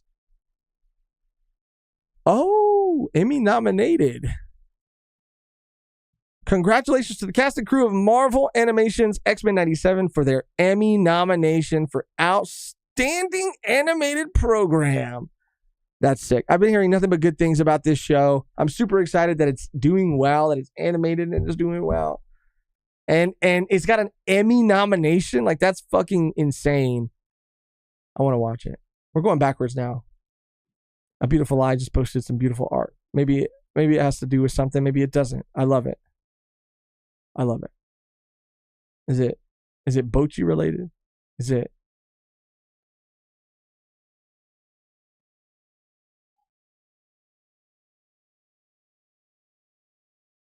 I know what it is in reference to, but I'm trying to see where the characters are. I think that's Bochi, right? What is this? Manga reporter, generic romance anime adaptation confirmed. Based on the original sci-fi mystery romance manga by After the Rain creator Jun Mayuzuki, set in Kowloon. Okay, it's giving a little shoujo energy. Always excited about that. Lisa Colin Zayas, I hope I said that right, probably didn't, is a first-time Emmy nominee for her performance in The Bear. Megan kind of went off on The Bear. We kind of talked about it, kind of joked about it a little bit. It's so funny because we were talking about Demon Slayer and the Hashira arc, and I do feel like I am going to compare The Bear to Demon Slayer, and that's just to say that The Bear season 3 was not the best season on its own. On its own, it isn't great. But if season 4 is good, I think it'll be in part because of season 3. And I feel like the same is true of Demon Slayer. Season 3 needed to be what it was to really make moments in season 4 hit. And I think we're caught up. I think we fucking did it. Oh, actually, what is this? New Dragon Adventure fantasy manga series, Galaxius, started in weekly shonen magazine issue. Battle fantasy set in a world where humans live among dragon folk with powerful abilities. A young girl wishes for nothing more. Oh my God. Get the fuck out. Oh, we gotta look at this. Is there more like art? Is there more? Oh, fuck. We have the first chapter, rip, and we'll do it every week for. Okay, well, that's just what we were talking about. This could be a great manga that Kodansha gonna give a shit anime adaptation to as usual. Bro, this shit looks pretty sick. I'm not gonna lie. Not gonna lie.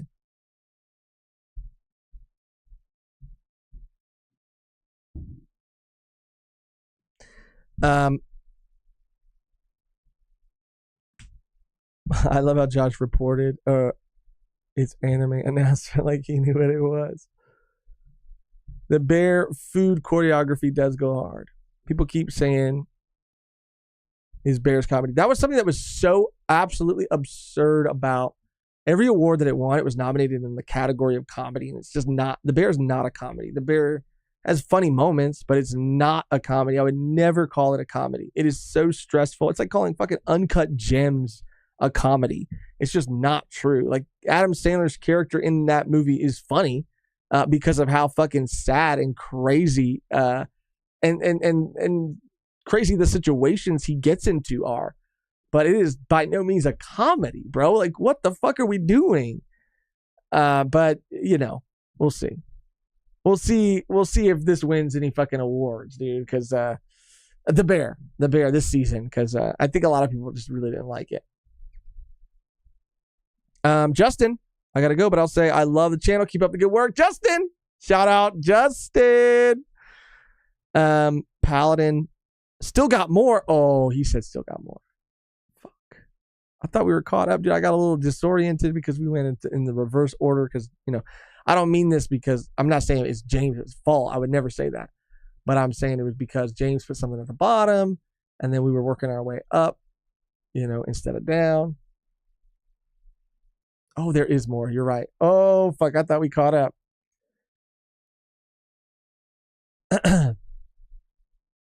Marvel shocker. The Russo brothers in talks to direct the next 2 Avengers. This is maybe the smartest thing that Marvel's ever done. If it's true. The Russo brothers are in early talks to return to Marvel Studios to direct not just one, but the next 2 Avengers movies, sources tell The Hollywood Reporter. The hiring ends a month-long high-stakes search by the studio for filmmakers to oversee the 5th and 6th Avengers movies. Multiple names were in contention, including Deadpool and Wolverine director Sean Levy, who was offered the gig. Sources say the talks are in the early stages. I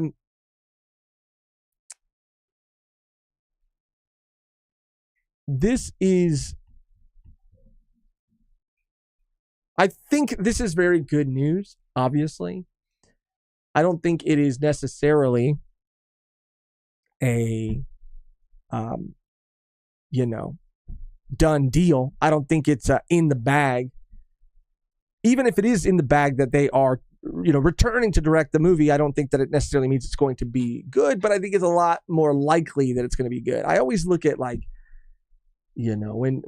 they were like, oh, fucking Rian Johnson fucked up Star Wars, so we're bringing back JJ, because he killed it in the first movie, and then, even fucking JJ dropped the ball. But worse than Rian Johnson, in my opinion, and I will never back down from that opinion.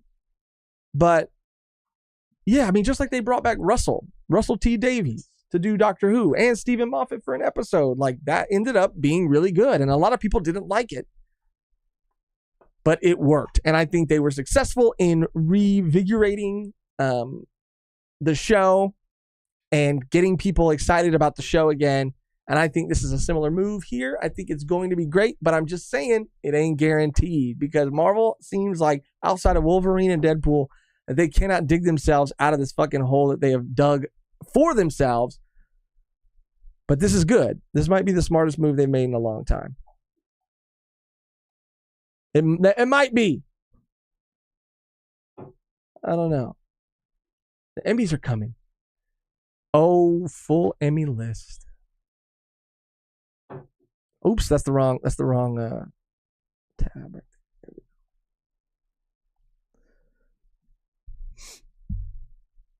Struggling financially is funny.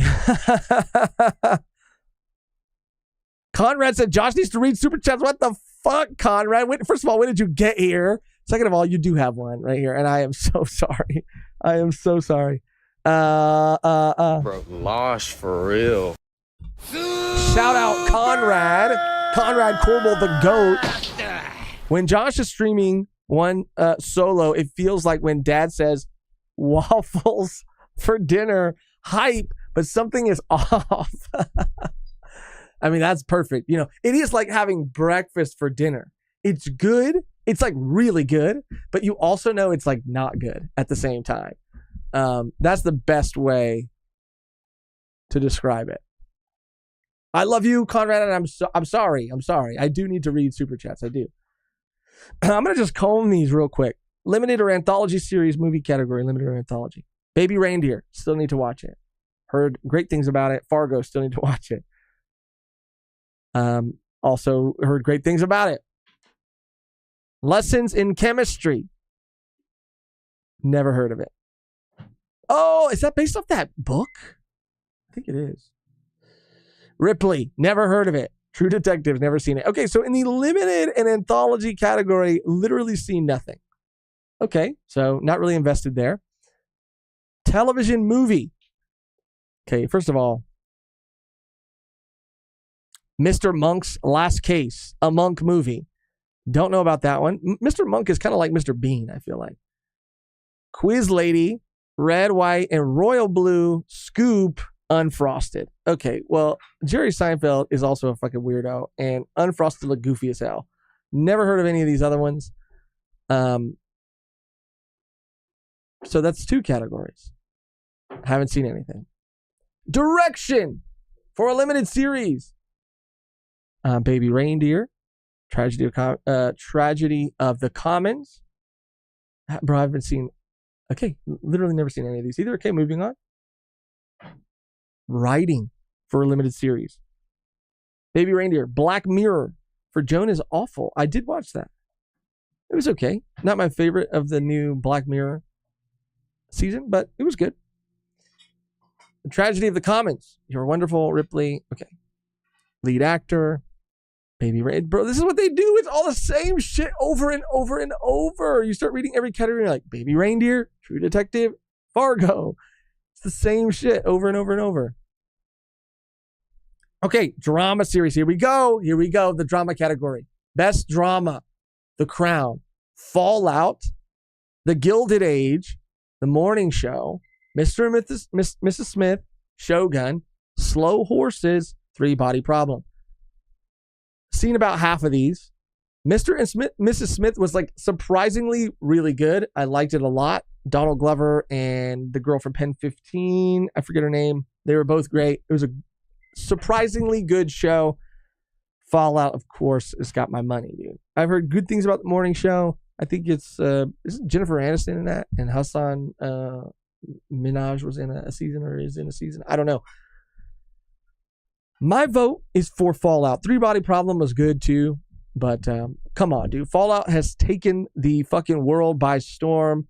It was kind of a sleeper. A lot of people were sleeping on it, and it came out.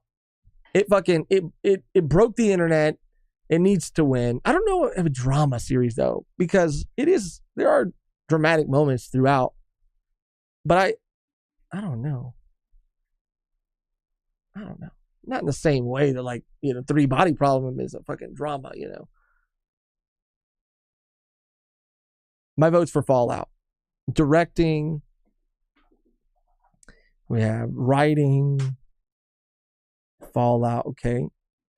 Oh, Fallout's got a lot of lead actor Walton Goggins. If Walton Goggins does not win, I will riot in the fucking streets. Idris Elba, you've been old news, okay? Old news. I love you, Idris Elba. You might be the most attractive man on the fucking planet Earth. Maybe. If there was a fucking test, if there was some way we could fucking calculate that, you literally might be the most attractive man that's ever fucking existed on the planet Earth. But I do not want you to win. I do not want you to win. Donald Glover, love you, dude. Love you. Love you, love you, love you. And they spelled your name Donald Glove right here. They forgot the R. So you need to just talk to discussingfilms.net because they fucked your shit up.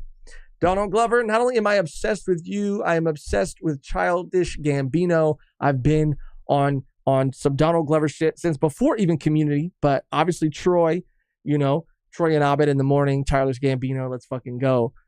His new song too, Cardi LaRae, she was something in the name, and nobody gives a fuck. New song, oh my God, heat.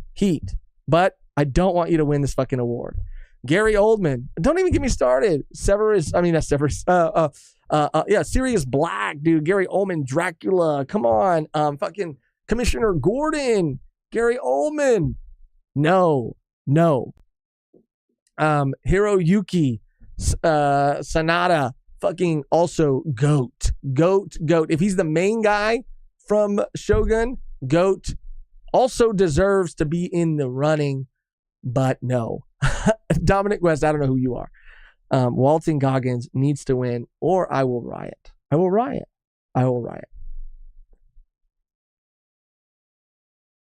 Lead actress in the drama series. Here we go. Jennifer Aniston. Yes, it is her in the morning show. Carrie Coon. Maya. That's Maya is from Pen 15. Mr. and Mrs. Smith. Anna Sawai from Shogun. Imelda from The Crown. Reese Witherspoon from the morning show. I would give this to lead actress in a drama. I mean, Maya was good, but I feel like maybe Shogun, even though I haven't seen it, I've just heard a lot of good things. Like Jennifer Aniston, come on, girl. Come on. Reese Witherspoon, come on, girl. Give somebody else something, Supporting actor, okay? Shogun, morning show, Shogun, Still Horses the Crown. Okay. Haven't seen any of those.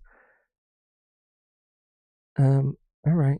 A lot of guest actors. Okay. Comedy series. Okay, here we go. Comedy series. Here we go. Abbott Elementary. The Bear. Why the fuck is The Bear in comedy again? Stop with this fucking shit. You know what's comedic is that you keep putting this shit in this category. Curb Your Enthusiasm. Old ass show. Get it out of here. Just kidding. Hacks. Never seen it. Only Murders in the Building. It's all right. I like that. I like that meme. Palm Royale. Heard good things about it. Never watched it. Reservation Dogs. Same thing. What We Do in the Shadows. Very funny. And I do love that show. I'll be biased because The Bear is not a fucking comedy show. I think Abbott Elementary is genuinely one of the most funny sitcoms that has come out in a very long time. It is absolutely hilarious.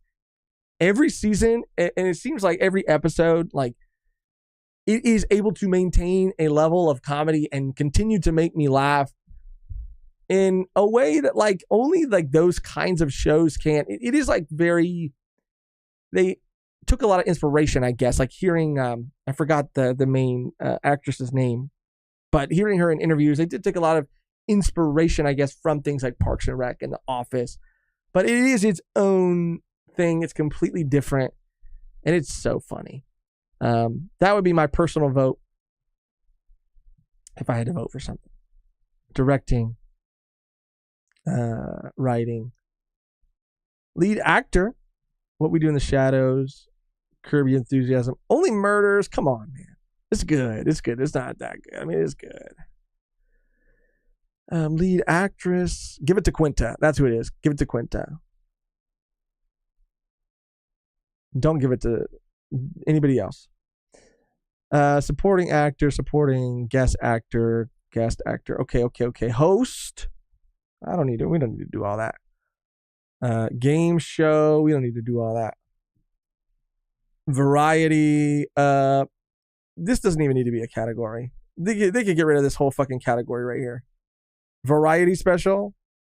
Get rid of it. Animation. Okay. Here we go. Blue-Eyed Samurai. Bob's Burgers. Scavenger's Reign. The Simpsons. X-Men 97. Okay. So I think that out of this category, X-Men 97 will probably have a good chance of winning. But Scavenger's Reign was insane. Scavenger's Reign was so incredible. It was beautifully animated.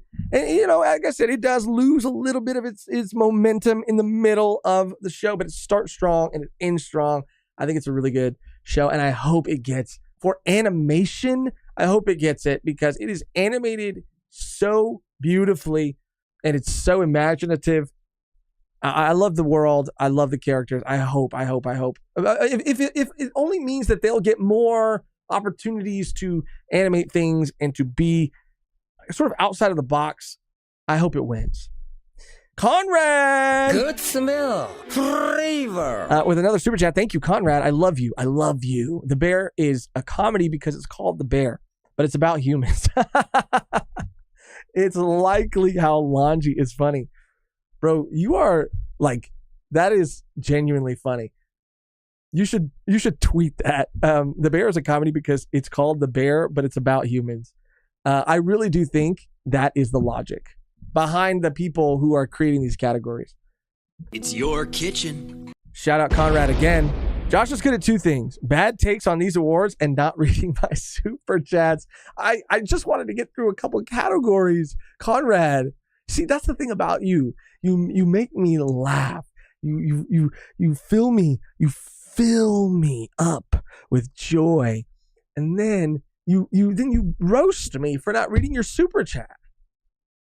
It's like this tug of war, this push and pull that keeps me coming back for more. Keeps me, you know, it keeps me on a leash. Voice actor performance or voice over performance: The Simpsons, Family Guy, Invincible, Big Mouth. Get out of here. Fucking Big Mouth. Crapopolis. Get the fuck out of here. Crapopolis. Documentary or non-fiction series. Okay, didn't really watch a lot of these, but okay. I wanted to see the Jim Henson one. It looked kind of cool. And actually, I would watch the Steve Martin one. But that's it. Are you guys watching Sausage Party, Foodtopia? Just kidding. I haven't seen it. But who knows? Honestly, who knows nowadays? Oh my God. Heavy is the head that wears the L. It's actually very fitting because every take I had was an L. Bro, that should just come up every time I have a bad take. It kind of worked. Cheeky controller design. Oh. Bro, they're really putting their whole pussy into this Deadpool marketing right now. Hold on, let me reframe this.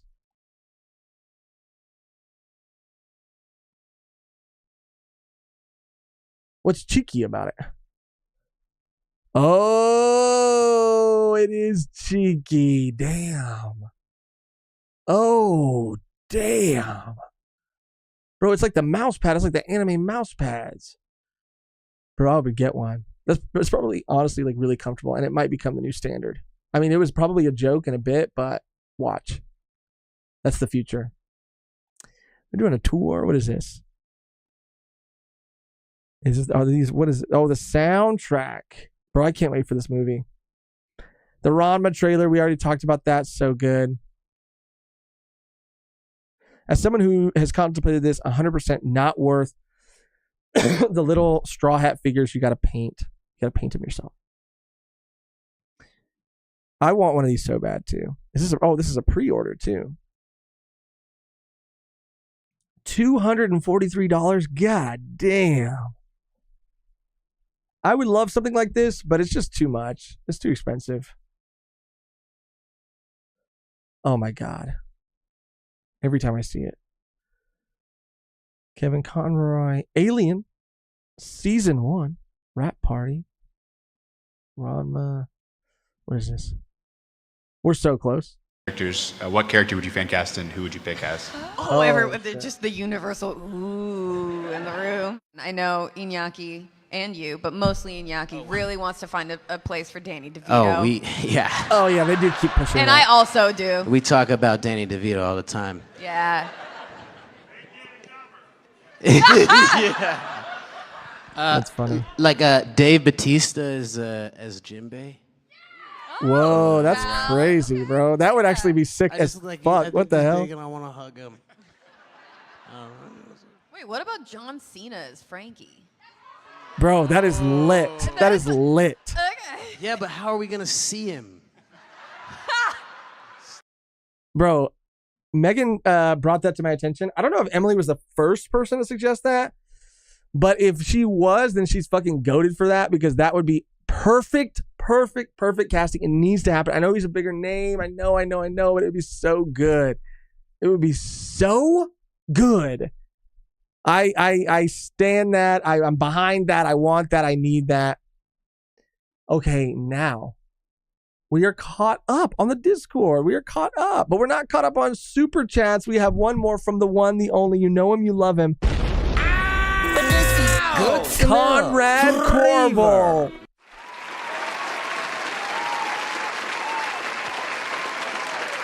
Conrad Corbel. I imagined in my head that you were supposed to be coming out from behind a curtain and you weren't like hitting your cue. Not every take, just your Shogun takes. I swear that's another show that I want to watch. I just get in these moods, bro, where I know, and I'm sure this is relatable. I hope it's relatable. I get in these moods and these modes where like I know that a show is good based on like people who I trust saying that it's good. But I am, for whatever reason, like not in the mood to watch it at that moment in time. So I kind of like hold on to it, and then when the mood strikes me, I just have it to put on, and I enjoy it. But I also like and sometimes that happens to be right when the show comes out. Sometimes that's not till like 6 months later. Sometimes it's not till like a year later. But the mood strikes me, and I'm like, you know what? I never got around to watching that. I'm going to put it on, and then it's my obsession. But I should watch it. I was looking for something to watch the other day. I should have watched it. And I put on Acolyte. And I was not impressed. Danny DeVito is the perfect Kaido. Quattro said, wait, one more community live. Please, bro, please. Did you post something, Quattro? Because if you did, shit. Did you? Oh, you did. Oh no, there's a couple more. But they just keep coming in. We never leave. If they keep coming in, fuck it. You know, we'll keep going until like there's literally nothing else. This just came in from Tiberius. Fear the deer. Tiberius, looks really good in this picture. And I can't tell if it's just like the picture or if it's something about like his head on like the deer. It's just all like it's all working. It looks really like this is it. This is it. I love this. Fear the deer. Congratulations. You reached the end. Bro, and then I got fucking bro, I want to see this. This is the Universal One Piece show. Oh God, take me there. Oh God, I want to go to Japan, bro. Bro, someone hook me. I'll be hooked up to a camera the whole time. I will be a walking camera, and I will just, tell me where to go, whatever. I will go. I want to see this show. I want to go to Japan because I just need to. I think every weeb, every anime fan, like, you know, there's just something in them that they just have to go. They just have to go one time. Quattro said, "Oh, is this like a mug or popcorn bucket? Oh, fuck. This is hard. Bro, this is hard. Oh, shit. Bro, come on now. Someone is going to take this. Someone is going to take this. And they are going to put it, I'll bet you money, someone's going to take that and they're going to put it inside of the Dune popcorn bucket. Does it fit inside of the Dune popcorn bucket? That's my question.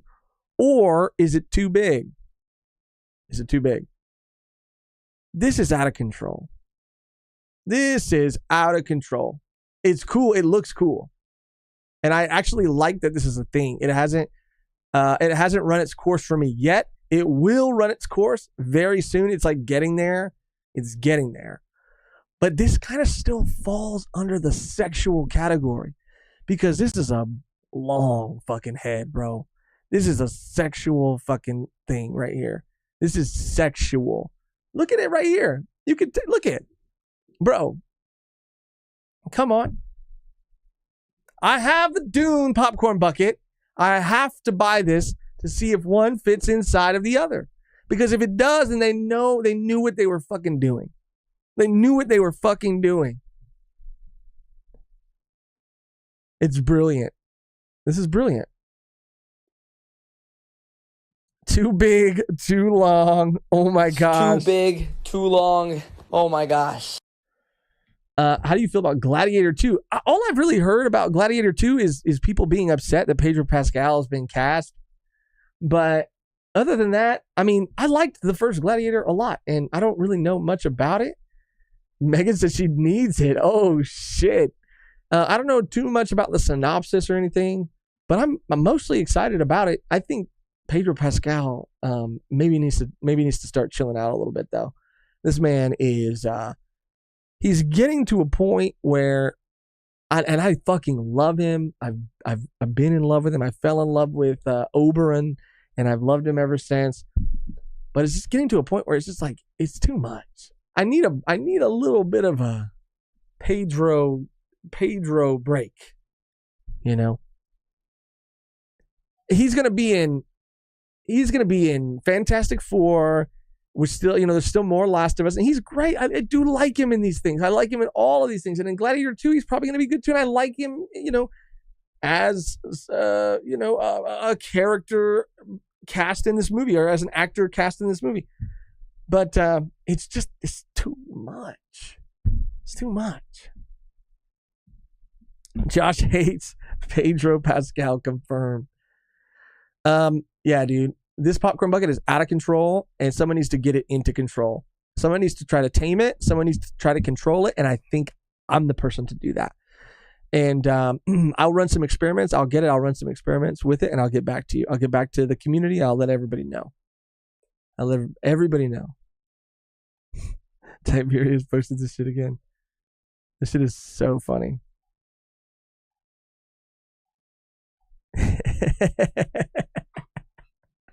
Oh, is there sound on it? Oh, no. Okay, there's no sound on it. I love it. I love it. Beautiful. That's an art piece, bro. That's a fucking NFT right there. If I've ever seen one. All right, we're almost at 5 hours exactly, dude.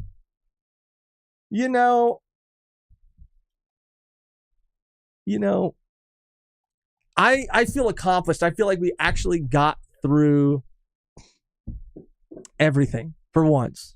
And it only took 5 hours to do it. Oh, that's from our watch party of that Deer anime. Bro, I speaking of watch parties too, me and Megan were talking about planning another watch party. Obviously, with her and her family and her brother, who is feeling so much better, like I mentioned in the beginning of the stream.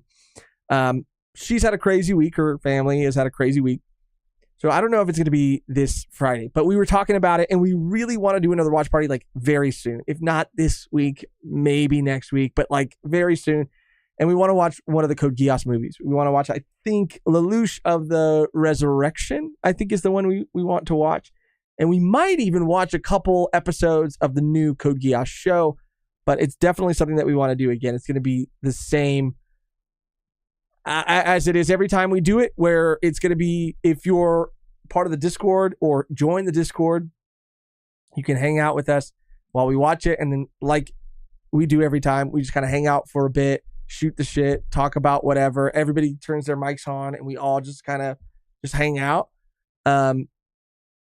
So we'll keep you posted. We'll keep you updated, but we want to do that again very, very soon. And then if you're a Patreon or YouTube member, the VOD will be available to you. So you can only catch it live unless you're a Discord or Patreon member. Then you can always have the VOD accessible to you. Josh, if you were a Care Bear, which one would you be? Don't act like you don't know them. You know what? I do. I know some of them. I just don't know all of them. And I would maybe I'll look him up though. Shout out to Davies. Always shout out to Davies, bro. He's always Davies is amazing. He's always putting in work. He's always on top of shit. He's fucking the man. Money, 5-hour stream. This got me through my work day, my ride home, and I'm almost done working out. Shit. Keep going, Money. 1, 2, 3. You're at the gym. You're looking good. I'll bet 2 dripping sweat. Ooh, but not too much sweat. It's just the right amount of sweat where you're glistening right now. You're glistening. Keep going. You got it. What if, tell me where you're at. Like anybody who's still here in chat right now, tell me where you're at, and I'll give you whatever affirmations you need to get through what you're doing. You know? So you got this, Money. You got this, bro. Josh would be Tenderheart, said Megan. He threatened to fight a kangaroo the other day. Oh, who? Josh would be the lion one. Okay, lion. Wait. Okay, now Megan's in on it too. What the fuck? I gotta look up these Care Bears. All the Care Bears. Okay, here we go. Now we got it. So we have Cheer Bear. Okay, beacon of positivity and encouragement. I don't know. That sounds kind of like me. Tender Heart. From Tender Heart Bear to Grumpy Bear. Oh, Tender Heart is an orange-brown Care Bear who is the leader of the Care Bears. Okay. Leader energy. Okay. Tender Heart. Friend Bear. Warm orange fur. Embodies the essence of friendship and companionship. Okay. Friend Bear. Okay. You guys are saying the lion one. What the fuck? 15 more. How many Care Bears are there? Brave Heart. Courageous and brave. Not a bear, but a key member of the Care Bear cousins. Bright Heart Raccoon uses his intelligence. What the fuck? Is he a raccoon or is he a lion or is that another cousin? And what is this? Bumpity? What the fuck is going on in the Care Bear lore? Laugh a lot. Lots of heart elephant. Oh, hell no. You guys have gone off the rails. Always there, Bear. There's always something funny going on wherever Laugh a Lot Bear is. Okay, so this has to be a site, and they're getting them mixed up. I need to know. I need to see all the Care Bears. Bedtime Bear, Funshine Bear, Harmony Bear. I'm gonna say, Champ Bear. Champ Bear is an athletic. Okay, that's not me. Bye. Hopeful Heart Bear, Cozy Heart Penguin, Share Bear, lavender purple with a yummy tummy symbol. I added the yummy part. Originally considered a pink ice cream, soda, 2 straws and hearts and symbols now here. Loves to share with others, symbolized by her 2 lollipops. So I do like to share, but not, I don't think in the way that Share Bear likes to share. Like, you can't have my fucking lollipop. But I am an oversharer. I'm the oversharer bearer. Grumpy bear, bedtime bear, lots of love bear, harmony bear, friend bear, bedtime bear. I don't know. I guess, people said the lion bear. I don't know. Courageous and brave. He looks crazy, though. Like, he looks insane. And I think maybe that's why people are comparing me to him. Like, who is this? Who is this?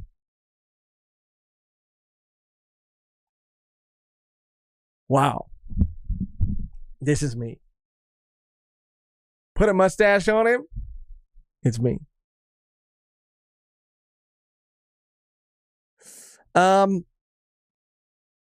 What a beautiful way. What a beautiful way to end the stream. I wish there was a Care Bear quiz I could take. Share too much bear. I would be the Yo Bear. Paladin said, watch party, then Jackbox. Honestly, that's a perfect time for that. Jackbox had a beautiful eye earlier, too. Jackbox wins. Swaboosh, Jackbox. Yes. So we'll just go ahead and say that right now. We always plan on hanging out for a bit afterwards. And sometimes we just shoot the shit, and that's fun, and we're still down to do that. But also, we played some games before in the past. So we should definitely plan for Jackbox. So I'll get with Megan, and we'll decide when exactly we're going to do it. And Jackbox will be a part of it.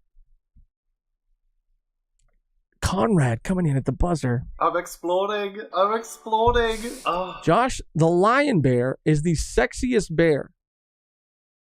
And Toj, no, he is a freak. That's why I said it. He's a freak. I mean, just on looks alone, I mean, yeah, he's up to something. He's giving you an eye that a Care Bear shouldn't be able to give. Like, he's given me a little something that I honestly I don't feel like is a part of the kind of care that Care Bears give. I think this is exclusive to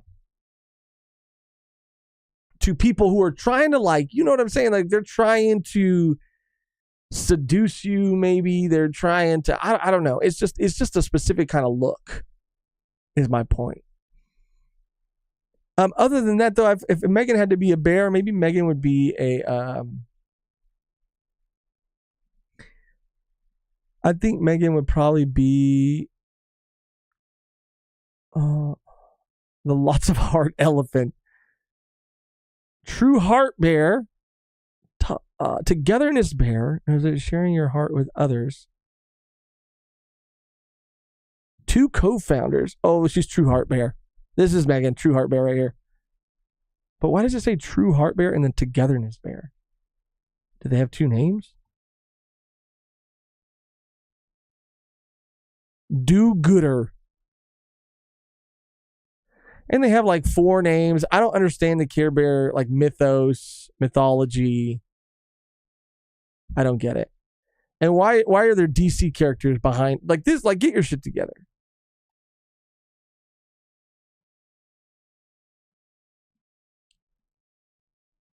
Megan is the penguin. I would be Cozy Heart Penguin because I like penguins.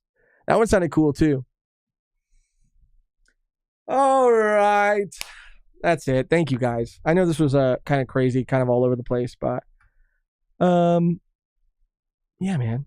I've felt bad the last couple of streams about not being able to get through everything, so I wanted to try to get through everything as much as we possibly could and just spend more time, just like chilling, going off the rails, shooting the shit. I think we covered a lot of ground, and I'm no good at goodbyes. Is there a roast bear? But I think it is time to get out of here. The only thing. Oh, and we got what do we got coming up? Cowboy Bebop coming to YouTube. Episode 3 and 4 reaction tomorrow.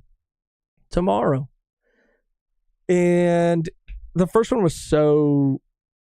one did really well, and the response was really good. Like, as we're getting more into the show, we're both really enjoying it. I think if you're a YouTube member or Patreon member, I think you have access to episodes 3 and 4 and episode 5 and 6. And we just recorded 7 and 8. So that's going to go up soon too. We're kind of going through it. It feels like, but it's just getting better and better and better. So stay tuned for that tomorrow on Volume 1 Plus. And if you're not subscribed to that, subscribe to that channel. One Piece chapter tomorrow. And then someone asked about Chainsaw Man. I know Chainsaw Man's been getting crazy. On our list, on our short list right now, recording-wise, is like Vinland again, the next arc of Vinland, and then I think we could possibly do another Chainsaw Man video in some way, but we also got JoJo to get to. Fuck. I got to plan it out with Megan, but for sure, I know Vinland is something we've been talking about, probably coming out before those other things, because we took so long to actually get started. So we don't want too much time to pass between arc reviews. And then we'll probably get to JoJo and Chainsaw Man and stuff like that. Conrad said, Josh, Friday is my birthday and I do expect a birthday stream. Conrad, literally, for you, done. This Friday, done. Oh yeah, Auntie Donna. I still have that tab open. I'm gonna check that out. It's funny, worth a watch in your free time. You have to watch some of the Vinland anime for season 2. Absolutely. What is the outro today? What is the outro that's always the same and never changes? The two big things that we talked about at the beginning were the Crunchyroll comment section and 2 times speed. Until next time.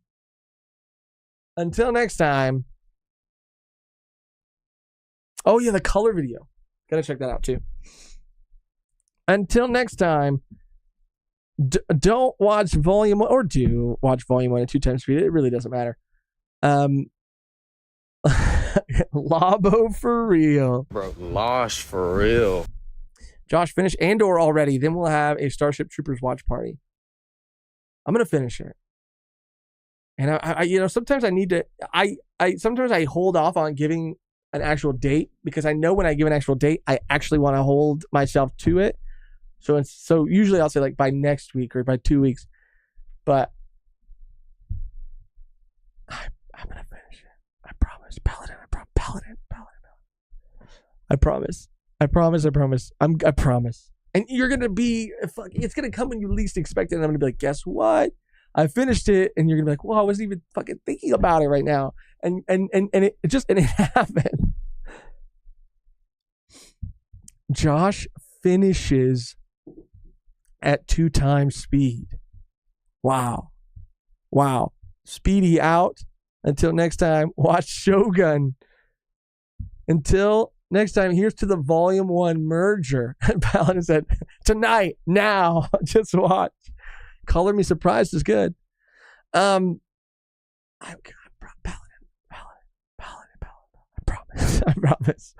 I promise. I'm gonna watch it. But the good news is, you know how I said I watched half of an episode of Acolyte and I didn't like it? The good news is I like Andor.